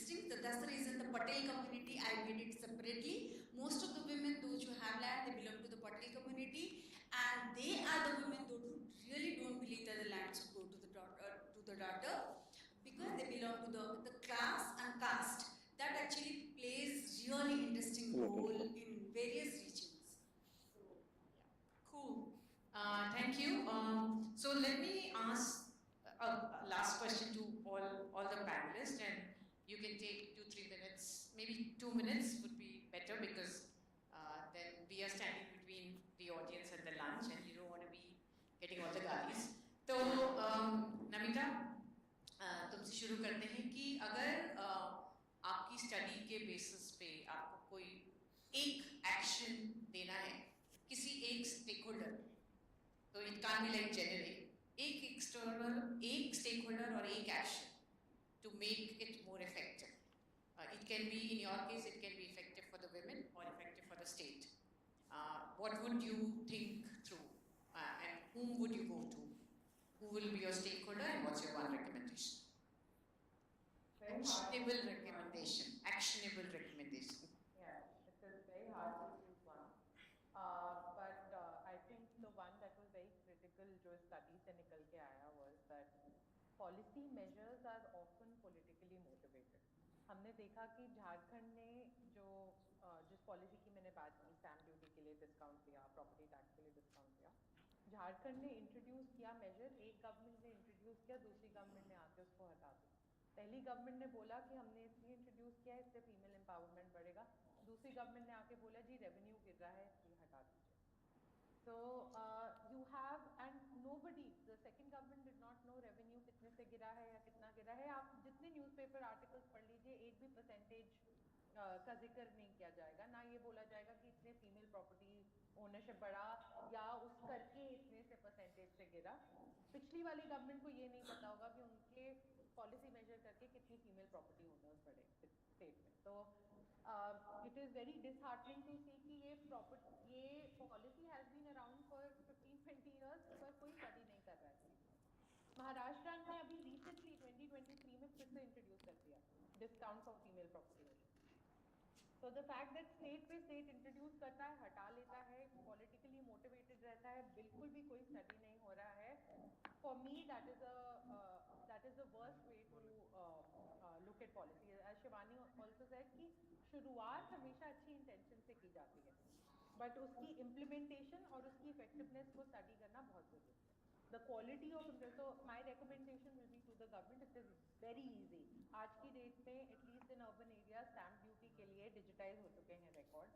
It is very easy to introduce just that one single column of asking whether the property is owned by a female or a male member. It is joint or it is solo. That is it. It's just an introduction of one single line in a digital form. It is very easy to do. It is ridiculous that it has not been done. आप किसी भी land administration department और property tax department से मेरी ये request रहेगी to start measuring the quality of implementation of any policy, be to measure the effectiveness of that policy. उसका monitoring evaluation किया जाए कि उस पॉलिसी के जो ऑब्जेक्टिव थे वो मीट हुए कि नहीं हुए. और इस चीज़ पे बहुत important, put stock in this particular piece of work. Don't consider it as something that you have to do for reporting, but it is an important piece of work which is needed for future policy. Thank you, Namita. Very clear, very precise. I don't know if we have anybody from the government, but I hope it gets to them somehow. So we'll see how Pranav and other team members can kind of do it. Nisar, आपके लिए same question. एक actionable item, एक stakeholder के लिए. तो government ही सबसे बड़ा stake holder है. गवर्नमेंट को एक तो जो रूल्स हैं जो लैंड डिस्ट्रीब्यूशन को की बात करते हैं, और ज़मीनें कम बच गई हैं सरकार के पास बांटने के लिए, लेकिन जितने भी हैं वो जो रूल्स हैं उसमें प्रायोरिटी ग्रुप में ज़रूर महिलाओं मतलब सिंगल वीमेन और वुमेन हेडेड हाउस होल्ड को जोड़ना चाहिए मुझे लगता है. और दूसरा जो वो कर सकते हैं, राजस्थान में ऑलरेडी ये पॉलिसी है टैक्स रिबेट वाला, जो अगर महिला के नाम पे ज़मीन होगी तो उसमें टैक्स में छूट मिलेगा, तो वो तो है. लेकिन जो दूसरा नहीं कर सकते हैं ये डेटा प्रोवाइड करना बहुत क्लियर कि जो भी आप लैंड दे रहे हो, पट्टे दे रहे हो, वो कितना पुरुषों के नाम पे है, कितना महिलाओं के नाम पे है और कितना जॉइंट है. अगर ये तीनों डेटा वो आता है पब्लिक डोमेन में, ये डेटा का होना ही अपने आप में एक इम्पॉर्टेंट चीज़ होता है जिससे काफ़ी चीज़ें निकलती हैं, लीड करती हैं. तो ये दो चीज़ें मैं बोलना चाहता था. Thank you. आई थिंक आप दोनों ने क्योंकि पॉलिसी एनालिसिस और उसका कैसा इम्प्लीमेंटेशन है इसलिए इस पे काम किया है, इसलिए आपके रिकमेंडेशंस गवर्नमेंट के लिए हैं. इतिश्री, अगर आपको भी यही क्वेश्चन दिया जाए और बोला जाए प्लीज़ गवर्नमेंट को बख्श दीजिए, दो लोगों ने ऑलरेडी काम दे दिया है उनको, तो what would be your who would be the stakeholder you'll go to and what would be your... हम रिसर्चर कुछ नहीं कर सकते जब तक डेटा ना मिले, वो सबसे बड़ा दिक्कत हो जाता है. ओके, एनीवे कमिंग टू मेरा प्रॉब्लम वहाँ से स्टार्ट होता है दैट हमारे पास लॉ है, बट वो लॉ कहाँ पे इम्प्लीमेंट होगा, there is a customary law, okay, which is completely different from the codified law. Okay, तो वो लॉ को इम्प्लीमेंट करने के लिए स्टेट गवर्नमेंट क्या करेगा, इंसेंटिवाइज करेगा. इंसेंटिवाइज मतलब थ्रू डिफरेंट पॉलिसी. सो वो इंसेंटिवाइजेशन का आउटकम एंड आउटपुट में हम फंस जाते हैं. आउटकम मतलब whether the outcome is to actually see the socio-economic empowerment और आउटपुट इज दैट कितने महिला को जमीन मिल गई, 7/12 फॉर्म में कितने महिला को जमीन आ गया. तो वहाँ पे वो क्लैरिटी ही नहीं बचती है. मुझे लगता है बहुत सारे पॉलिसी हम बस ऑपरेशनल सेट में बनाने के लिए बना देते हैं. वो पॉलिसी मेकर्स का mindset is also a part of the society. That creates a major issue for me. And yes, completely agree, the data is really the quality, the type of the land, the ownership. When we go to talk with the government officer, they say that we have GPS data now. I told sir GPS data, but at least the basic data you give us that women, in a click of the mobile phone, the women will come to know where is a land. But the women doesn't have a mobile phone. So I don't know, like for me, it's like the, I'm sorry that I can't be so precise like both of them, but for me there is always a problem with the outcome and output, that what we want to achieve, that need to be clear with us. Sure. I hope Thank you.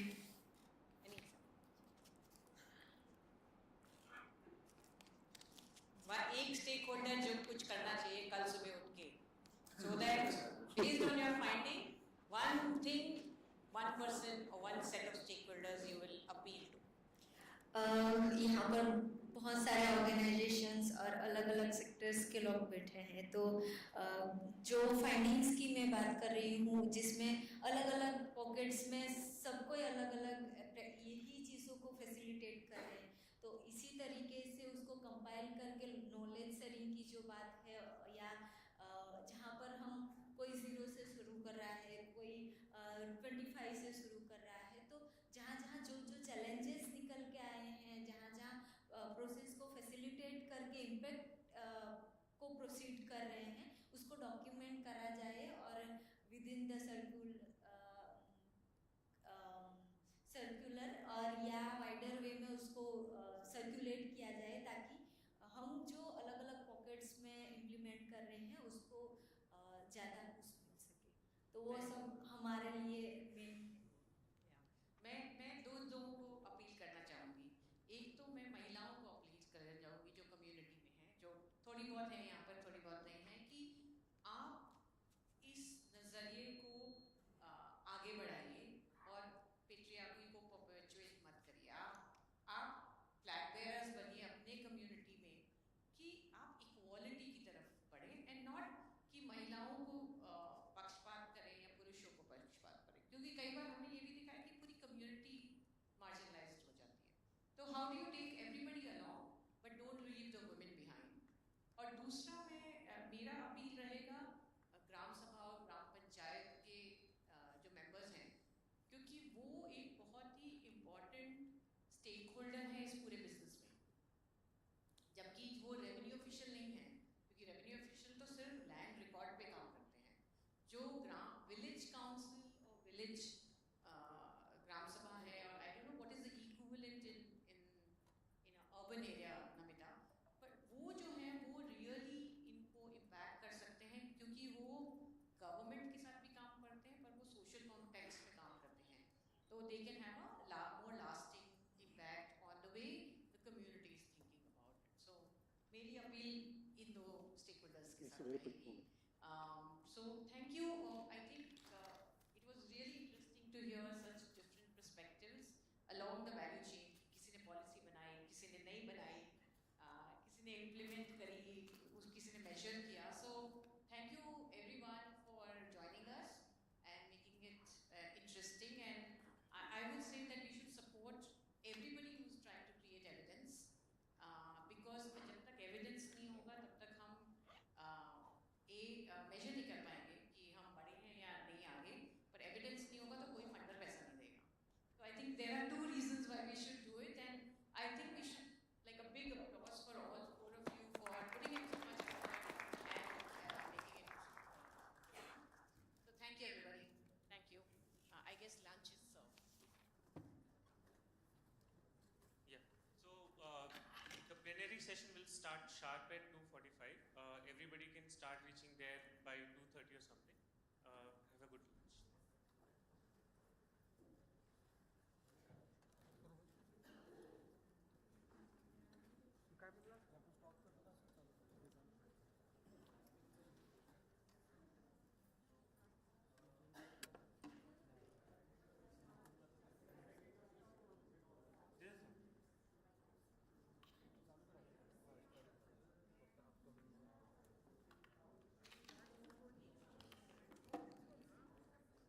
Camera बंद करूँगा,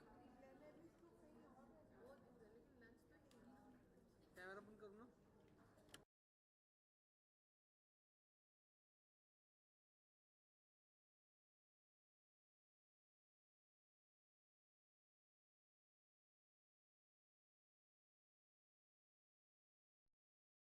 ये तो flame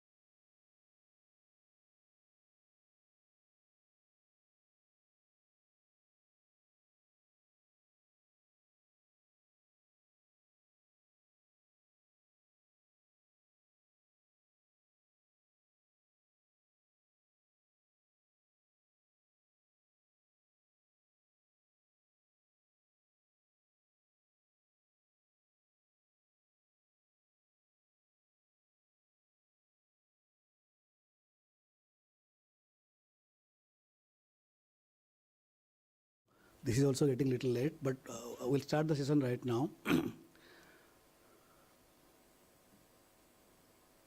So today we are organizing the 8th ILDC, the first day of 8th ILDC. So ILDC has become 8-year-old.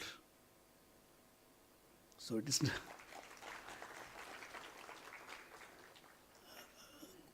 difficult to believe, and out of this, the 4-year journey, it was blessed and guided by Dr. Tajamul Haq, who was the chair of ILDC. And ILDC also has now traversed 4 more years without him. But we keep remembering him. And I thank all of you, because whatever ILDC is today, it is because of all of you. And ILDC is not a journey traveled alone, it is a journey traveled together. And all the partners, many of them since the beginning, they have been traveling together. So a lot of co-travelers in this journey. And new travelers joining, because you have always seeing a bald, old hair, bald face with old hair, gray hair. So I'm handing over to Pooja Chandran and Nishtha Relan. Give them a big hand. So they will be henceforward taking over this plenary, anchoring the plenaries. So over to you, Pooja and Nishtha.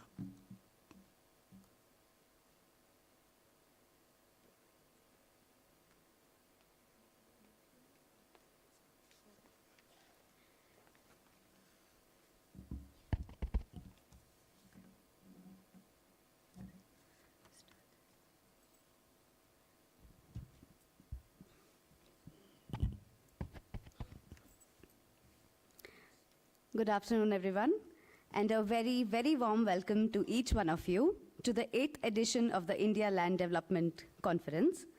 We are thrilled to have you here, both in person and online, as we come together at the beautiful Flame University to delve into some of the most pressing issues surrounding land and communities in our times. We are honored to have Mr. Deepak Sanan, co-founder of Landstack and former civil servant with the government of Himachal Pradesh, as the chair of this session.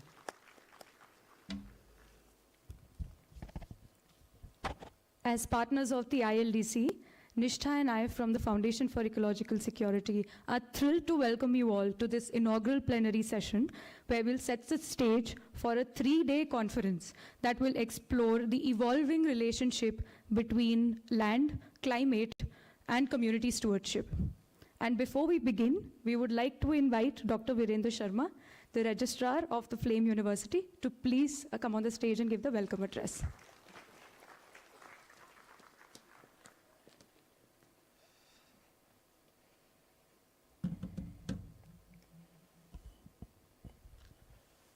Good afternoon. Mr. Deepak Sanan, Mr. Alok Premnagar, Ms. Serene Ho, Ms. Jacintha, Ms. Pranab Chaudhary, distinguished guests, delegates, ladies and gentlemen. It's indeed a matter of great pleasure for all of us at Flame to be welcoming you here for this 8th Land Conference. About Flame University, we do take pride in being the pioneers of liberal education in the country. We started many, many years before anyone else could even think of liberal education as a concept for education. This conference holds particular importance for us because we feel that we, being an institution where we value interdisciplinarity and multidisciplinarity in our day-to-day education curriculum and scheme of things, we feel that we can indeed contribute a great deal into the deliberations and, of course, the outcomes that such deliberations may bring in post the conference. I don't know how many of you have already been to Flame earlier. We do make it a point to help researchers, practitioners, academics, social workers, NGOs, and everybody to, in whatever measure we can, enable them to further the initiatives that they have taken up, particularly in the concept of, in the area of land development.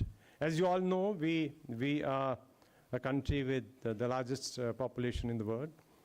Land is a finite resource with pressures from various directions. In India, we have a huge population, as I said. Land holdings are becoming smaller and smaller. There's a renewed push by the government on manufacturing. The space for everybody is shrinking.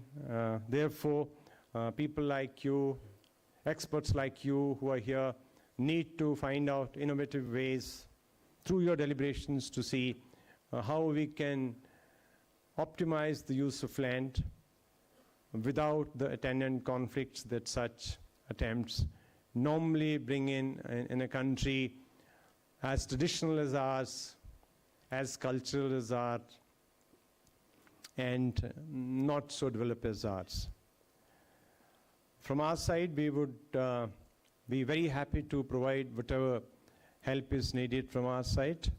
The infrastructure that you can see here is ready to welcome you, to help you in whichever way we can. Our faculty colleagues here are there to help and participate in the discussions and deliberations.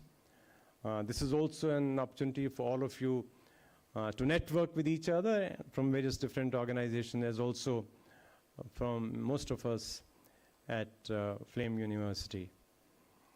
We have also, within our educational setup at the university, areas that very closely relate and resonate with the initiatives that you are embarking on. Particularly, we have environmental studies as a subject, public policy, economics, management, and I'm sure the spread that these subjects provide, all of you and all of us can go a long way in working out, finding out solutions to, if not all, to most of the situations and challenges that we face. Without taking much of your time, I would once again like to welcome you all and wish all the success to the conference. Thank you all very much.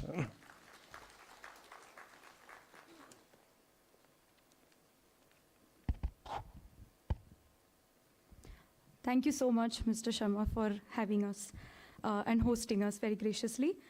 Now, we all agree that organizing a conference around a topic like land in a diverse country such as India is no small feat. The land, despite its vital role in climate action and development, remains an area that is rarely explored in Indian universities or in professional practice. Over the last 8 years, ILDC has expanded the land ecosystem in India by daring to cross disciplines, welcoming new voices into the conversation, and fostering collaborations that amplify impact. It has evolved into a collaborative and partner-led initiative, shaped by the contributions of institutions and individuals who bring fresh ideas, financial support, and intellectual rigor each year.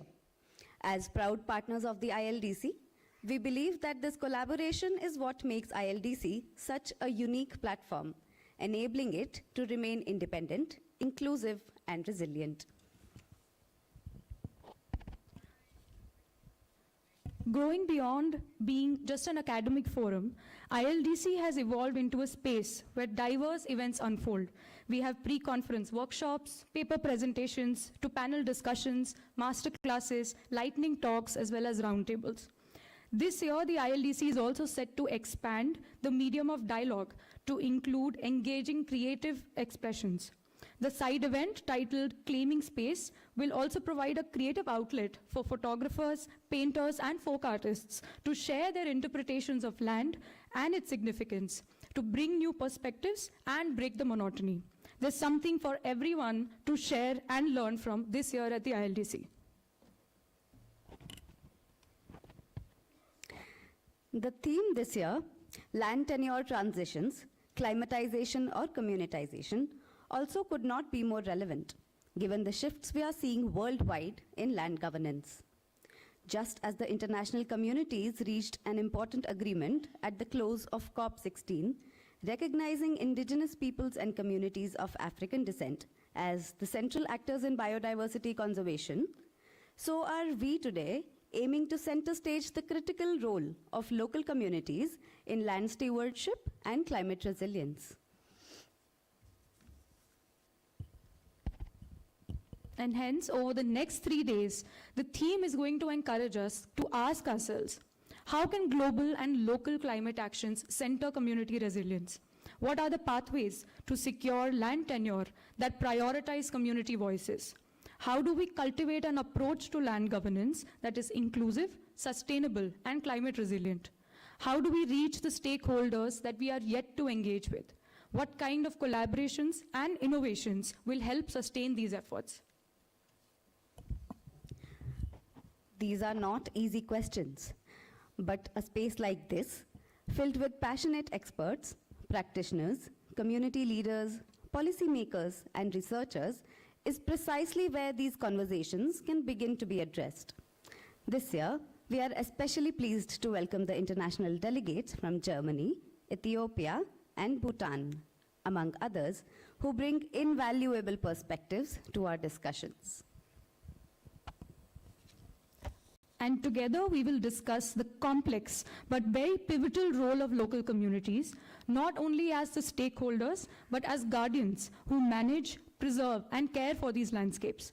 We will look at how evolving land use practices, policy shifts, and innovations in land administration are affecting their role and their agency. Ultimately, we seek to understand the impact of these transitions that they have on the very fabric of land-people relationships.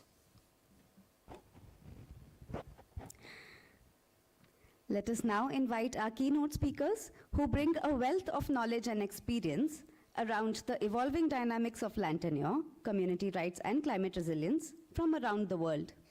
Please join us in welcoming Ms. Jacinta Karkatta, journalist and poet, who will speak on a pressing issue, the disappearance of Adivasi Zameen in Jharkhand's Digiland. Ms. Karkatta's work gives a voice to the marginalized, and we are grateful to have her here to shed light on this critical issue.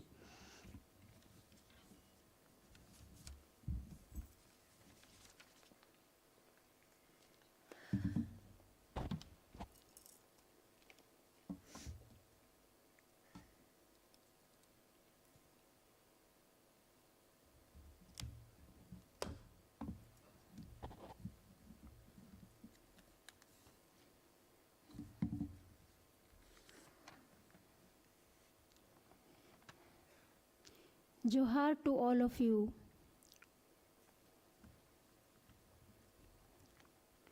So I'll start with a small poem.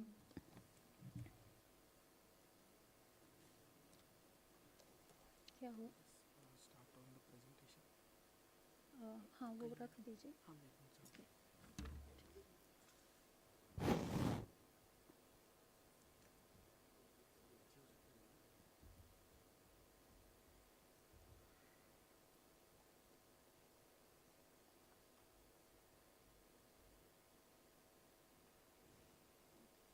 This is for next.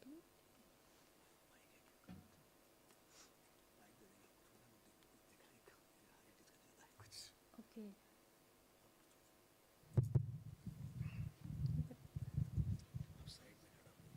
Side में खड़ा होके यहाँ से तो ठीक तो है. So first I will read in Hindi and then English. परवाह. माँ एक बोझा लकड़ी के लिए क्यों दिन भर जंगल छानती, पहाड़ लांघती, देर शाम घर लौटती हो. माँ कहती है जंगल छानती, पहाड़ लांघती, दिन भर भटकती हूँ सिर्फ सूखी लकड़ियों के लिए, कहीं काट न दूँ कोई जिंदा पेड़. Care. Mother, why do you scour the jungle, climb over hills all day and come home late with a load of wood, just one bundle? In reply, mother says, I scour the woods, climb over hills, wander the whole day for dry firewood, just one bundle, as I am weary of cutting a living tree out of care of my jungle.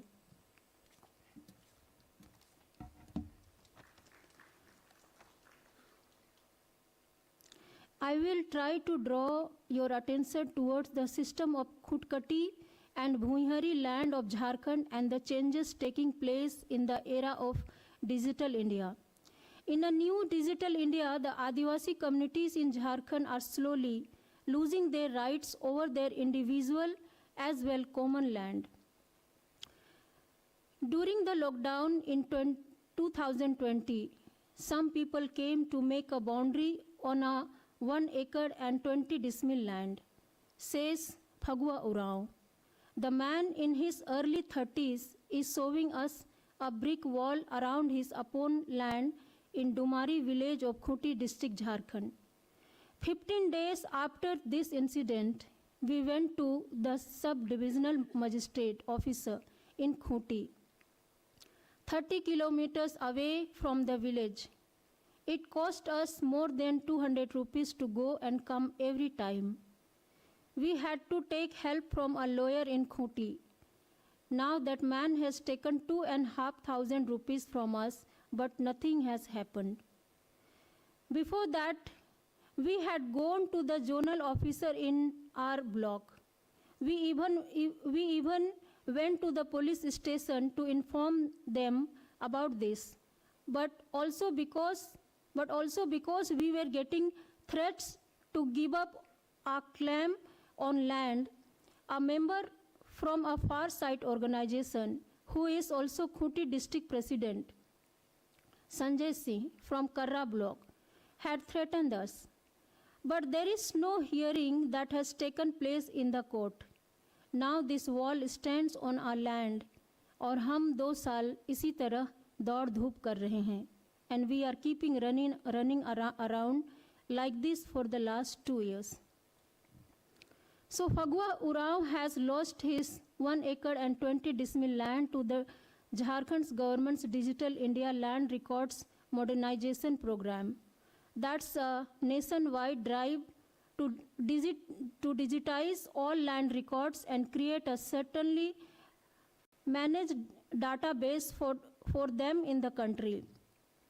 The program aimed to modernizing the management of all such records was launched in 2016.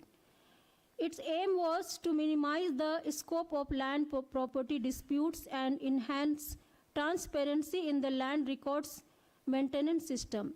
But it has done just exactly the opposite for Adivasi people of Jharkhand. Vikas Horo, 36 years old Gram Pradhan of Kosambi village in Karra block, about 200 kilometers away from Dumari village in Khuti district, Jharkhand, says that the struggle did not end with the end of when Jamindari system. Even today, he says, many tribals in the villages do not know that the abolition of Jamindari Pratha. Even after the system got abolished, we continued to give a part of the farm yield to the descendants, many till date. But when the descendants of the Jamindars started selling our collective lands, our struggle against them started. A joint Padha committee was formed by uniting 12 to 22 villages, invoking the traditional system of self-governance involving these villages known as Padha system. This struggle is going on in many areas of Jharkhand. The descendants of the landlord are trying to reoccupy 300 acres of land in Torpa block, 23 acres in Tiu village, Karra block, 40 acres in Padgaon, 83 acres in Kosambi village, 45 acres in Madhugama village, 23 acres in Meha village, 90 acres in Chhata village, says Alfred Horo, a 45 years old social worker associated with the United Padha Committee.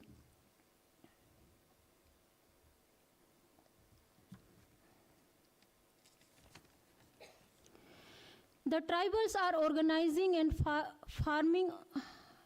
and farming on such lands. The traditional democratic Padha system of the tribals is organizing the people. So far, the United Padha Committee has saved around 700 acres of such land, he says. In 2014, there was a BJP government in Jharkhand. Raghuvar Das was the chief minister. At that time, all the land information was made online in Jharkhand under Digital India.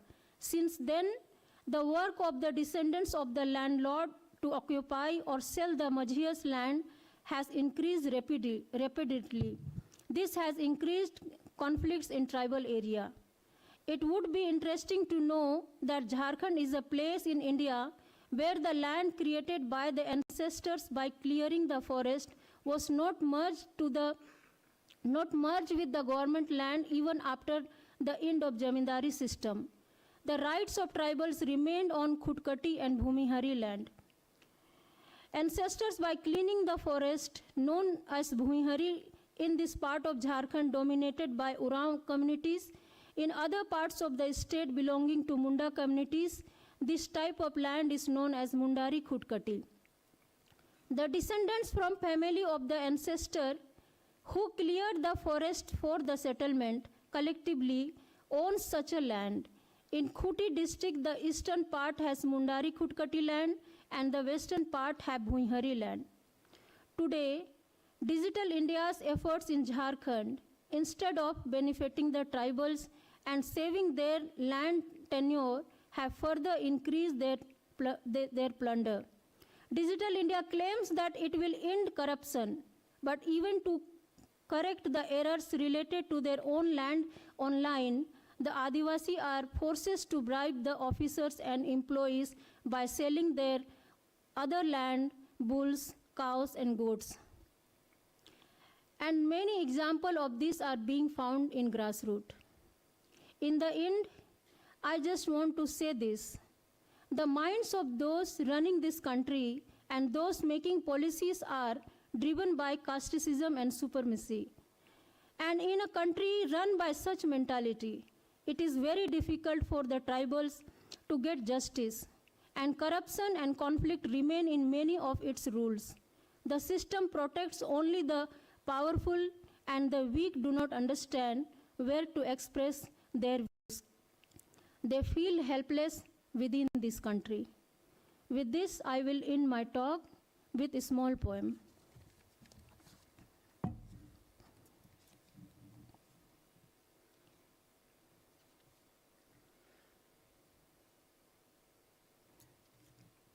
जड़ों की ज़मीन, वे पेड़ों को बर्दाश्त नहीं करते, वे पेड़ों को बर्दाश्त नहीं करते क्योंकि उनकी जड़ें ज़मीन मांगती हैं. Land of the roots. The sight of trees they cannot stand. The sight of trees they cannot stand. For the roots of trees they claim land. Thank you. Johar.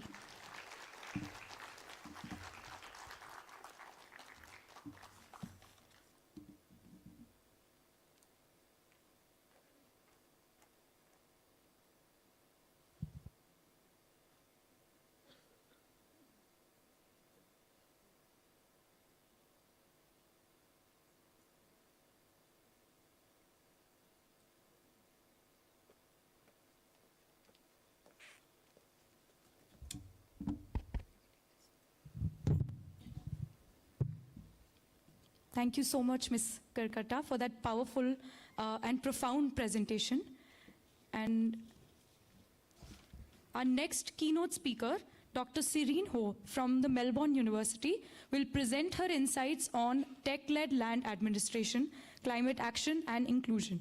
As technology reshapes the landscape of land administration, Dr. Ho's research brings a crucial perspective on ensuring that these transformations are both inclusive and climate conscious.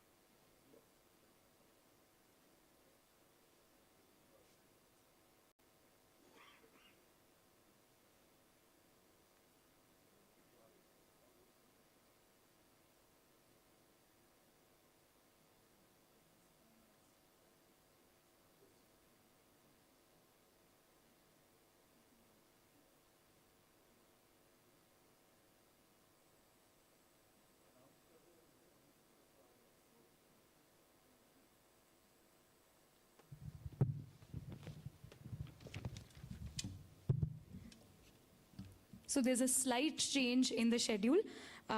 So while we wait for Ms. Serene, who will be presenting after we have the next presentation by Mr. Alok P. Nagar, IFS, Joint Secretary at the Ministry of Panchayati Raj. He will be sharing India's experiences with drone mapping and land management. And particularly in the context of India's flagship program, the Swamitva, which is making strides in land administration as well. So whenever we're ready, we can have his presentation on.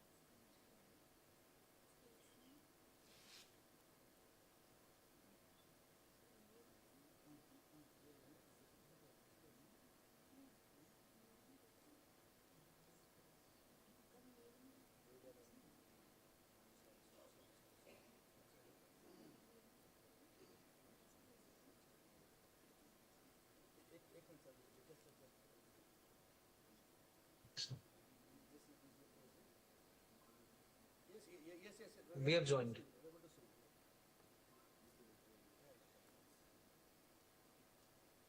Good afternoon. Can you hear me? Yes, sir, we can hear you. Yes, sir, we Good can afternoon, hear sir. you very clearly. Very sorry We to can- have kept you waiting. No problem. You are really on time, and Thanks, sir. I know you cannot see us, but I hope we are audible. So, in the time that my colleague takes to share the screen, sir, I will start talking. Is it okay to start doing that right away, or are you in the middle of something? Some No, sir, other we can- speaker? No, we can start right away.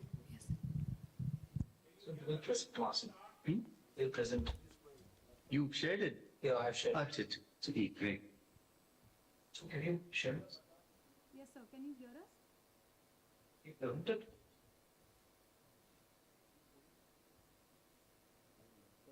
Mr. Nagar, can you hear us? We are able to see you and hear you very Yes, clearly. I can hear you now. Yes, so we can start whenever you're ready.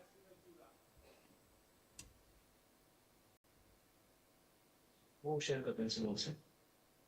But this connection does not seem to be very good.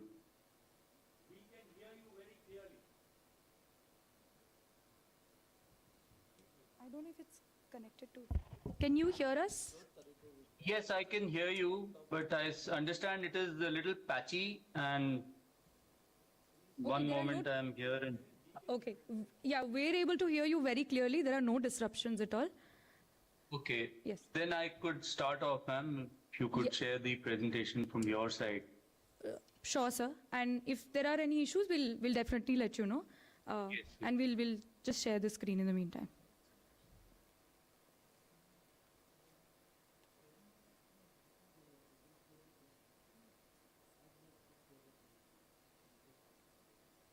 I'd like to pay my respects to the chair, sir. Good talking to you after a long, long time. And the informal talks that we had about Swamitva implementation from time to time, they were very valuable. And I took them on board. A lot of those things we've adopted. Remember once we spoke of who's going to be the repository of these records that we are creating. And at that time, we started with Haryana, where Panchayat Raj Department was leading it. But then you said that let the revenue people do that. So going forth from Haryana, that is something that we told all the states, and it has panned out well. Rajasthan and AP are the only two states where the Panchayat Raj Department are the nodes for this scheme. In all other areas, it is the revenue department, sir. Thank you. So is it okay? Can I start my pitch? Yes, sir. Very clearly audible. Please continue. Thank you very much, sir. Just a little background. Why did Panchayat Raj Department get involved with this? We had a request from the state of Maharashtra. Maharashtra, along with Gujarat, have a very good system of property taxation. They have something called a Namuna Art, which is a village property register. And all the properties are listed there, and people are taxed on their properties. There is distinguishing between houses that are new, that are old, that are owned by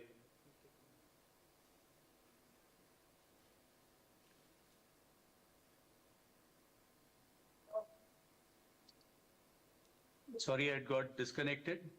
Yeah. Am I audible again? At our level, you are audible all the time.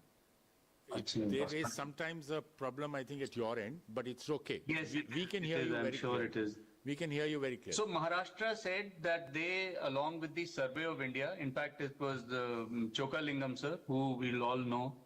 He's been posted at Pune, and and the person from Panchayat Raj was Asim Gupta, the Principal Secretary, Panchayat Raj Maharashtra, who said that, look, we want the panchayats to increase their assessment and then also the realization from property tax. Using Survey of India help, we've developed this technique where the drone flies up, it captures all the parcels based on the tuna lines that have been drawn. And then we have a process through which we carry out ground verification. And finally, we turn it into something called a sanad. Property card, in fact, was their nomenclature in English for what they were creating. And they'd come to us asking that that this is something that is contributing directly to the own source of revenue of the panchayats. And so why don't you help us meet our objective and give us an objective basis for the increase in the assessment. And it sounded delicious to somebody from the north, such as myself, where this thing is unheard of. I mean, wherever I've seen land records, Abadi used to be one big khasra. It was like a black hole. There was no information about the properties that are within. So our minister at the time latched onto the idea, and then we had the Maharashtra Principal Secretary Asim Gupta come and give a presentation here, and everybody felt it was a great idea going forward. But then everybody also thought that land resources were the best people to handle it because it involved land and so on.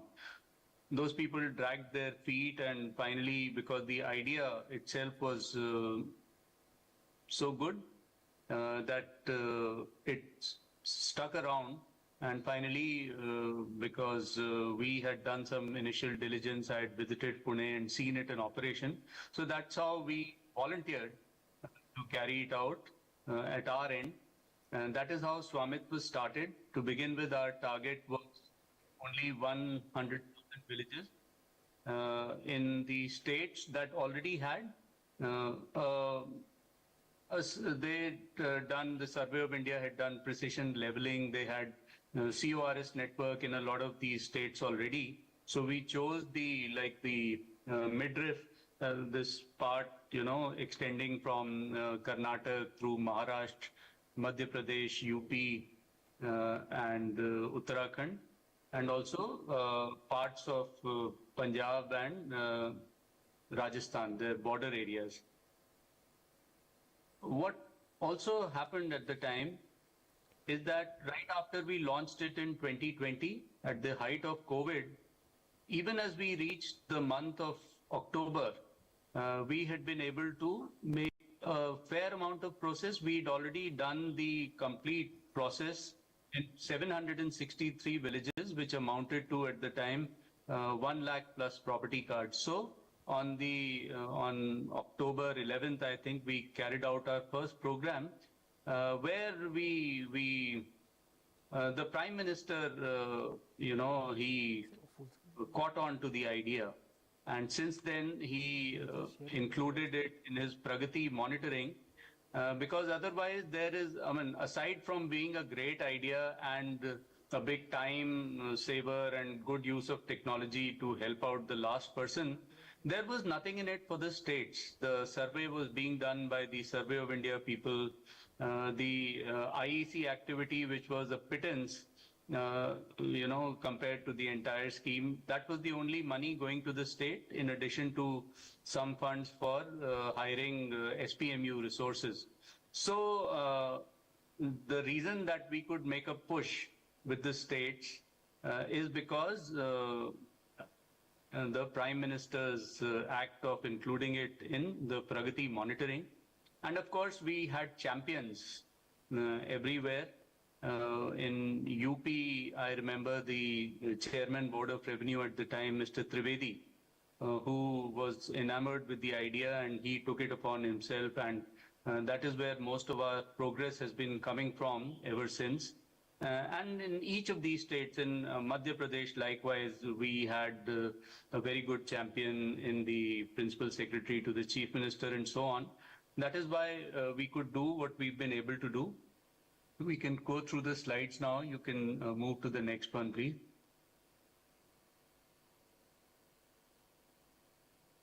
So the entire scheme cost us, or it's going to cost us less actually, but the financial outlay is that of 566 crores. And that was for 6 lakh villages. Finally, we are having only about 3.5 lakh villages because some states didn't sign up. They said that they've got legacy records, or they said that they don't need the scheme for some reason or the other. I'll be talking about that a little more. So 566 crore is for two major components. One is the CORS network, which is at the rate of 24 lakh per CORS. So 24 multiplied by 560 is the total cost of the continuous operating reference stations. Survey of India had some stations of their own to begin with. So together with those, the total nationwide network is composed of 1,015 continuous operating reference stations. That was the first major component, CORS. The other major component, of course, is the large-scale mapping, in which the drones fly. They carry out their transects in the village in a manner that they capture all the properties that are there in the KML file that has been provided to them. The cost of that to us was at the rate of 4,800 rupees per village. So in 4,800 rupees per village, Survey of India was going to buy the drones, it was going to train their manpower, it was going to hire the jeeps that were going to take the drones to the field. It was going to hire the low-end or workstations and high-end workstations that they needed to convert the information into orthorectified images and subsequently carry out feature extraction, print those maps, give them back to the state, get their feedback on the maps, go back and make corrections. All this at a cost of 4,800 rupees per village. Subsequently, the amount got increased to 6,000. So that is all. And now, as it seems, we'd be able to complete the whole thing in about 450 crores because of the reasons I told you that some states didn't sign up. I can't read all of the bottom bar, but what I can read is the facilitation of monetization of properties and enabling bank loans. This was an important objective. Determination of property tax, that is how we started this out. So in the states where it is already being imposed, which are Gujarat, Maharashtra, Karnataka, Andhra, Telangana, Tamil Nadu, Kerala. That's it. In the north, Madhya Pradesh had made a beginning using the data from Swamitva, but it has been very patchy and it was put to a stop because there were elections and so on. Reduction in property-related disputes, of course, that is goes without saying. Creation of accurate land records, we are creating 1:500 scale maps of 5 centimeter accuracy, which is what Survey of India tells me is Google Earth Pro accuracy. So you are able to read your number plate and all. That is the kind of resolution that you get. For the villages, for 1 lakh plus villages, I think 1,38,000 villages, the village maps have already been uploaded on a portal that we have called Gram Manchitra. So in Gram Manchitra, as you drill down using your Google Earth, you would know that after a point it gets pixelated and you can't see stuff. But then in the villages where we've already inserted the Abadi maps, you can drill down as deep as you want and you'd be able to see all that there is to see on that scale. It supports in comprehensive village planning. So using the tools of, the kind of tools you see that on Google Earth that are used to make measurements, you can carry out length measurements, width measurements, area measurements, based on which you can have estimation of village roads within the Abadi area, remember, not outside that. So all those estimations can be made. It helps in comprehensive village level planning. That is something that we have a lot to do in because it has not been adopted by a large part of our country in the panchayats. And creation of survey infrastructure, I mentioned that because the continuous operating reference station, these provide now the enability to have 5 centimeter accuracy anywhere in the country. And it is giving us coordinates in X, Y, and Z axis. So it becomes a total replacement for total station survey. This is the implementation process. There is MOU signing. CORS, of course, is not critical to this entire process, but it is a big time saver because otherwise, for every ground control point, there is a cohort of about 20-30 villages that you can cover, and then you need to have another one. Locating that GCP manually using Survey of India fixed points is a very tough exercise. With CORS, you can do it in a matter of minutes. So once that is done, people need to get trained. Abadi area has to be demarcated, which was done by Revenue Department, even in the state of Haryana to begin with. So once that is done, it gives Survey of India the ability to plan their drone transect. So they send it up. These are expensive drones, survey grade drones. The most expensive one with fixed wing costs something like 24 lakhs per piece, and the cheaper ones, which are quadcopters and all, may cost up to 11 to 12 lakh rupees, last time I checked.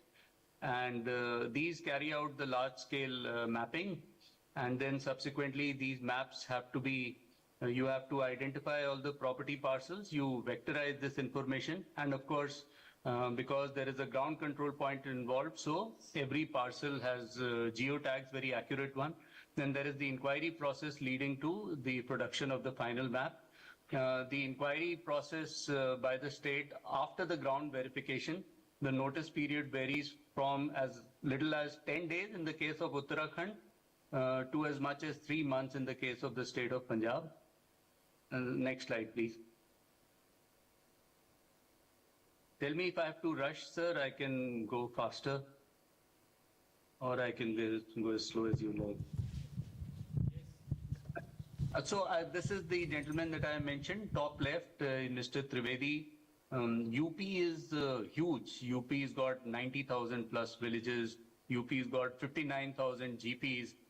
So if we start off on a good footing in Uttar Pradesh, then it's a very Pareto efficient technique, and you are pretty sure of, pulling it off everywhere else. So this is the same workflow in pictures. This is the drone I was saying, fixed wing drone, where the rotors can be, they can change their axis, they can be rotated. So it's vertical takeoff and so on. Next slide, please. The CORS network is number 2 here. It is a 3 meter by 3 meter space, and that is provided by the state. The custody and upkeep of all the hardware is the responsibility of Survey of India. Next slide.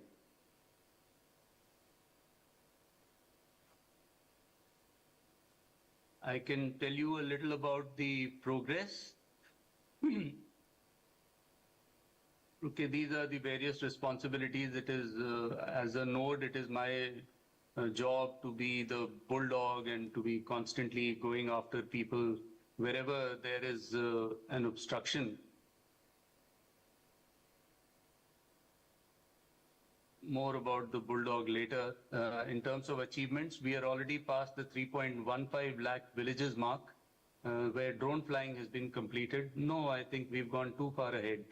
And 3,15,000 में से we have been able to turn about 1.3 lakh villages into property cards, and the number of property cards so far is of the order of 2.1 crores.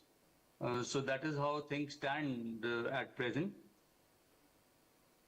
The states that onboarded themselves were 31 states and UTs. Of these, Sikkim, Tamil Nadu and Telangana onboarded themselves only for a pilot phase where they did 5 villages each.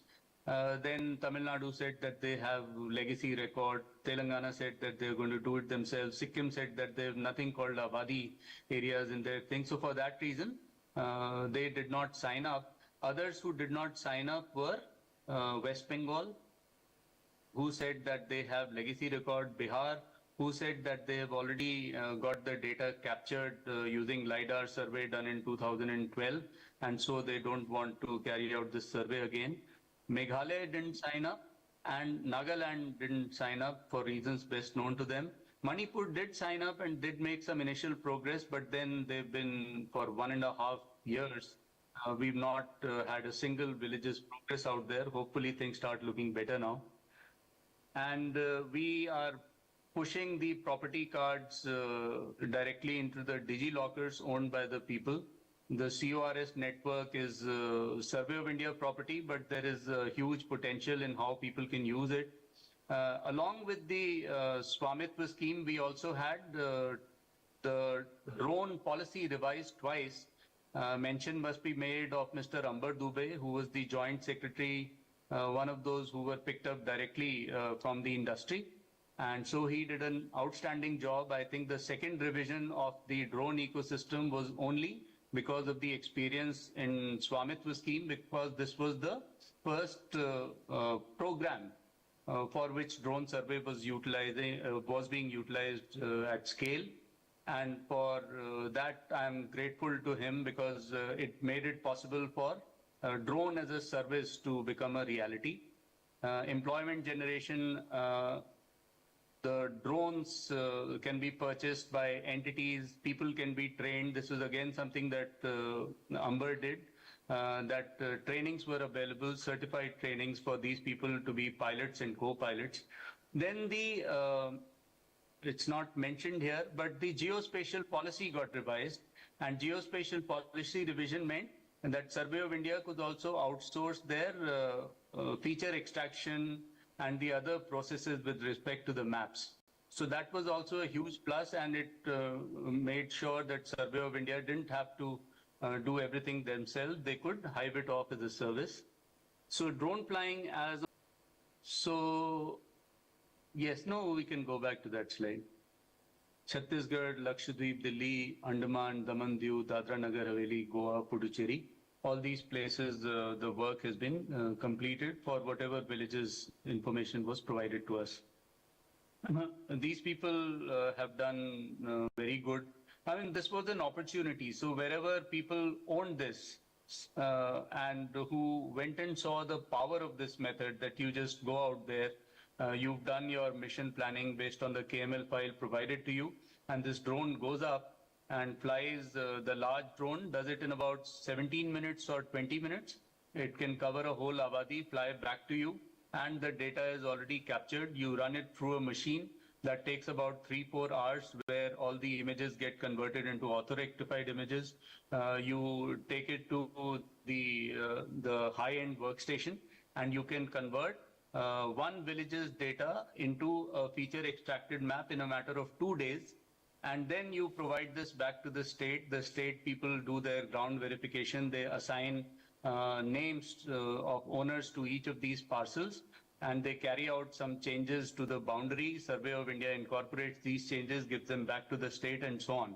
So there were states that really adopted this and loved it. And so they created systems that were very good. In fact, Madhya Pradesh, among the other practices that are outstanding in the state, one is that from the date of proclamation till the, from the date of drone survey till the date of Adhikar Abhilekh, which is their property card, one should not spend more than 8 months, because if you do that, you have to furnish special reason because your proclamation expires in that time. So that was something outstanding. Maharashtra, of course, were set from the very beginning. Gujarat also for the same, for the reason that they were both parts of the Bombay Presidency. Next slide. How much more do we have, Alok?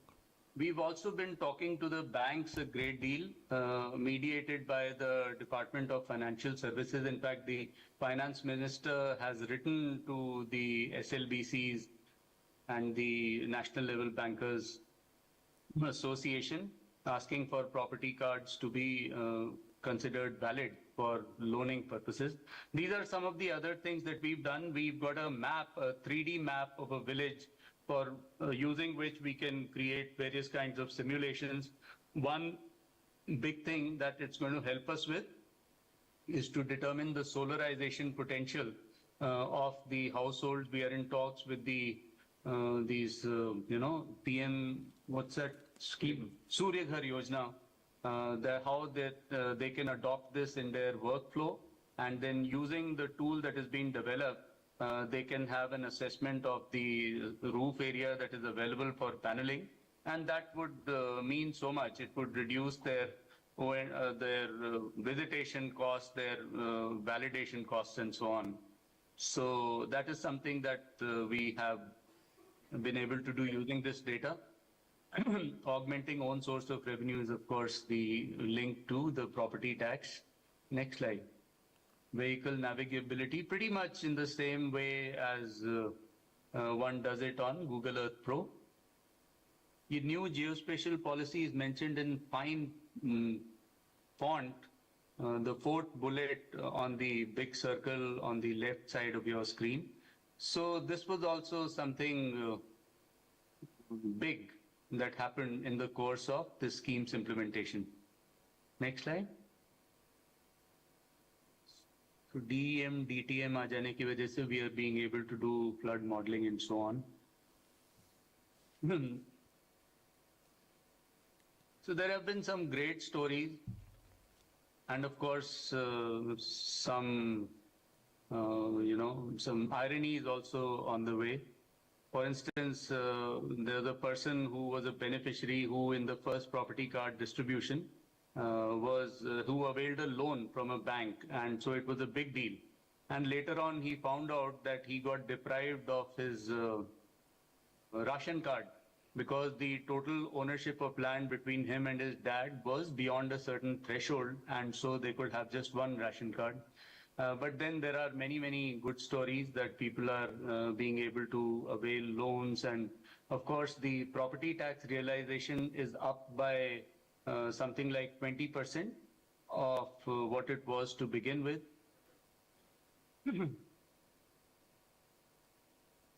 Yeah, Mizoram Rural Bank.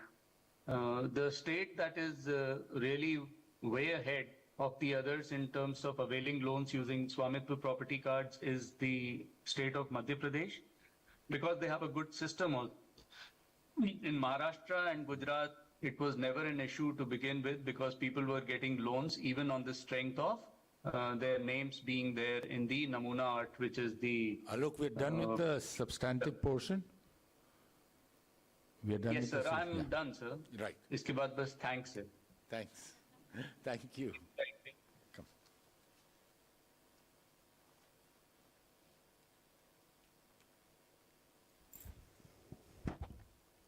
Thank you so much, sir, Mr. Nagar, for sharing these invaluable experiences with us.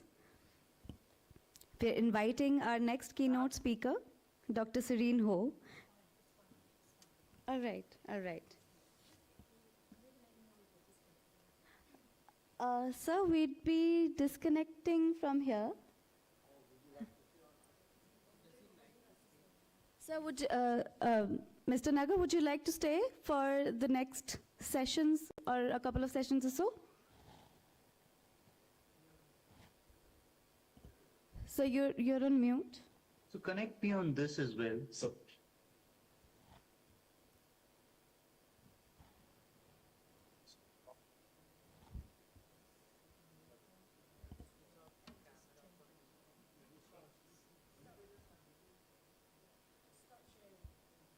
Okay.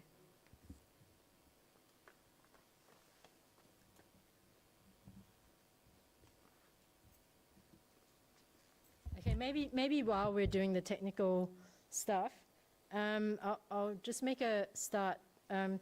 So firstly, thanks to Prasad and to Professor Sharma and to Flame for hosting the conference.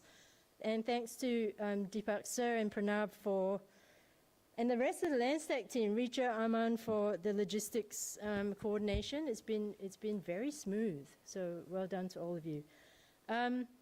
So my name is Serene Ho, and I do apologize for the more than 10-year-old photograph that was used and the fact that this title does not correspond to the one on the program. And to make matters worse, I'm now going to have to shorten the presentation drastically. So I feel I've engaged you in a bit of a false relationship from the start, but never mind.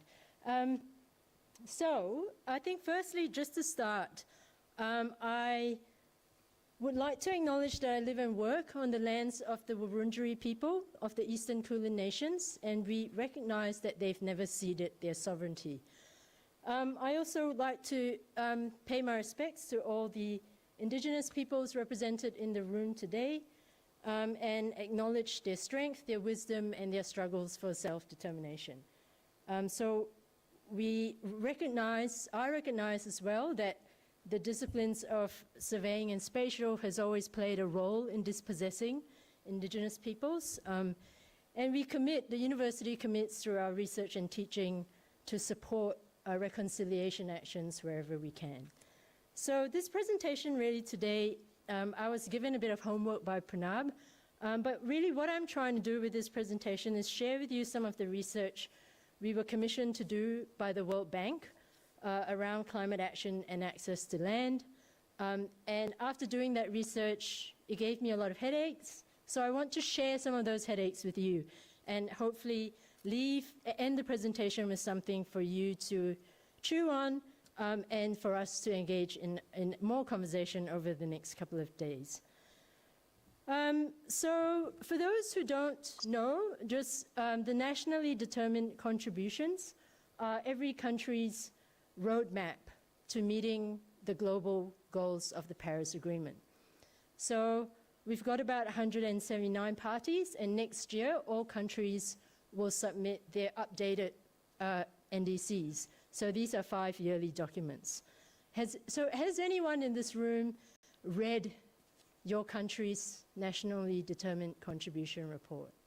Anyone read the NDC? 1, 2? Oh, it's not looking good. Anyone then has contributed to their country's NDC? Okay, all right, that's kind of good to know. I would encourage you to have a look as well. India's one is very short, it's only 4 pages, so there's no excuse. So what we know so far is in 2022 and updated in 2023, colleagues from the University of Melbourne at the Melbourne Climate Future Centre worked on this land gap report with 20 other colleagues around the world, and they estimated, just based on carbon dioxide renewal activities, that all the pledges in these NDCs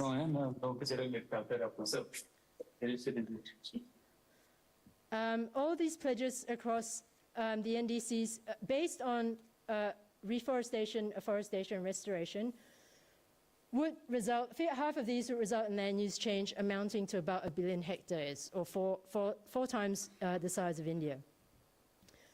And so when we looked at the NDCs for the countries in South Asia region and East Asia and Pacific, it's about 44 countries that we had data for from the Climate Watch portal. We combed through about 13,000 rows of data manually, and we found that we estimated that maybe around 1 in 2 climate actions relate to land. And here we make a distinction about direct land, which means it will likely result in land use change, or it would likely result in changing existing access to land and resources. And then other land would be secondary activities like planning, so on and so forth.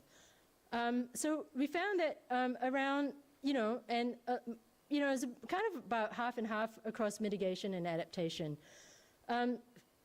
In South Asia, which you'd be probably more interested in, there was a slightly higher percentage of these actions that would result in direct land impacts.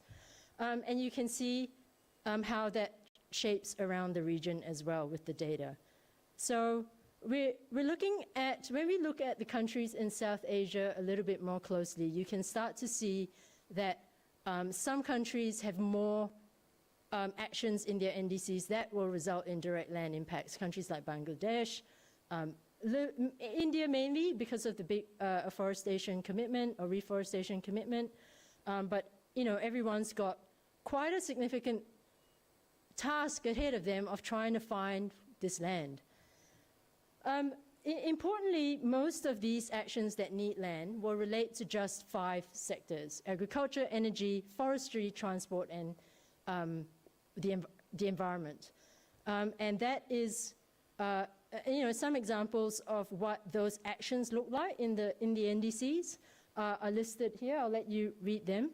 But they mostly involve things like new infrastructure for renewable or clean energy, new roads to create public infrastructure, forest cover, of course, and land use change for agricultural purposes. Similarly, for adaptation, you start to see agriculture really come into play with trying to shift towards new types of systems, but also protected areas, restoration actions. These all have really big land implications, and we're conscious that these are all areas that local communities rely on for their livelihoods. So when the land gap data itself did this based on the carbon dioxide renewal activities. So they found that as a percentage, so they calculated the percentage of those activities as a share of total land area. And you can see for South Asia region, you're hovering around in that 5 to 10% region. But when we looked at the data that we had, and we looked carefully at all other activities, we tried to quantify and we struggled a little, and you can see how few actions we found that had some kind of description that we could conservatively apply a quantification to. And so for India, we found about 6 actions, but those 6 actions alone translates to a possible need for about 42 million hectares, which is about 13% of your land area. So that's quite a scary relationship. It's 6, but you've kind of got 43 million in there. So when we're looking at these climate actions, what we're looking at is this cascade of global to national decisions, right? That's coming down to the ground. So we really, as the theme of the conference suggests, we're really interested in what this means right at that lower scale, which is for local communities. And so the work kind of has really got me thinking about, well, what's going on? Like, how do we deal with this? How do we think about this? So I think, you know, this relationship, the relationships up there will be pretty familiar to all of you. It's kind of how we've been trained to think about tenure and tenure systems, land tenure systems. We look at relationships, we try to codify rights within our frameworks, whether it's statutory or customary frameworks. We use land administration systems to manage this information, and we really have become quite focused on ownership rights. But when we talk about climate and socio-ecological relationships, we're really also talking about not just land, but resources. And I know land often is used to wrap around all other types of ecological resources, but in this case, I think it's important to make that distinction because of the paradigm we use.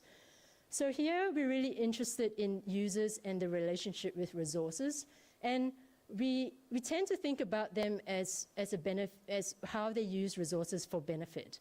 And these are often located within normative tenure systems, and they're really shaped by local conditions. But we don't have this as part of our training. We don't have this really as part of our discourse, especially in the land administration discipline. So, and also what we're kind of confronting, I think, is the fact that we're training and proliferating ideas that mainstream simple instrumental systems for the purpose of having stable, efficient bureaucracies. And there's nothing wrong about that. But when we come to climate action and trying to find land, we're really confronting very complex realities that exist and are dynamic and shift all the time to ensure that people can subsist and live and flourish. So this is where climate actions start to bring together kind of two quite different ways of thinking about land and resources. And unfortunately, I think this is where we're kind of encountering a system failure. We don't quite have the right, it's not that we don't have the right tools and ideas, it's that they exist across different disciplines, and the disciplines aren't really talking to each other. And so that's a little bit problematic. So I think, you know, what we can gather from what's been going on and the recent COP16 is that I don't think none of us will be shocked to say that outcomes are poor for many local communities. We have high rates and growing rates of deaths of environmental defenders. We continue to exclude Indigenous peoples from the table and give them equal standing in high-level decisions. And the data collected by Land Matrix has shown that the number of land deals across the world, especially related to agriculture, has been growing. And I point you to the fabulous work that the Land Conflict Watch colleagues do, gathering data on land conflicts in India, if you wanted to know what's happening here as well. So I guess in relationship to how I've been trying to think about this, you know, and trying to question my own training, is through work I've been involved with for the last 4 years in the Pacific. So I'll just give you a very simple example. In the Solomon Islands, the capital city is Honiara. Around half of Honiara's residents live informally. But even within this concept of informality, there are many types of informality. There can be ownership of land, so ownership is in play, but it's land that's informally subdivided by the family. You know, groups of families can hold a collective lease that's legal, but the owners might not be updated. And there's also arrangements to rent land from customary landowners. So there are different rights and ownership models and use models that dictates what and who benefits from climate actions. But also, you know, in relation to women and land and resources, in Honiara and in the Pacific, gardens have always been a way of gaining and maintaining access to land. So planting urban gardens are a way to claim land. And if that doesn't get destroyed, you can build a house. And if that house doesn't get destroyed, you can build a more permanent structure. And these acts, accessing gardens can be through kind of recognized ways like negotiation, but it can also be through illicit acts like, you know, just stealing somebody else's garden.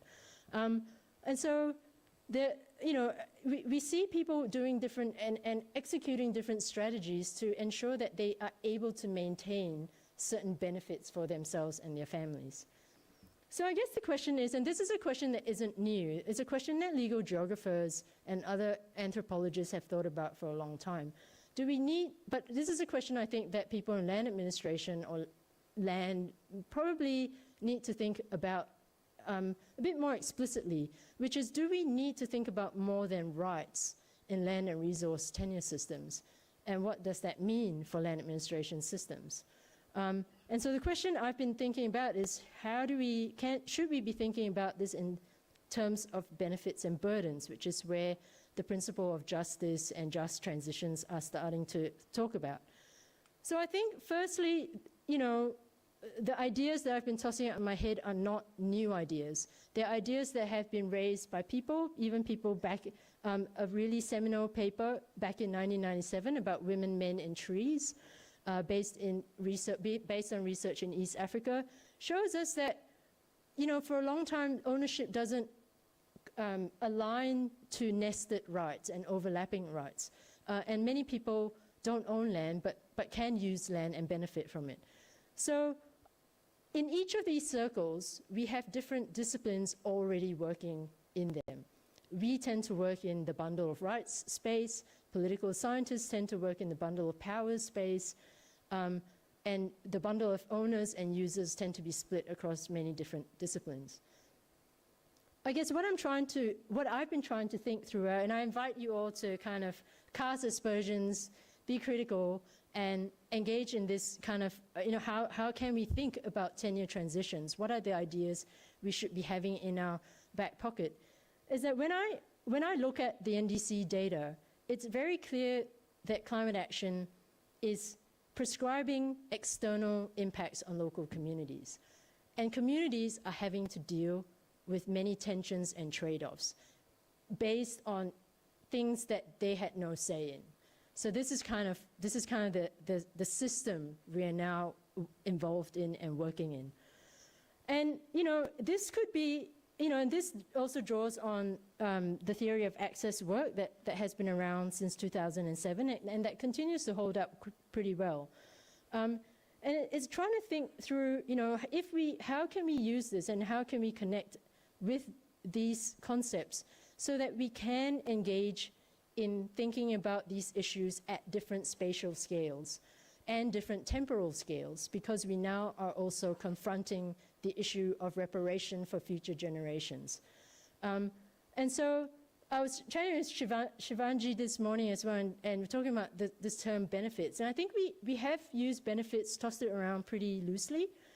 And I think if we use something like this to inform our work, there is a really key piece of work at the start in interrogating and defining what that benefit is and what it is for.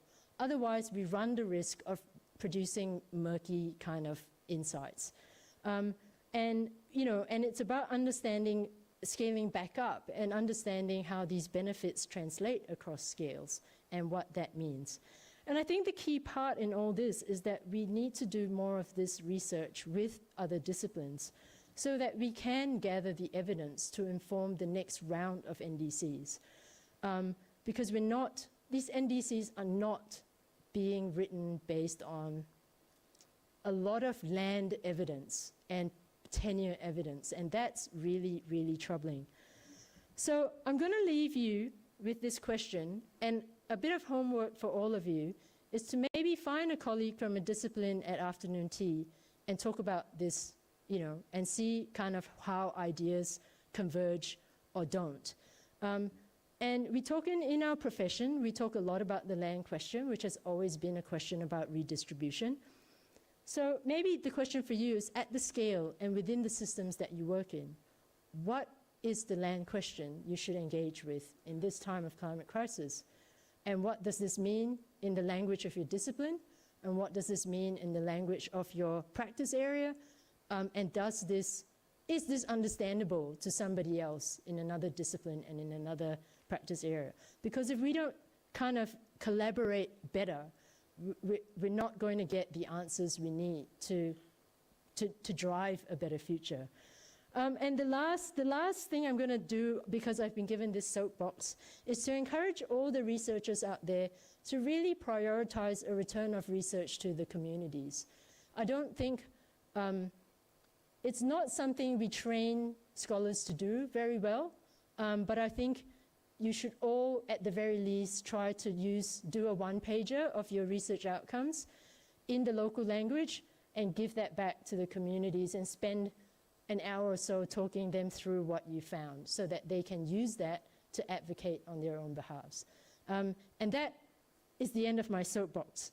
Thank you very much. I'm happy to take questions at any time.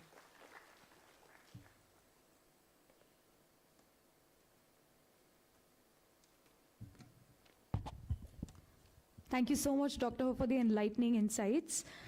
I request everyone to also give a big round of applause for all three of our keynote speakers for their very valuable perspectives.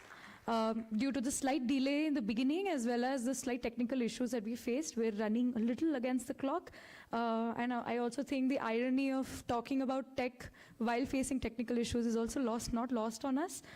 So without much ado, we'll be inviting, we will start with the next session. We will now launch 2 reports, very timely and essential reports on land-people relations. To do the honors, we invite Kumar Sambhav, founder and director of Land Conflict Watch. Mr. Sambhav will also take us through a new portal titled Water Conflict Tracker that tracks ongoing water conflicts from across the country. So, Sambhav, whenever you're ready.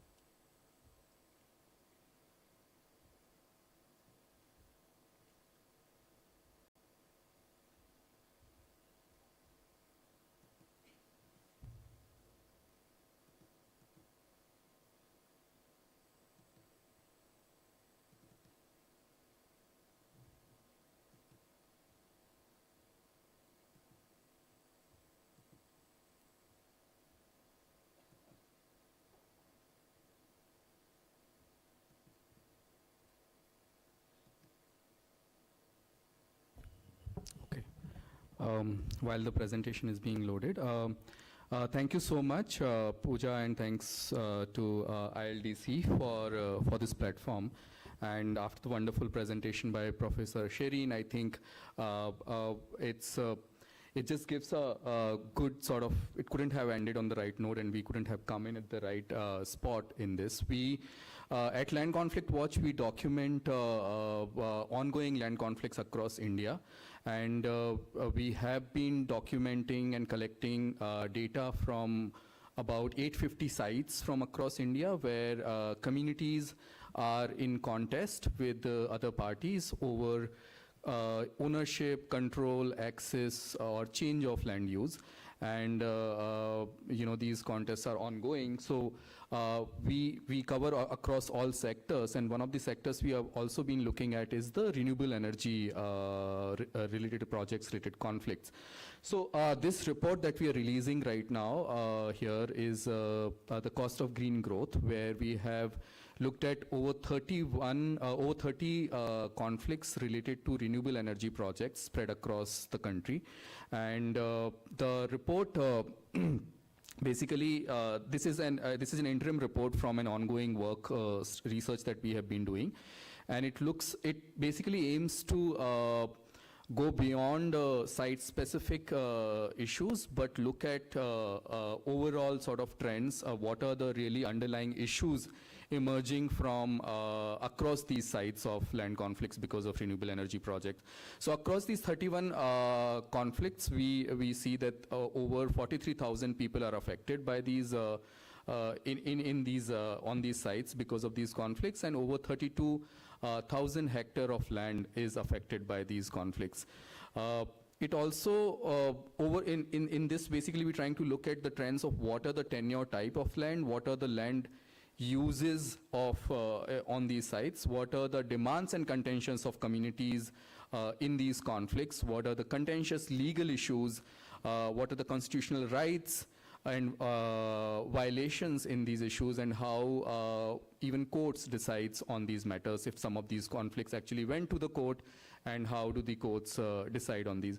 So that's one report, and we would be going into a session after the plenary on climate action and land conflicts, where we would talk in much detail about the conflict. We don't have so much time in the plenary, but I invite all of you to take a look at the report, which will be available later. We have another report that we would be releasing at ILDC. We call it Uncommon Laws, where we're looking at how the legal system in India understands encroachment on common land. There is a very major issue about how common should be protected, and protected from whom. Who really is the encroacher? What's really is the identity of the encroachers on the common land?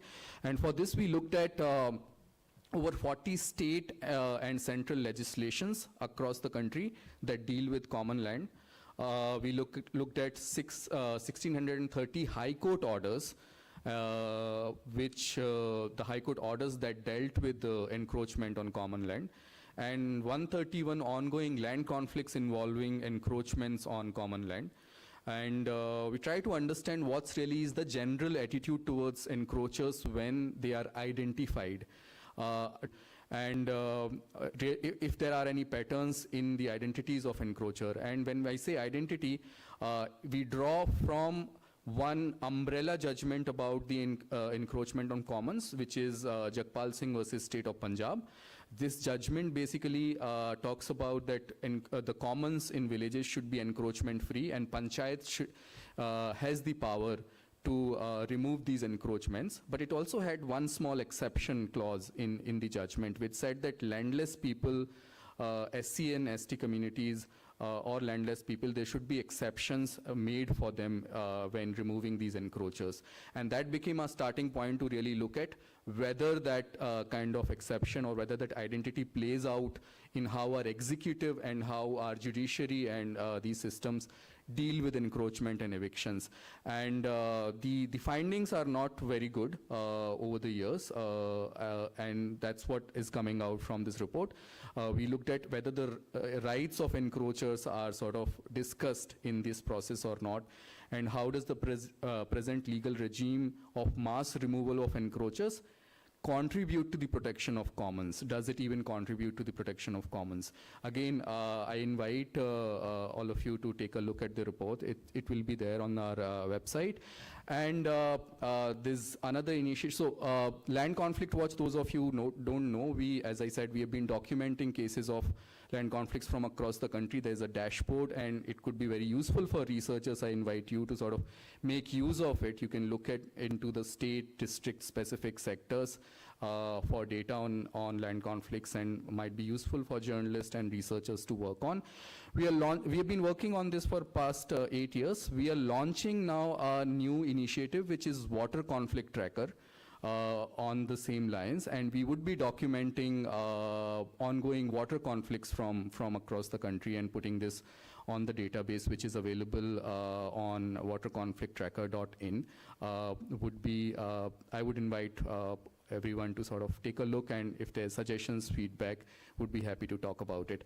So thanks for this space. I would like to invite all the keynote speakers to come on the stage, and if we can release the reports that we have here. Thank you.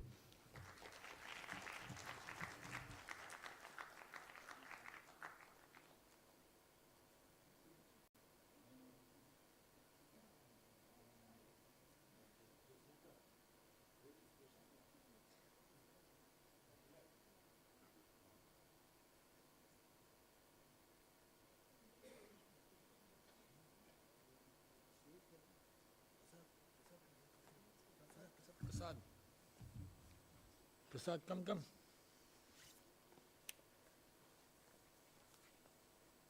are we supposed to do? I think we just hold them. We hold them. Photos. You stand in the middle. Sure. Unless it's the wrong way. Right now?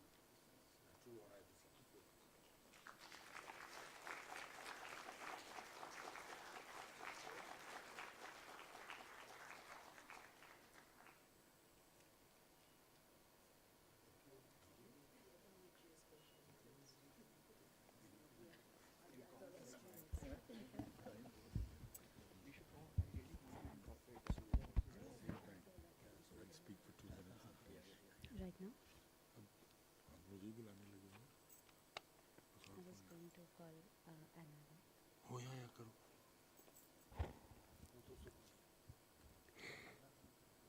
Thank you, Mr. Sambhav and the Land Conflict Watch team for their dedicated efforts. We now request Ms. Anna Locke, co-director of Printex, with the Global Land Alliance, to release the 2024 Printex report that sheds light into the state of land and housing rights.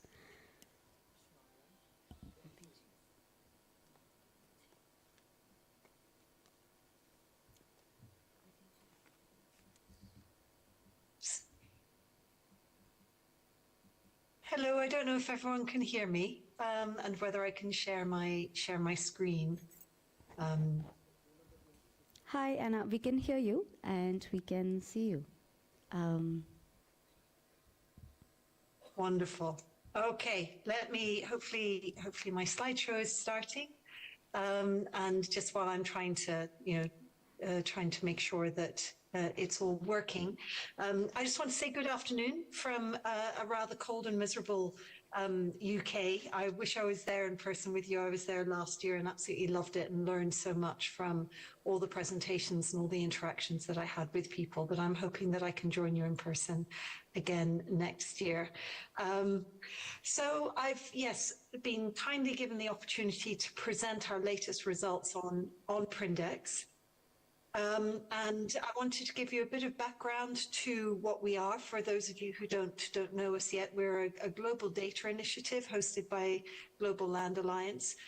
We track tenure security around the world with the aim of providing a host of actionable data, looking at where people feel insecure, who feels insecure, why they feel insecure, to be able to think about what to do about it. And we ask people, we measure tenure insecurity and security by asking people how likely they think it is that they are going to lose access to their homes and their land over the next 5 years. And that means that we have data that's comparable across countries, across different tenure systems. I would say actually, across those different bundles of rights and powers and benefits that Serene, presented on a short while ago so eloquently. And the main way that we do that is in the global data set. We did our first global data set in 2020, which we presented last year at the ILDC, which was looking at 140 countries. Our second global data set looks at 108 countries. And as I said, what we're hoping to do with that data, making that publicly available, is to keep land at the top of the agenda, make sure that it's mainstreamed into different development issues, and ultimately to enable states to take concerted action in an informed way using, robust, high quality data. That's at local level, national level, regional level, with the aim of really highlighting where the hotspots are of tenure insecurity and what states can do to bring tenure security to all. And I want to take you through the main findings from our latest survey. And I would love to have come here and said, we're moving in the right direction. Unfortunately, we're actually moving in the wrong direction. In 2020, globally, over the 108 countries, 19% of people reported feeling insecure. That's now 23%. adults who say that they think they're going to be kicked out of their homes or off their land in the next 5 years. That's nearly 1 in 4 adults that were surveyed. That, you know, is even more staggering when you add it all up and you say that across those 108 countries, that's a total of 1.1 billion people. You know, we shouldn't be in that situation in the 21st century. And we also looked at, you know, where that insecurity is concentrated.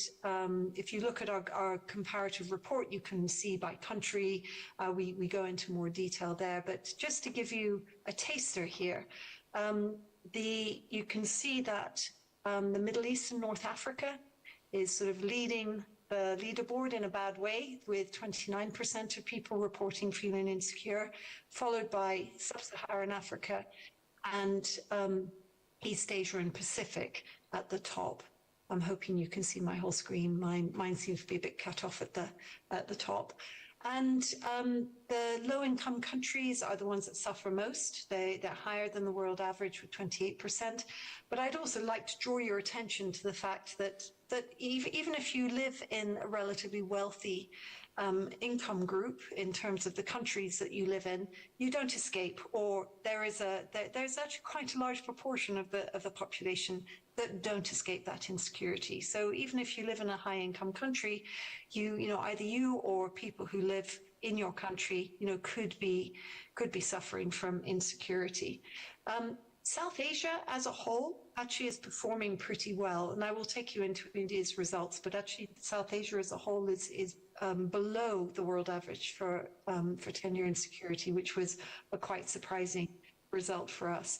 And then if you think about some of the countries that are really struggling, you have the Philippines with 56% and Iran and Jordan, you know, not too far behind actually, and nearly 50% of people there interviewed said that they felt insecure. So when we look at India, actually the results have improved. So tenure insecurity has dropped. There's moderate evidence of this, and it's a relatively small drop, but it's there nonetheless, that 19% people feel insecure compared to 22% in 2020. And if you look at the number of people reporting that they feel secure, or the proportion, that has actually increased significantly by 15 percentage points. And that's mainly because the proportion of people who said they didn't know whether they were insecure or secure, or refused to answer, has shrunk to almost nothing, from 14% of people to 2%. So that's also actually an indication that we can feel more confident about the accuracy of our results. So lots to love there in terms of improvement. But I'm going to draw your attention to some less promising news when we look at what is happening between men and women's perceptions of their insecurity.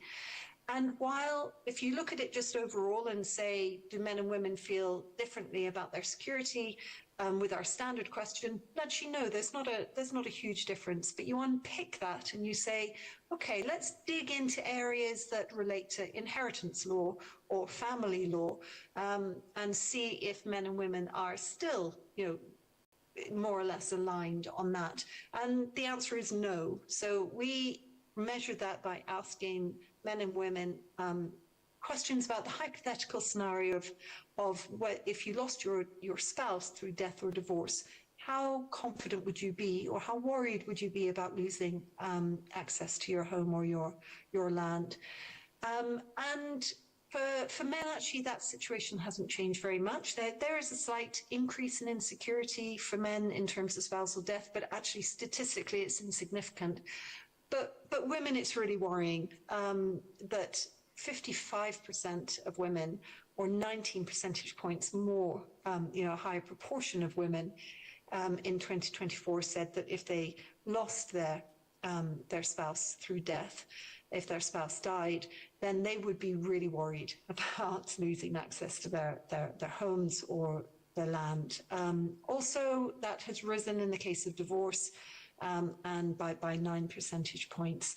So something's going on there. We would love to know from you, who are the experts, why you think that might have happened. And generally, we would love to, work with you to help, interpret, understand the data, and use that interpretation to inform government, to help them produce, design and monitor their policies and programs more effectively, and also to report against international commitments such as the SDG 1.4.2, which is about reporting on how secure your citizens feel. And that can be at national level, it can be at at state level as well. And we have our data available in a way that you can take it and interpret it, analyze it on www.prindex.net. We also think that there's a real role for the international community here, that if we provide them with that data and interpret it from them, we can point them in the direction of defining priorities in terms of their resource allocation or designing and monitoring programs in India. So do please work with us. I would like to end on a positive note. I know Serene is rightly concerned about the outcomes from the CBD COP in Cali. We were very heartened because we had the approval or the integration into the Global Biodiversity Framework of an indicator that is designed to measure collective tenure security, which the Prindex team designed, and that would sit alongside the landmark indicator, which is going to be monitoring the registration of Indigenous people in local community lands. So we know that the hard work has to come, but we feel like we've got a foothold in there to recognise the importance of Indigenous people and local community tenure, often that community or collective tenure. So do work with us as well if you feel that that is relevant for India's case. Thank you all very much, and I really wish you the best over the next few days in what I know is going to be a very interesting conference. Thank you. Thank you so much, Anna, for the enlightening insights. Is also a lot for us to think about. We also invite you to stay on as we conclude the session, and to do so, I'd like to invite our chair, Mr. Deepak Sanan, to offer his remarks and reflections on today's discussions as well as the conference theme.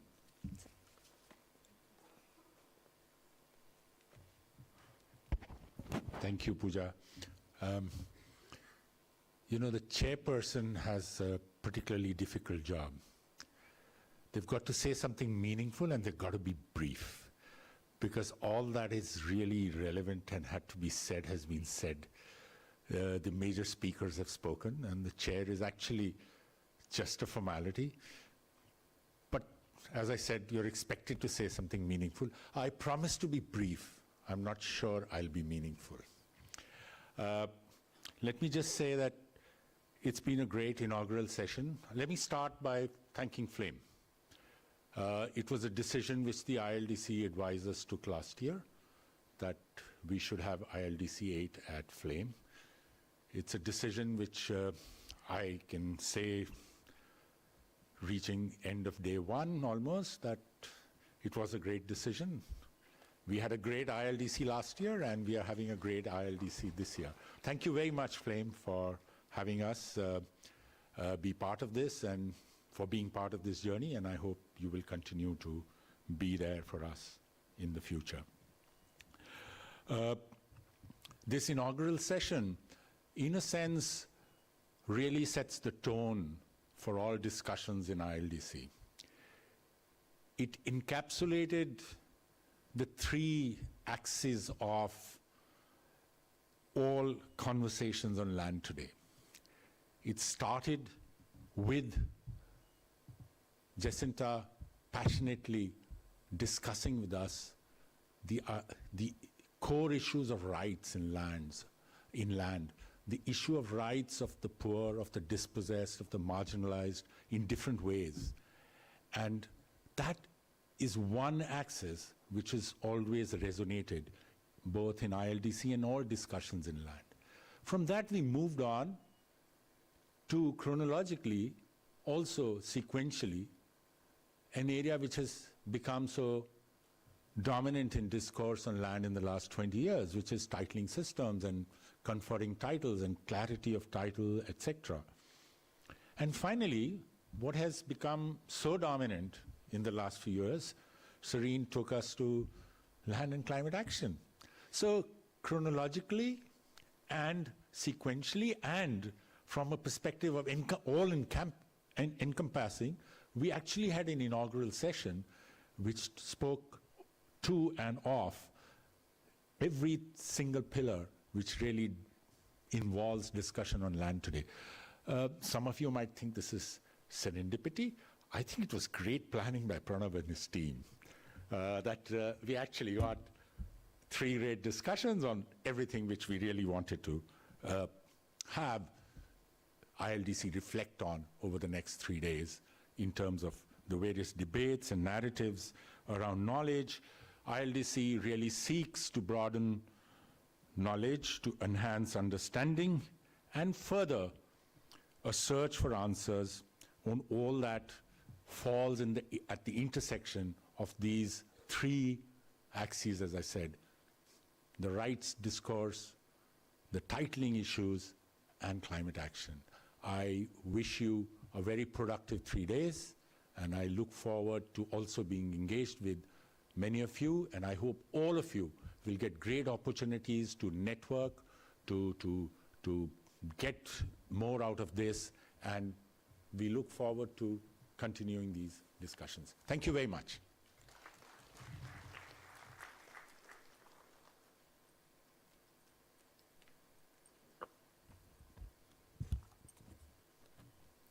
Thank you, Mr. Sanan, for your reflection. Now, as we draw the inaugural session to a close, I invite Dr. Prasad Pathak to deliver the vote of thanks, please.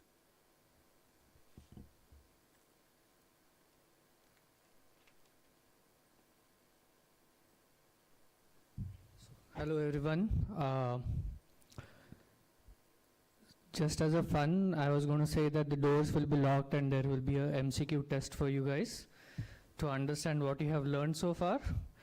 But funs apart, I think this is a great event.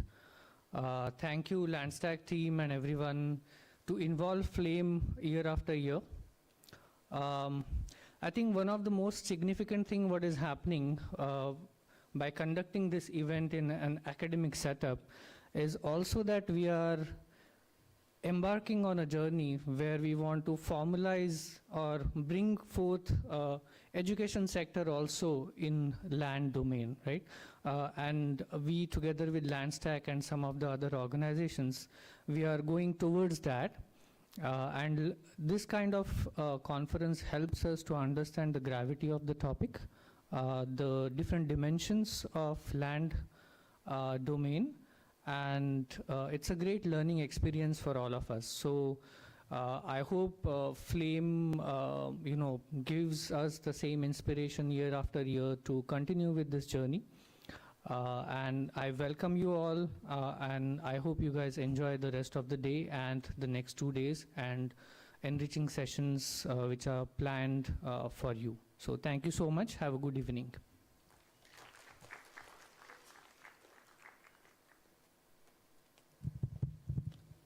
Thank you so much, Dr. Pathak, who's the Associate Dean of Research at the Flame University. And thank you to all the speakers as well as participants for this powerful start. We hope the conversations continue to spark ideas and foster collaborations. Enjoy ILDC 2024.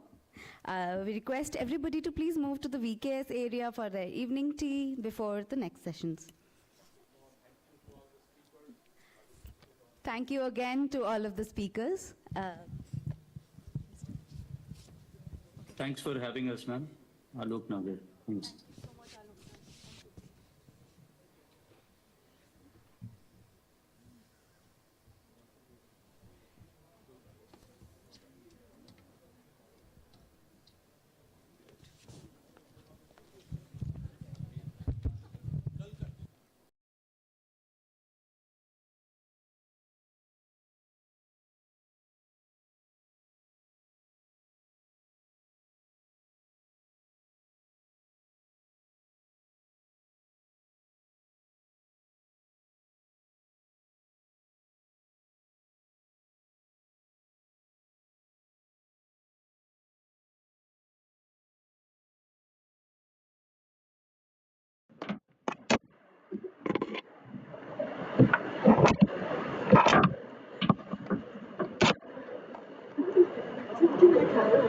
one of those times जहाँ पे thought behavior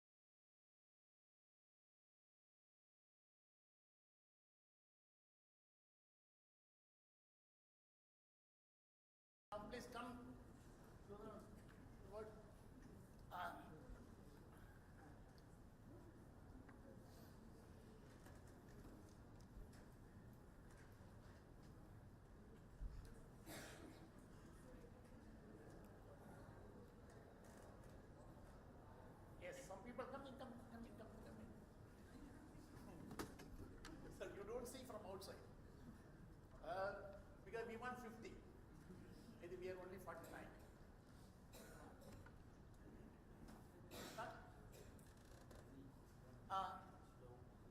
Everyone is in place.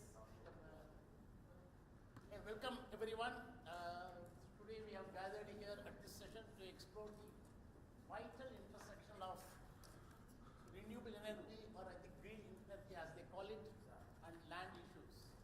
A topic of growing importance in our push for sustainable development today. As we shift towards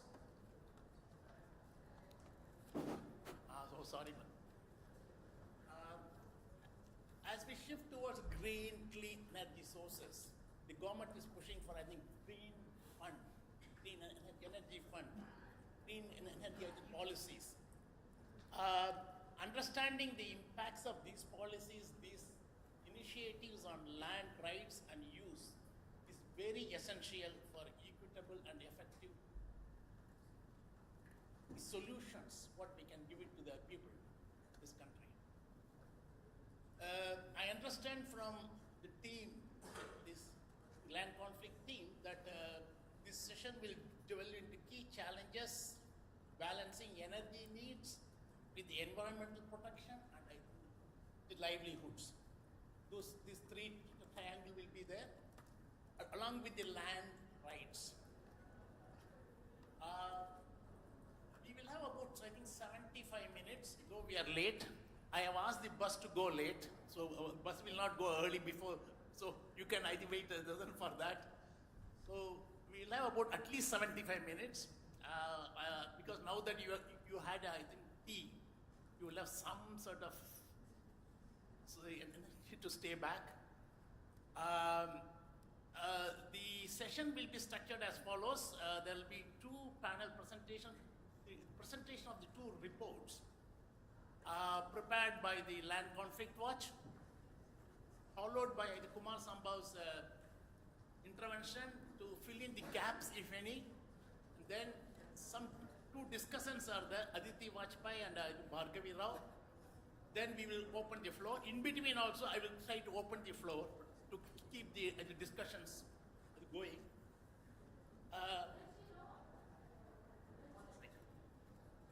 Thank you for coming. Thank you for coming. That now we have got a full house.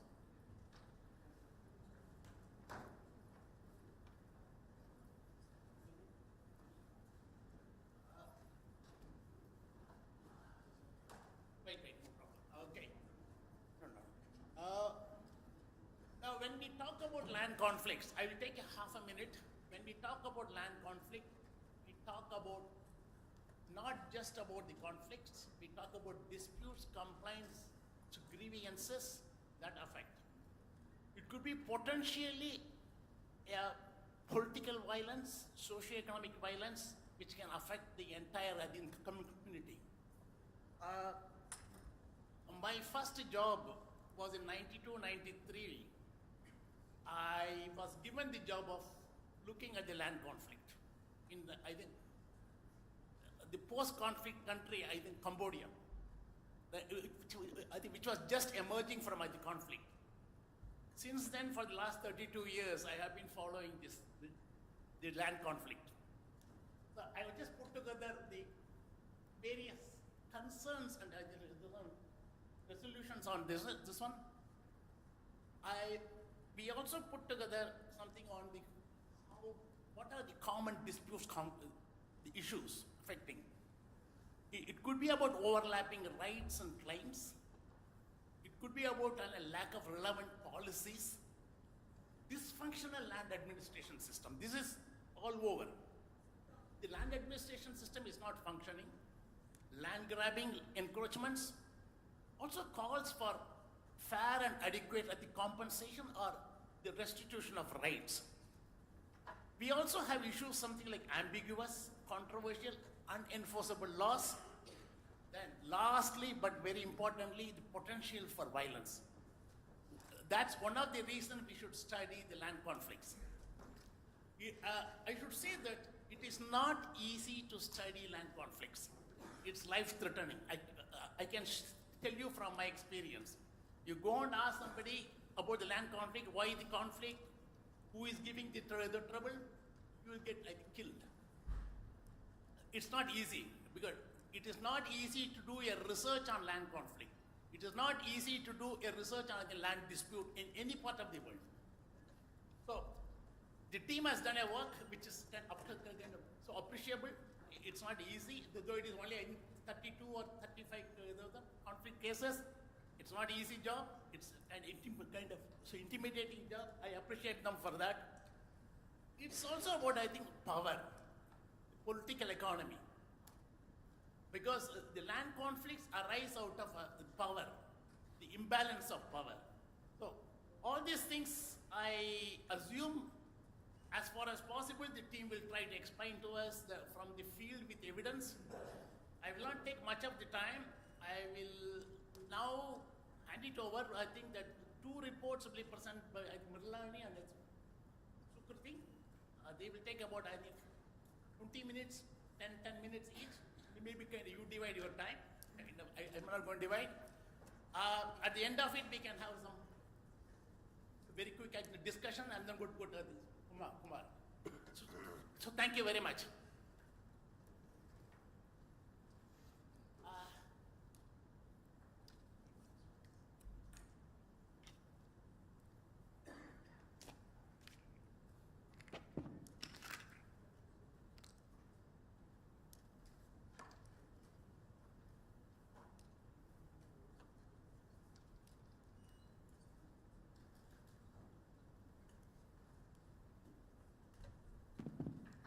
Everyone hear me? Okay. So thank you, sir. We've been discussing for the past few hours the importance of land in climate policy. So one of the major things that take place when land is not recognized and acknowledged as a problem is that there is conflict with the stakeholders. So we at LCW are currently studying conflicts caused by 2 initiatives which have been talked about a lot, to help with climate change mitigation. One is renewable energy, and the other one is afforestation drives. We are still yet to conduct a deeper analysis on the 2, but we do have an interim a report for both. So I'll first quickly run you through our basic methodology. I'm just running you through it basically. It's a basic run through of what we do, of our methodology. You can take a look at it on our website, landconflictwatch.org. So what is a land conflict exactly? A land conflict is defined as any instance in which the use of, access to, ownership of, and or control over land and its associated resources are contested by 2 or more parties, and where at least one of the parties is the community or a group of families. So like I said, we have a set methodology. We have researchers across the country who file case studies of land conflicts, and we collect data for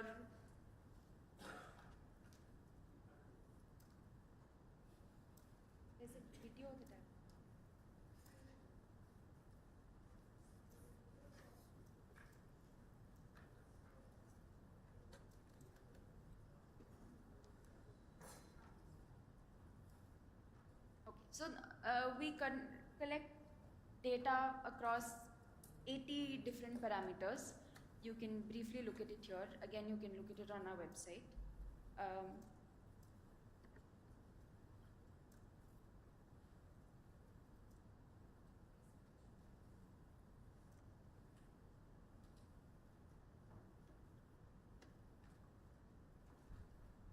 Okay, so this is our dashboard. Again, this is our website. You can take a look at the website and filter out the conflicts.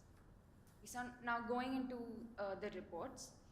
So LCW's ongoing study is on renewable energy and land conflicts is attempting to go beyond site-specific particulars in order to identify common issues, patterns, and trends across conflict sites. So there is a lot of work that exists on land conflicts due to renewable energy projects. What we are attempting to do is sort of put together a lot of these case studies to identify trends. Like Sir mentioned, we have 31 conflict cases till today that we have verified and analyzed. These 31 conflicts affect almost 44,000 people, and they're spread across 32,410 hectares of land in all. 9 of the projects which are causing conflicts have been completed, while 9 others are still being constructed despite protests. 5 projects have been stalled due to protests, and 1 project was actually scrapped because of the protest. And overall, 7 of these 31 conflicts have ended on the ground, or rather they remain inactive. Okay, so this will show you a distribution of the conflict across states. Like you can see, Rajasthan and Gujarat has the maximum number of conflicts. In the recent report released by the Ministry of New and Renewable Energy, I think they released it just last month, they have also mentioned that Rajasthan and Gujarat have the highest number of renewable energy projects across the country. So what is the tenure type of land affected by renewable energy conflicts? So you can see here that 48% of the cases involved just common land alone. They were situated on common land or community-owned land. There were 32% of cases which were spread across both common as well as private land, and almost 20% of the cases where only private land was involved. So what were communities using these lands for, the conflicted land? Again, like you can see here, a huge portion of the cases involved the takeover of land that they were using for cultivation, agriculture. So the communities, even though it was common land, they were using it to cultivate and earn a livelihood from it. In about 11 cases, they were used as grazing land, and in 4 cases, it was used as residential area, meaning people had to literally be uprooted from their houses or places of living in order to, put up these projects. What were the demands of the affected communities? So in 42% of the cases, the demand was for the legal recognition of their land rights. A lot of people didn't have pattas, so some sort of legal recognition they were demanding to protect their land rights. And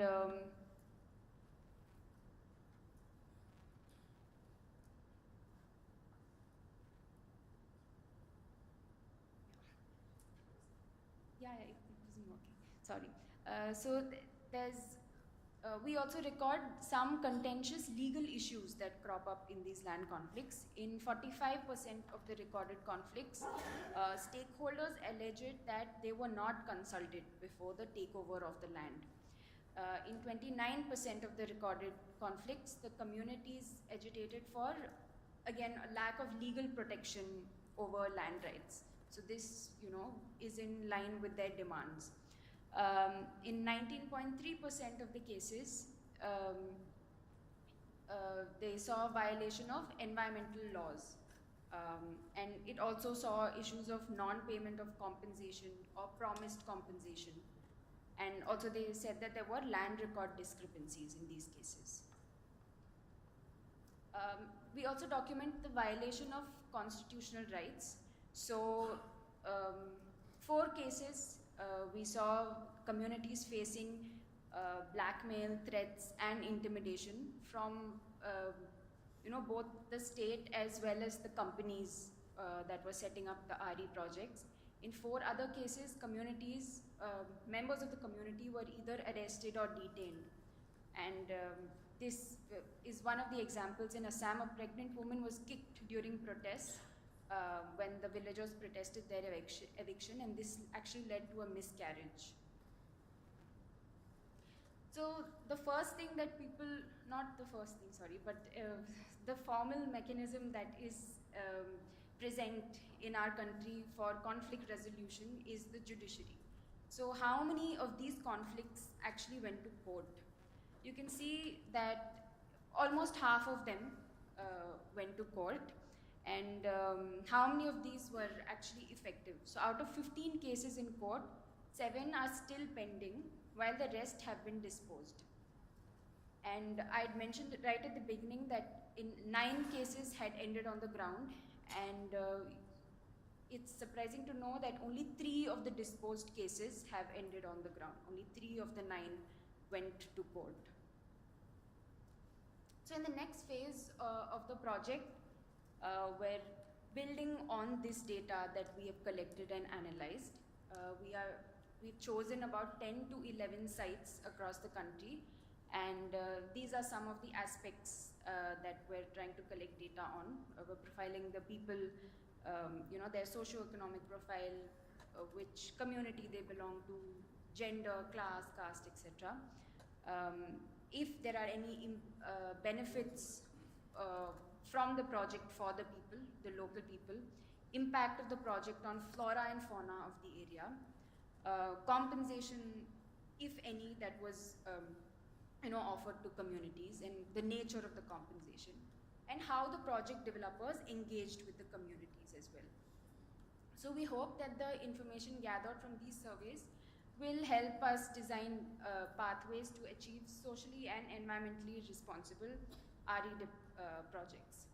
So our objective, like I mentioned, is to collect information from the ground that highlights the importance of social impact assessments, environment impact assessments, etc., which usually RE projects are exempt from. So moving on to the next study, the climate action, though imperative, is leading to increasing demand for land across the globe, like we've mentioned. As part of another project, LCW has been documenting land conflicts arising due to afforestation drives over the years. So we have conducted an initial analysis of these conflicts. We have about 30 updated and verified cases of land conflicts caused by plantations or afforestation drives undertaken by the Forest Department.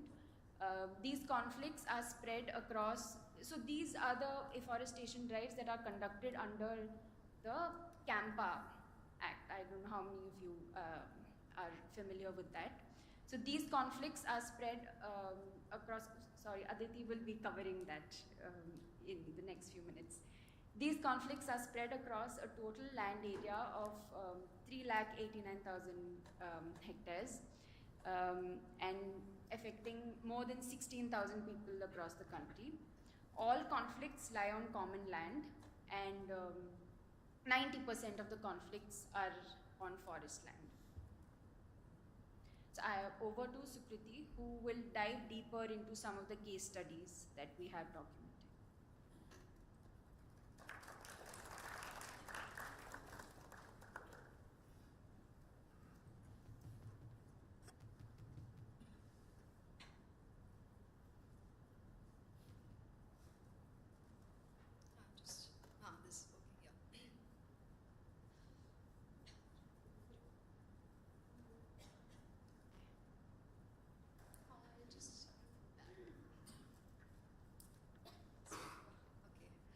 So I'm just going to briefly and quickly talk about how the renewable energy conflicts that we have mentioned in our report, how they play out on the ground.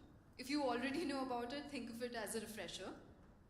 So most of the conflict arises when the land is taken over for the green energy projects. So there are 2 ways of doing it. Either the common land gets leased, or the private land gets sold or leased out to the companies. So when we talk about the leasing out of common land, it happens more because it's easier. These projects come up in places which are far off, they are quite distant, the population density is very low, and there's a lot of land available which has no private ownership. And so all the rest of the land, even the commons, they are recorded in the revenue as government land. And government land is very easily can be allotted to these companies. Why? Because the government is willing to give that land to the companies. They want the investment in the states, and so they can easily just do the process. Plus, for the companies, acquisition for large-scale project, it requires a lot of approval. So it's just easy to deal with the government. So, as we know that the commons, the village commons in our country, they don't have great recognition, and they comes under government land, and the usage in most cases is written as wasteland. There is a colonial legacy to it, which I'll come to, but also sometimes it's done deliberately at the revenue level. There's a lot of corruption, because if you call them wasteland, that they can easily get diverted for these projects. So what happened in those common land is that all kinds of things are happening. Farming is happening. For instance, I will focus on two areas, Maharashtra and Rajasthan. These are the places where I've widely traveled and surveyed and talked to the communities. So for instance, in Rajasthan, erstwhile pastoral communities, the idea of private property is not very common in that area. There are many people who just farm over the government land, and they pay a trespassing fine to the government, and it's okay with both of the parties. They are happily doing it just because they have to pay a little amount, and for the government, they are just getting revenue out of the land. So a majority of land, more than the private land, the commons are used for farming, and that land is being diverted to these projects, because on record, it is government land, it is wasteland, no farming is happening. Same is the case with the grazing land. A lot of livestock, because these are the pastoral communities, they have a lot of livestock that depend on the grazing land. Now that land can also be called charga, but that is not the case. So there are many villagers who I talked to, they said that, they used to have like 100 cattle, and only 5 of them have been left because there is no grazing land anymore. They had to sell the cattle, and also because these projects restrict the access of those cattle. So you have the solar panels, it's very difficult, even in case of the wind turbines. It's just risky because there are many who gets electrocuted and they die. So those are the cases as well. Then the water catchment areas, the areas where the water gets collected and then flows into the water body. Again, these are the common lands called as wasteland. All is going in these projects. Then the forests which are not conventional forest, in a way, not the tall trees, dense trees. For instance, in Rajasthan, you have orans. So there are the indigenous trees, they are revered by the communities. And these are also the land that are being diverted for the project, and on paper, no tree is being cut. You can see the picture of a tree from the oran is being cut, while the company is saying, oh, nothing is happening, there is no effect on the environment. So that's the case there. Even when it comes to the buying or leasing out of private land, so earlier private lands were sold to the companies, and they were given a very meager price for the land. So there was a huge protest that happened in Sangli and Satara, where the demand was that we need the land to be leased out instead of being sold, because the ownership will not change. I recently traveled to those areas. I went to Sangli, and in most cases, Gram Panchayat, they get a developmental fund, yearly annual fund, but those individual farmers they only got a small one-time payment. There's no periodic payment that are getting, even in the case where they say, oh, land has been leased out. Many of the villages, the land has not been returned back in ownership. And this was actually the case which created this movement all over the country where, okay, from now on, leasing out the land is such a revolutionary thing. But even the place where it started, it has not implemented properly. Then also the lands that are not leased out or sold, they get affected. For instance, in the Western Ghats, when the windmills came, they were installed on the hills, on the top of the hills, in the forest land. The villagers didn't even know that the land they can claim under Forest Rights Act. And they said, okay, this was a government land, so that has gone, we can't do anything about it, even though they depended on it for its sustenance. Now, hills were cut, forests were diverted, windmills were installed, and every monsoon, the water catchment areas has been destroyed because of that, and every monsoon, the area witnesses landslides, it witnesses flooding, and obviously no compensation they get. Because on paper, nothing has happened which is illegal.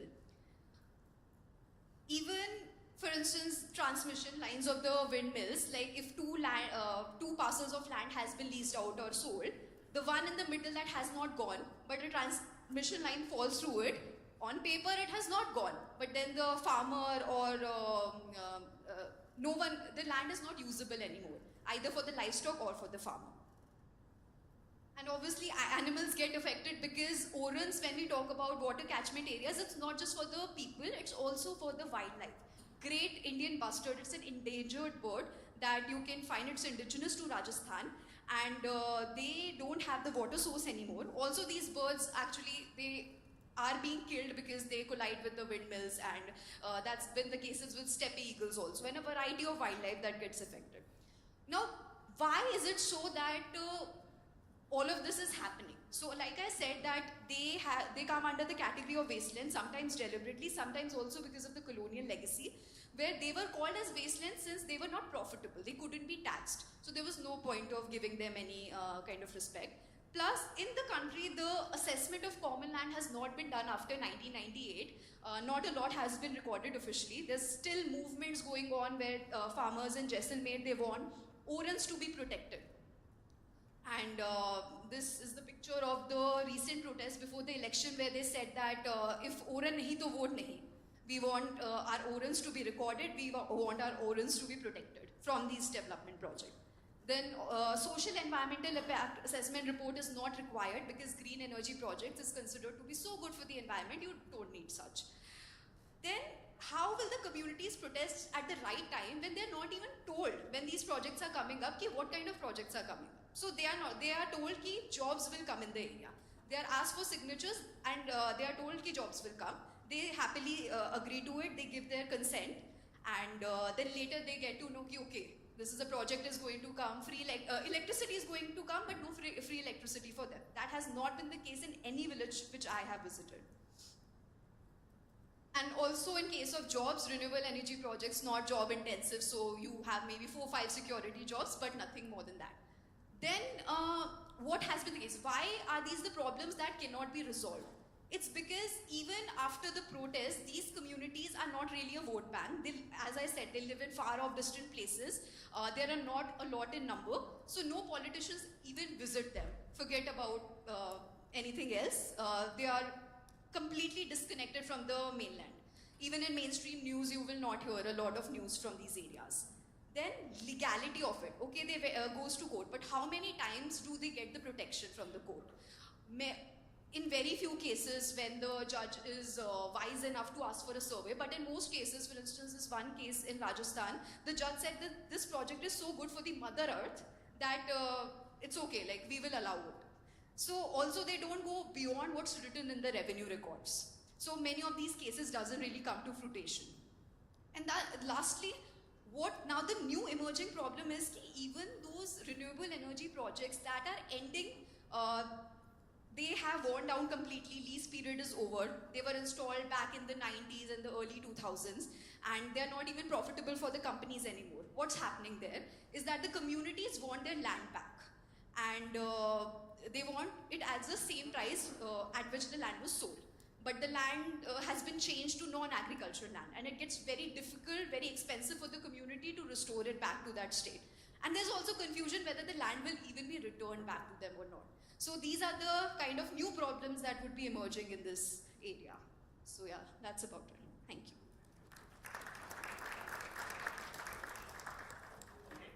Now, we'll take 3 or 4 questions from the floor before we go to the discuss, because they gave a very intense presentation. Can we open the floor for 3 or 4 points, remarks? Yes. Yeah, I have a question, especially with the windmill situation. Can't you hear me? We have the mic. The mic is on. It's on, it's on. Yeah.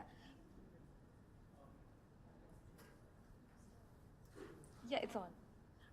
Yeah, so my question is for the windmill farms. So are there because when I went to Gujarat, so what I saw was 1 or 2 windmills scattered around an area, right? Is that the case that you saw, or is it like solar farms where, you know, a huge tract of singular land is converted into? So what kind of pattern did you see? So in solar panel, it's the singular case where lot of the panels are in the same site.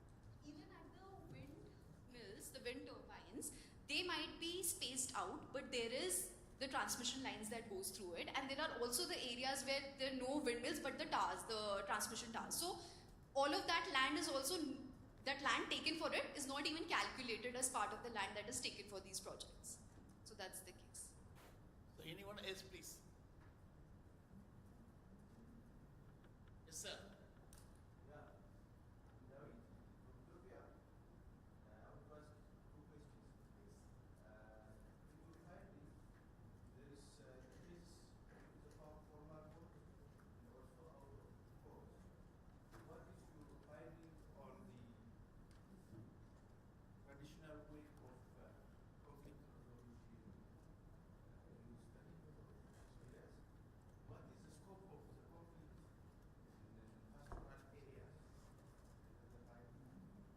How are the conflicts resolved? Whether it is through the formal or informal system.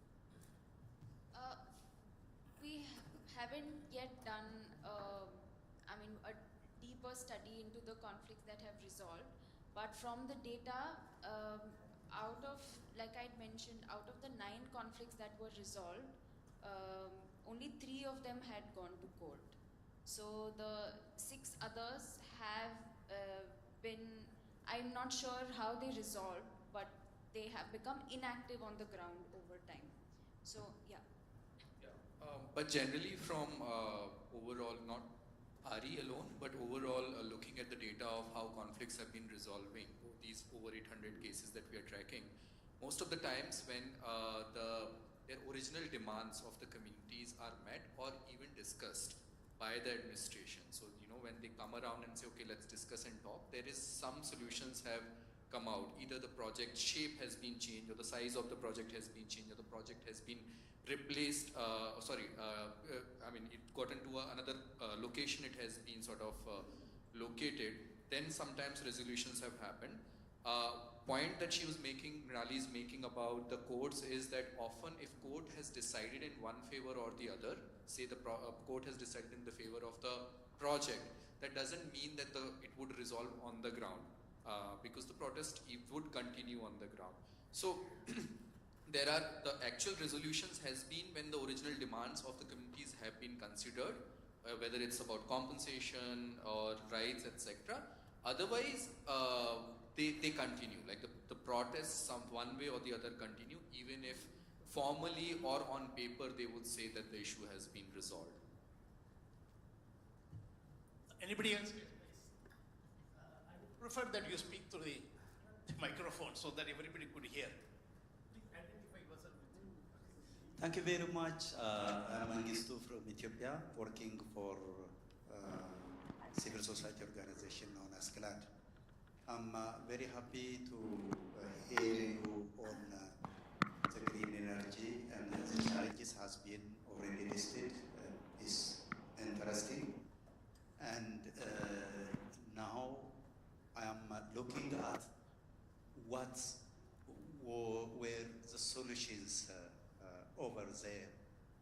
We heard about the problems, and also regarding this solution, what were the role of communities who also take the floor to mobilize and to just aware the communities. And I want to see the role of civil society organizations there. Thank you.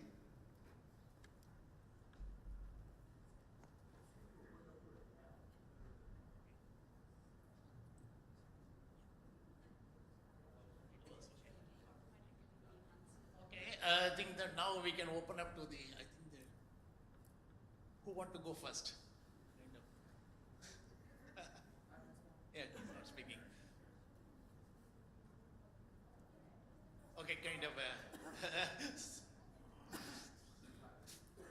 Okay, go ahead. So many of the questions that are probably in your mind will get resolved. See, renewable energy projects were removed from the purview of environmental clearance way back in 2009. In 2012, it was challenged at the National Green Tribunal by the organization where I am a trustee. It is called Environment Support Group. And the NGT Southern Bench told MOEF, that is the Ministry of Environment and Forest and Climate Change of our country, to revisit that decision of having removed solar parks from the purview of environmental clearance. But MOFCC didn't do anything about it. They continued to say that solar parks are benign and they don't need environmental impact assessment, they don't need environmental clearances, they don't need anything. You just have to get no objection certificates from the local forest department, water department, the local panchayat. So that's the answer to your question. So talking about how renewable energy projects are unfolding in the country, what LCW just presented is a classic case of how the entire country, you know, we are soon going to have solar panels across the country. And it is going to displace agro-pastoral communities. These agro-pastoral communities know nothing else to survive other than that. And their life is revolving around both agriculture and pastoralism. And it is dependent on the commons. So in case of renewable energy projects, in addition to taking private agriculture land, the common lands are also pooled together and parceled off. And it is parceled off to all these big developers, the big corporations in India. But if you look at it from a legal perspective, non-conventional energy is a function of the panchayat. According to the 73rd, 74th Amendment, which came way back in 1992, if you go back and look at the 11th schedule, 12th schedule, it is very clear that non-conventional energy should be done by the panchayats. So decentralization is a way to move forward. That's another answer to your question. So cooperatives, decentralized solar parks, the panchayat should be able to decide how much land they can give for these kind of parks. And then solar parks have to coexist with agriculture and pastoralism. You cannot have it in isolation. Because again, a large section of our population depends on agriculture. So what has happened, I'm speaking from the experience of Pavagada and Assam. I was part of the fact-finding committee that went to Assam. And there is a beautiful report called The Anatomy of a Solar Land Grab. I would urge all of you to read it because that is where police force was used to grab the land. And the land was grant land. At some point, the state had given that land to the poorest of poor people, and that land was taken away by, you know, kicking and hitting and using a lot of violence. And another interesting point in the country is we all know that, you know, NGOs of the country worked very hard to fix the land acquisition issue. The eminent domain kicked in all mega infrastructure projects and threw people left, right, center out of their lives and livelihoods. So systematically, groups worked and brought in the first set of fair compensation processes in 2010, then in 2013, and then in 2015. The final 2013 Land Act has been put in cold storage. None of the states have, you know, there is no zero uptake of the latest provisions. And there is a dodging of this Land Acquisition Act, the fair, what is referred to as LAR 2013. Instead, the state is finding dubious ways to appropriate land. And one such dubious way is the lease method. So it is lease, direct purchase from the farmers and by threatening and beating and using force and violence. So when it comes to lease, you will assume that it is a fair process, you're all invited here and we'll decide the lease amount. It is not like that. So in Pavagada, what they did, they hired retired government officials, asked them to go around talking to all the villagers in all the 5 villages, and the retired officials convinced all the villagers. They've taken 13,000 acres and it's not a joke. And it's all double fenced. You can't enter inside. There are CCTV cameras everywhere. So that was how land was appropriated. Common lands are appropriated. Common lands again come under different, every state has its own laws under the Revenue Act. So in case of Karnataka again, the district collector holds the ultimate power to make that decision. So in the case of Karnataka, there is a rule 194 under the Revenue Act where it gives this power to the DC to decide based on the number of sheep and cattle, he can decide how much land should be there for grazing purposes. So it's very obvious they fudge these numbers. And even that we challenged in 2012 at the NGT, and all these institutions anyway violated the NGT order. So in this context, state after state is fudging the revenue data to show that common land spec can be given, and we already heard enough about wastelands. So what is all this leading to is the next question. So in all these areas, they're promising jobs. In 13,000 acres in Pavagada, there are only 2,000 jobs. 0 women. Skill building is happening, but skill building is happening in urban areas. 0 skill building in rural areas. And the prerequisites for skill building is something very high. They need to have something like a diploma, ITI, which our rural children don't have at all. So the next layer is girl children are being pulled out of school, child marriage is happening in Pavagada. Newspapers have reported it. I'm not seeing it. Trafficking has started in Pavagada area. So, you know, these children are giving birth. They're 12, 13, 14, and they're giving birth. It has also led to food insecurity at the household level, because even in 1 acre of land in India, farmers know how to grow that one crop which will, you know, be their staple. So today there is no staple. The men have migrated out. There's very little food at the household level. These children are getting married. Their bodies are not ready for, you know, childbirth. So maternal mortality, infant mortality, malnutrition, stunted growth, all of this is going to restart. We haven't even done our census in 2021, so we don't know. So this is a problem that is unfolding. A lot more research is required. A few new researches have come about in terms of quantitative data. It's interesting to read them. It's easy to find them. You will find them. So the answer to this is decentralized solar panels and rooftop solar panels. Cities can have their own rooftop panels. There is no need to have large solar parks and draw all that energy into cities. The energy from Rewa, Madhya Pradesh goes to the Delhi metro. The energy from Pavagada comes to Bangalore. And all around, you know, we have disturbed habitats. In Karnataka, it is the black buck habitat. Again, Karnataka was also home to the Great Indian Bustard. Karnataka, Andhra, Maharashtra, Gujarat, Rajasthan were the home to the Great Indian Bustard. And the NGT judgment very clearly said Karnataka has to come out with a state action plan to conserve its GIB. Karnataka did nothing about it. The last count was about 6 in 2012.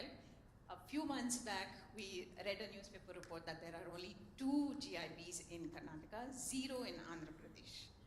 So, you know, this is the state when we are not paying attention to habitats, we are not paying attention to these threatened species, and we don't know what lies ahead because we are removing key species from ecosystems, and we don't know how we are disturbing the food chain and the food web and its impacts on human beings eventually. I'll stop. Thank you.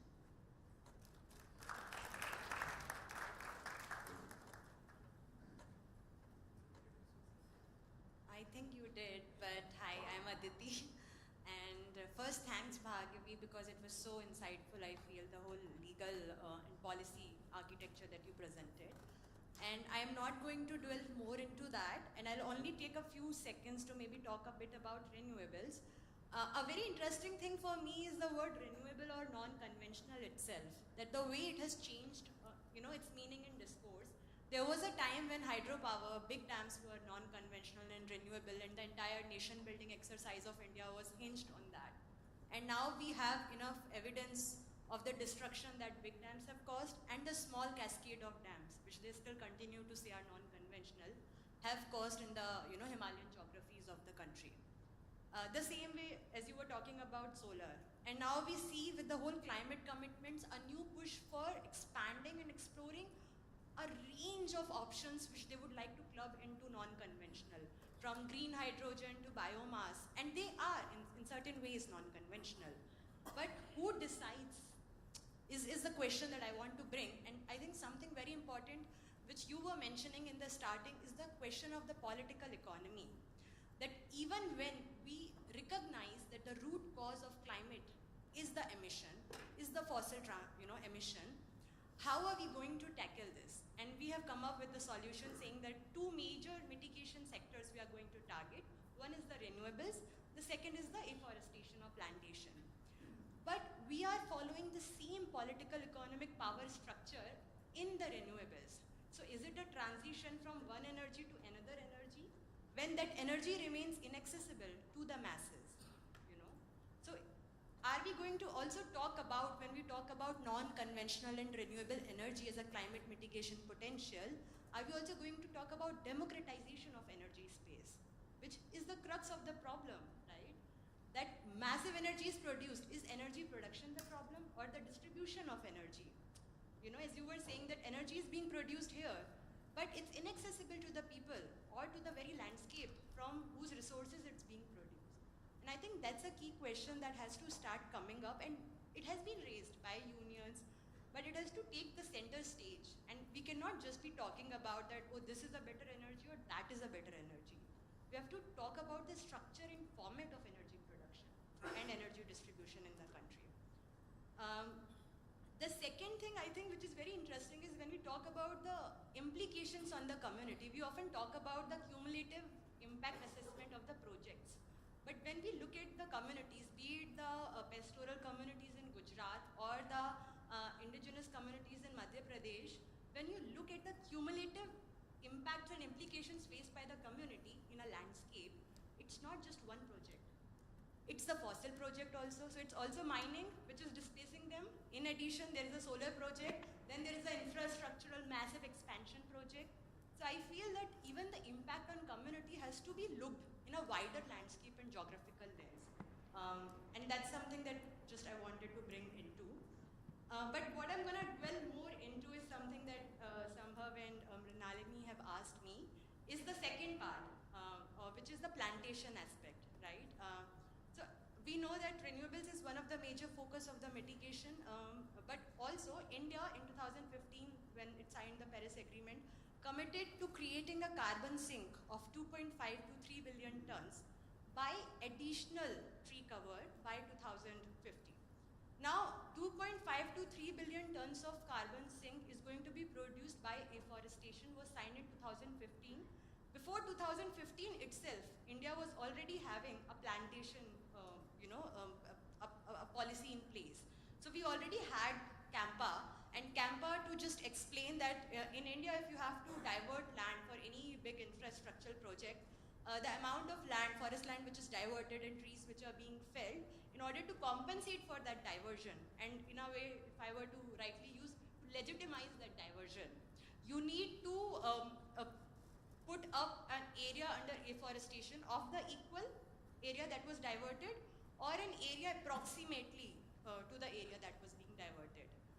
And this was done, there was a whole act of 1980, Forest Conservation Act, under which this whole diversion happens. And under the CAMPA Act, the Compensatory Afforestation Act, which is a state-run scheme, the plantation was carried out.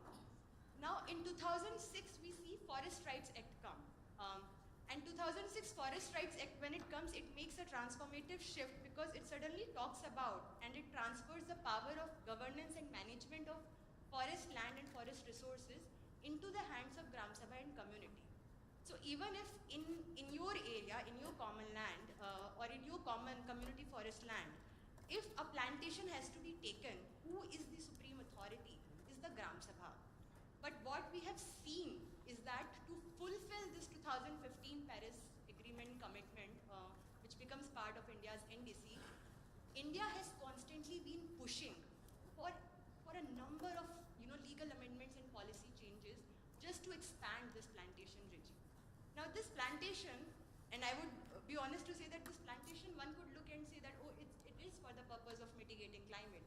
but it is also a response to a democratic regime of governance that was established in 2006.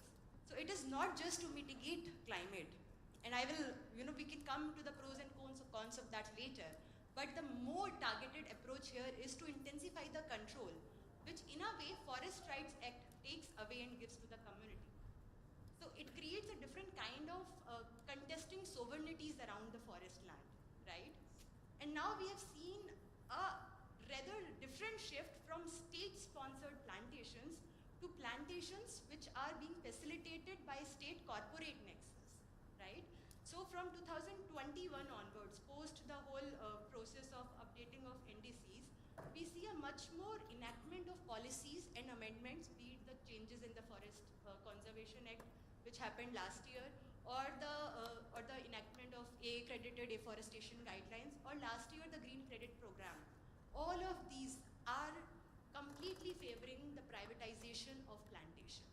That more and more private players can come in, the State Forest Department can facilitate this plantation for them. And this is going to happen through the creation of land banks.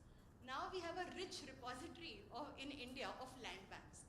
Now what are these land banks? These land banks are all common lands. And most of these land banks, just like the renewables, get classified as degraded land or wasteland.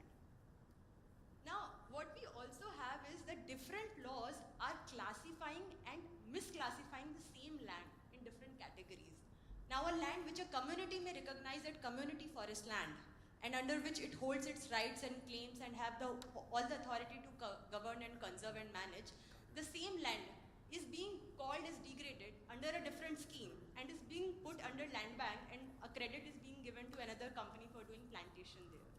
So I think a big question that comes is this contesting, legal and policy changes which the state is constantly introducing, and what it does is not just land grab, but on the very everyday basis, it restricts their access, it sort of relinquishes their rights, and it also delegitimizes the authority that the Forest Rights Act still sort of, puts forward into the place.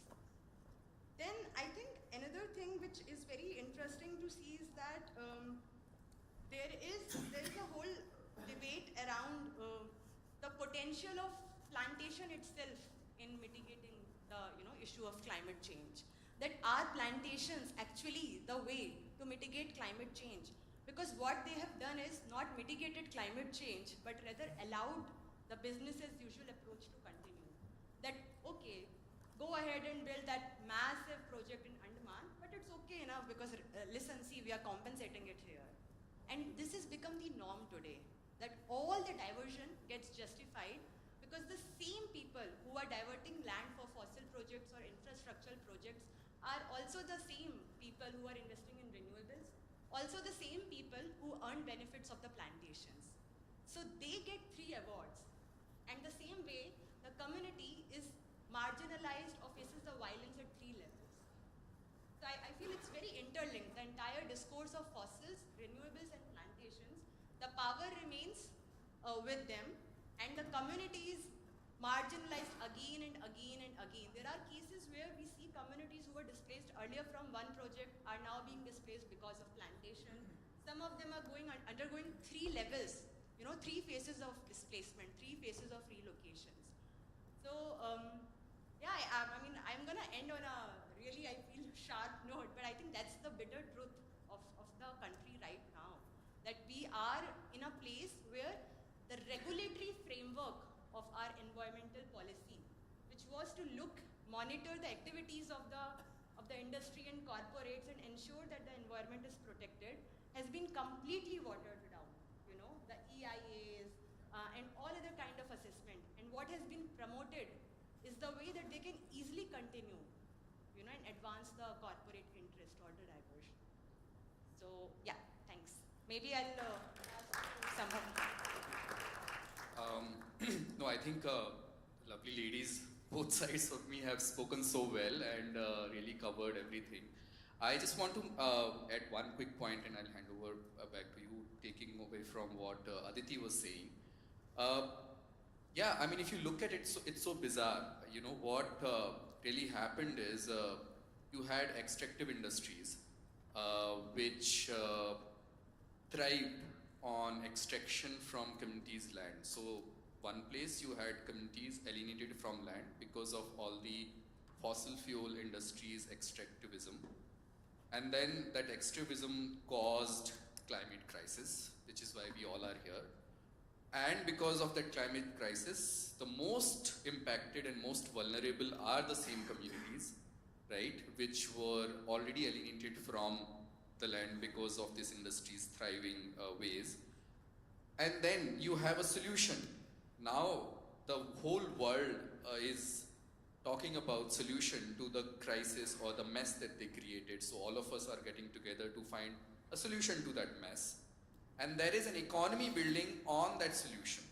So you have a green economy, what we are talking about, and you have all the rich and powerful of the world coming together to find solution, building an economy on that.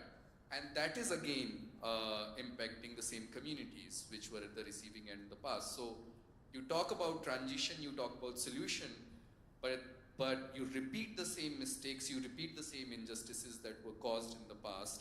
And you know, there is immense talk about just transition.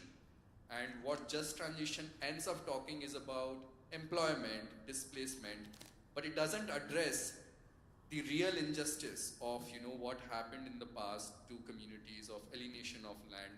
And should the new transition, or it shouldn't just be the energy transition, but really the just transition, should it also repeat the same injustices? It has to sort of be in, if it has to be just, it has to address these fundamental issues of the power of politics, right? And you know, the way any economy develops, the moment they find an opportunity to build a new model of economy, which is right now renewable, which is right now plantation. As Aditi was talking about, renewable we all understand. Climate policy, we had a national forest policy in India, which is 1985 national forest policy, which clearly says that the right, first right over forest is of communities, of people. And this policy has continued till now, until last 4 or 5 years. And you know, no law can go against a policy. So policy is like the larger sort of set, and then under which laws are framed. That's why we have Forest Rights Act, because we have a policy like that. But there has been a constant attempt to change that policy and remove that clause of, you know, people have the first right, and make businesses and commercial interests have equal rights over forest. And that's why you have the new mechanism where plantation is being pushed. So you have NDCs, you have climate targets, you have renewable energy targets of how many gigawatt in 2030? 500 gigawatt in 2030, which requires immense amount of investment. And so everybody, like Aditi is saying, all industry which were in the fossil fuel sector, now they see an opportunity in renewable energy because the government has a target. Because it has a target, it doesn't want to get into surveys, it doesn't want to get into impact assessment, because you have to meet targets. And nobody wants to really do the complex thing of assessing what's the impact on communities, what's the impact on the environment. And that's why after so many people raising the question that it's not, it has to be assessed, it has to come under EIA, SIA, this is not sort of really being implemented. So yeah, the question of political economy, the question of power is really not changing when we are talking about this transition, which is, I think, the question that all of us need to raise and reiterate and keep raising. Excellent. I think that Aditi, Sambhav and Bhargavi, they have provided us a lot of insightful perspectives and also thought-provoking ideas. They also highlighted some of the challenges. The privatization of lands, common lands, grabbing of common lands. I remember in the 1990s to 2010, we used to talk about large-scale land grabbing in Africa. Ethiopia also was one of the countries that I have done the work on the Ethiopian thing, where the large-scale land grabbing was happening from, I think, 1996 to 2015, 28, it was happening, and then got this one. So this is something like a large-scale land grabbing in a very different pressing, if you want to call. Land banks, I really have major issues with the land banks. I think that we have fought all over the world about the land banks. So it has been promoted for infrastructure development, housing development, whatever it is, land banks are a big issues. Then I think the regulatory frameworks, it has been diluted with every law. I understand that we have about 217 laws in India today, laws, so regulations, everything, which gives the loopholes for these guys to kind of, this sort of businessmen to go ahead. The extractive industries has a big issues, where the mining, all those things. I think the larger question is where I think Serinho said 1 hour ago, what is the land question in the green energy? If we can answer that land question, I think green energy, if we can kind of examine from our own perspective, from our own context, I think we would have done a great job. We would have done the justice for the very poor people. I think justice for the very poor people is very missing. Now, I would open up now with these few points. Please feel free to raise your hands, and then please keep your interventions or whatever the remarks or the questions to 1 minute. Please don't exit, because we are already, I know that we are kind of exiting, but it's fine. Bus will not leave without you. Yes, please go ahead. Once again, I want to raise one question. Yeah, please. My brother mentioned that you have a national forest policy which is under implementation. What about your land use policy and its implementation in order to minimize such conflicts, whether it is on renewable energy or other investment activities in your study? Land use policy.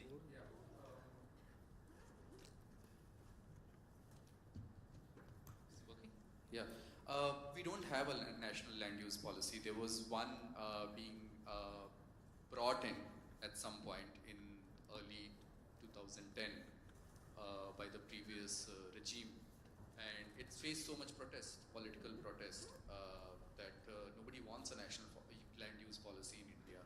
So states have their own laws. Everybody, different land is put to different uses. A state has all the sort of control over it. And it's arbitrary, so we don't have a policy, unlike a national forest policy. And we know why there isn't. When the draft was enacted, it was in 2013 by the Agriculture Ministry, Rural Development Ministry. The draft sort of took into consideration issues of landless, issues of people owning excess land beyond a certain limit, and why land reform, which was a thing in the early years of after independence in India, where there was a proposal to redistribute land from large landowners to landless people. All these provisions were sort of trying to be revisited in the national land use policy, but that policy never saw the light of the day, and it remained the draft because of political opposition. We also don't have, I think, land law. There is one country with the... Yes, please go ahead. Yeah, am I audible? Yeah. For private owners, there's like land title, and for common property resources,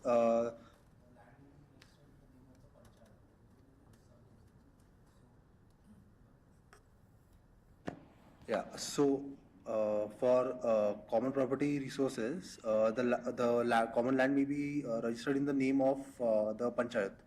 So has there been any conflict where common property resource has been registered in the name of the panchayat, and that has been like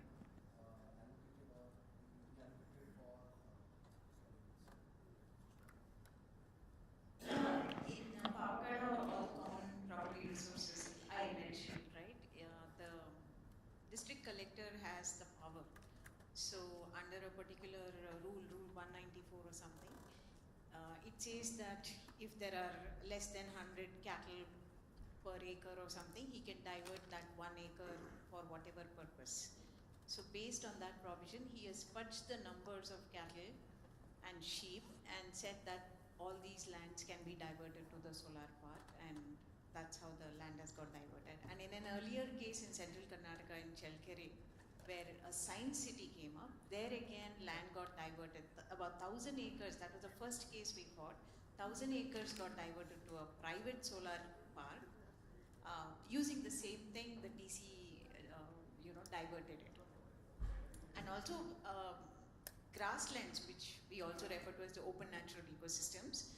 In every state, they have special protection. In Karnataka, they enjoy the district forest status protection. And there was a court order saying that these district forests should not be diverted for any other purpose. That court order was fudged, saying that the court order says that it can be diverted for public purpose. And it was diverted. It's all there. So there's another report called Forfeiting Our Commons, written by the EST team. I would urge you all to read that. Anybody else? Yes, please. There goes at the last one. I have three questions. Multiple questions, please.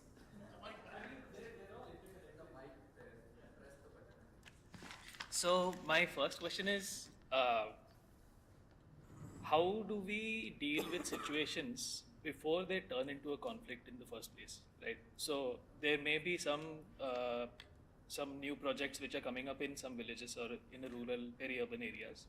How do we stop them from turning into a conflict in the first place? Secondly, what are the real world applicable solutions to such conflicts? Because I think decentralization is a solution, but it puts the pressure on the locals than the policymakers, right, or the governments. So if you could comment on that.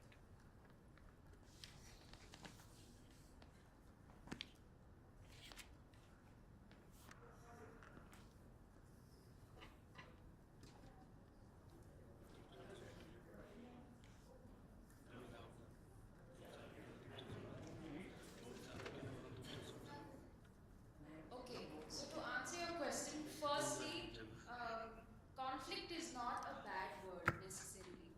So the fact that there was conflict in all these places is that people had some sort of negotiating power to come and speak up against, the unfair takeover of land.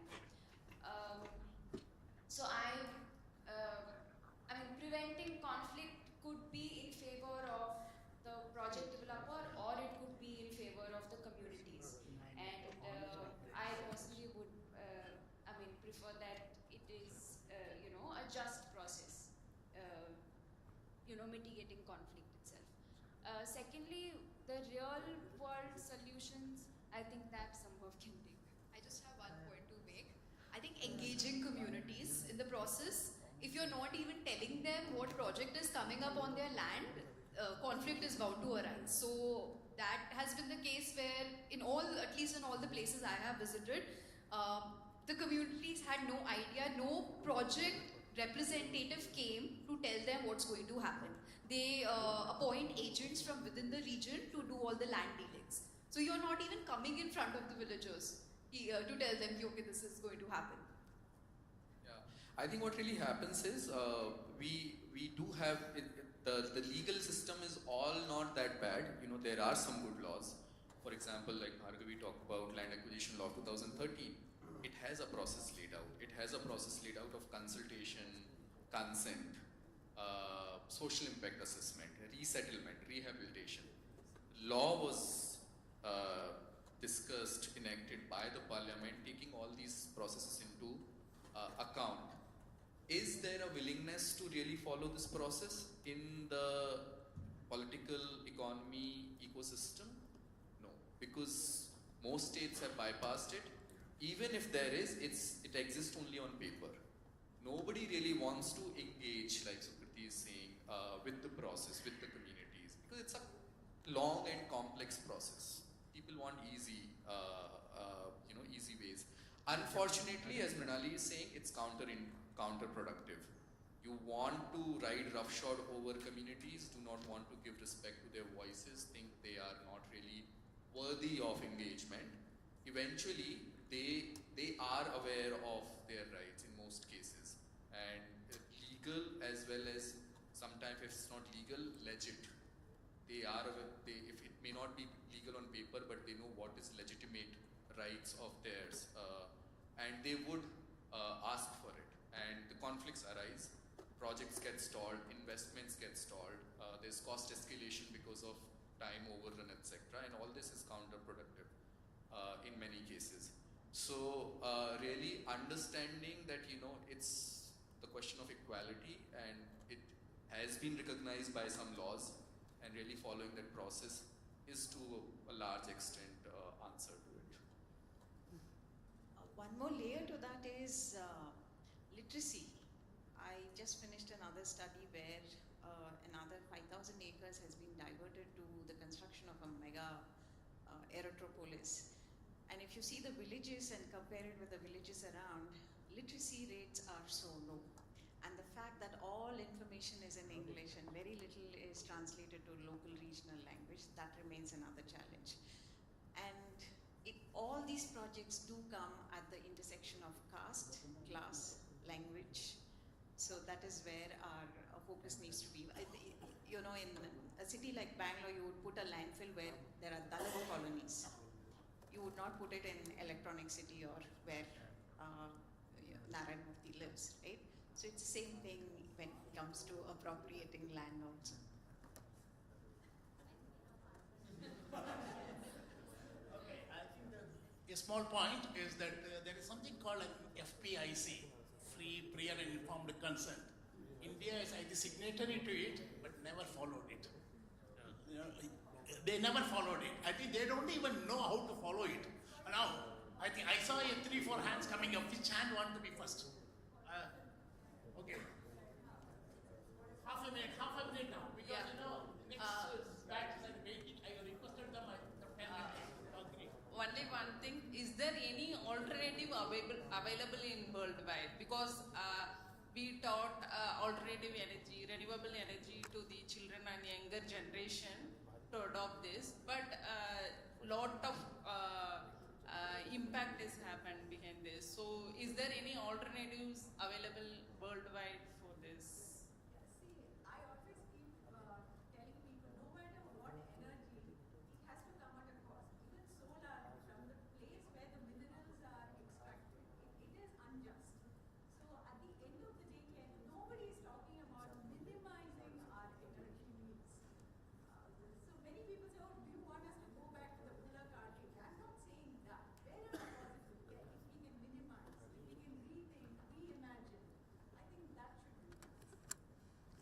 So in any of the conflicts that you have reported so far, has the accountability mechanism, the non-judicial grievance mechanism of, say, DFIs like World Bank or ADB, IFC been used?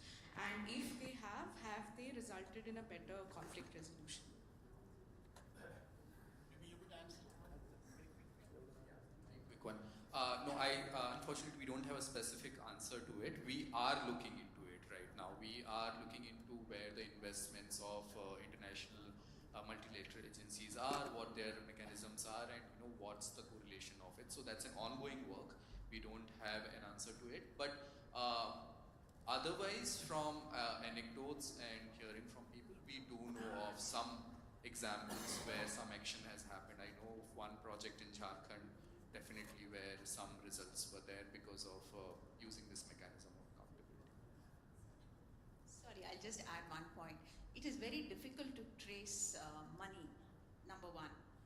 World Bank did support the Pavagada project, but we found it extremely difficult, from point A to B, C, D, how it even reached. That was one question. The only case that was challenged was the Tata Mundra case. It went to the International Court, Supreme Court in the US. Now I'm going to collect, I think, 2-3 questions and then kind of one answer at the end, okay? Because it's going, because the kind of other team is waiting. Who wants first? Okay. You.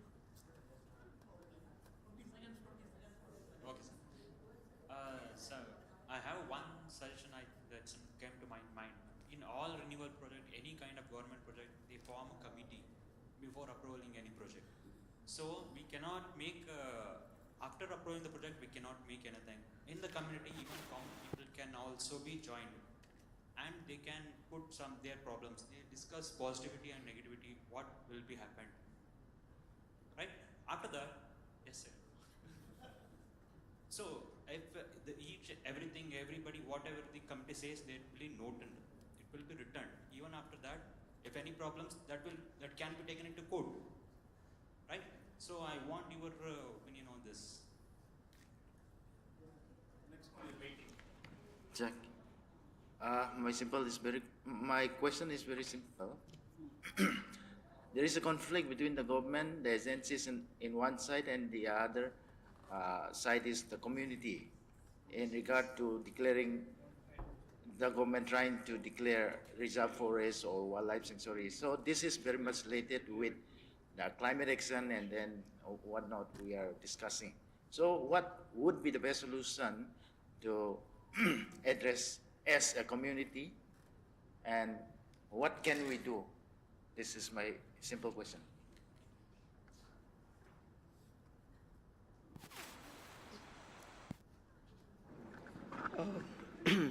Hi everyone. So since we are talking about the renewable energy and minimizing the energy, so why can't we talk about our energy carbon footprint? So we are using AC in the temperature of 20. So why are we using AC? Yeah.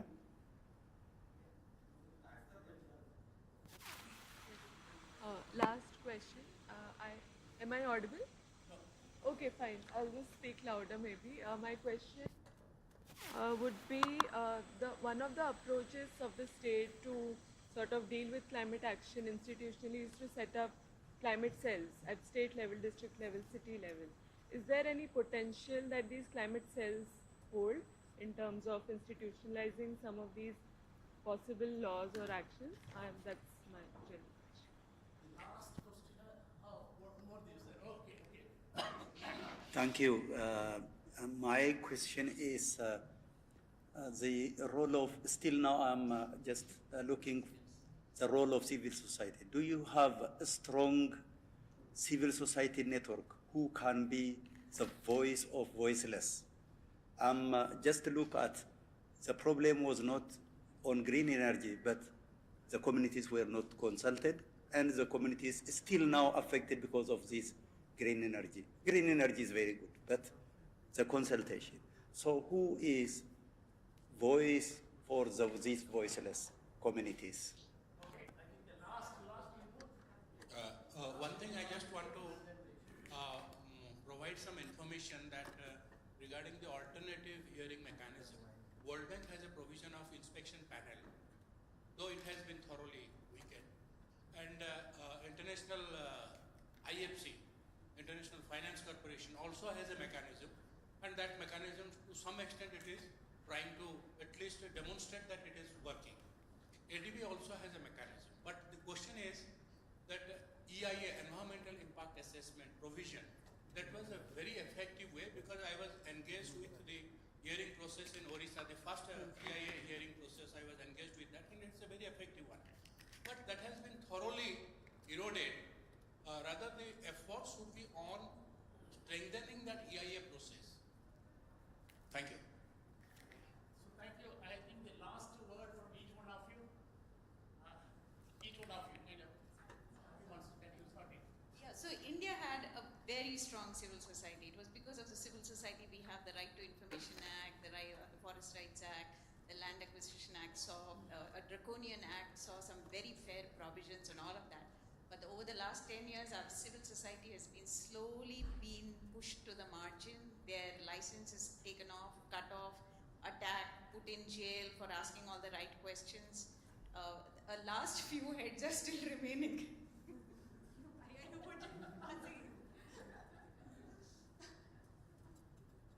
Yeah, I mean, there's a political climate right now, so everybody has to the civil society has to also work in a particular political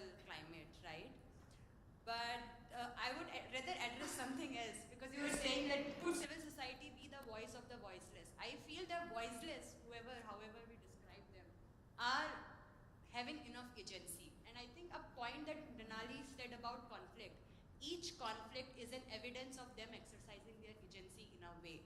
Them saying we do not agree with you. This is not, it may not work out in the way or their favors, but each conflict in a way also shows assertion, of the community's agency. And I think that is something which we all should sort of, we should register it, that it's not that they are voiceless, that they have no agency and this is all happening. The powers which are operating are too big enough, to contest, but still they are able to exercise their agency. The second point, which was about the forest, is about this notification process of areas, protected areas or wildlife sanctuary, national park. This is actually been happening as part of the Wildlife Protection Act. But under the Forest Rights Act, the community, the land that they use, which is the community forest land, that is also a category. That becomes a legal category. Community forest resource land, CFR land. In the Northeast, under the ADCs, you have the community forest as a category. So these are forests which are notified by the community based on their own traditional systems of governance, management and conservation. Plantation, we have all been talking about plantation and we think plantation is an evil word. But plantation belongs to a traditional aspect of management. What is getting planted and who is doing plantation is in question, not plantation as such.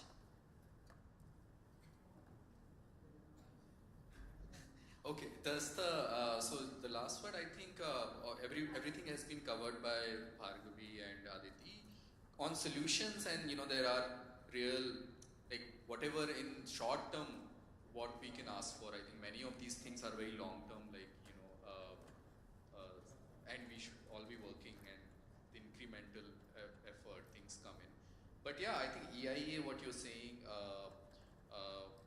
making the EIA process robust, it doesn't work in the current framework. Exemption from RE or no exemption is really not going to work, because the current way EIA works is all paid by the project developer to a consultant to write a favorable EIA report. That needs to change. The impact assessment has to be done by the government agencies ideally before it is even provided the project is handed over to a private agency. Social impact assessment should be done by it's the responsibility of the government, it's the accountability of the government to make sure that impact is low, or there isn't harmful impact on people. So those mechanism has to be revisited and changed. Maybe there is a way of including SIA and EIA cost into the bidding process itself, so that it becomes competitive within the industry, and then they are not feeling at the receiving end, that the cost is inbuilt in the bidding process itself. So those few measures can be taken. Unfortunately, it's very target oriented right now, year-wise number of projects, and which is what is creating this mess. The investment is right now the focus. So yeah, I'll end there. So it's 85 minutes. We had this session. I think before the clock started, we had some 8 minutes or 10 minutes. So thank you very much. It was very insightful, very valuable discussion. We can go on discussing this. Thank you for the panelists, to each one of you. Wish you all the best with your work and the research. I know that it's not easy to do this research. So thank you also to all the participants for staying here till 6:30. The buses are here. The next session is there is a movie screening, next documentary screening after this session. If you want to have some leisure time, you can be here, or you can go by bus back to your hotel, whatever. No, the buses are not leaving till the screening is done. Oh, buses are not leaving till the screenings are over. Ah, God, this is a punishment.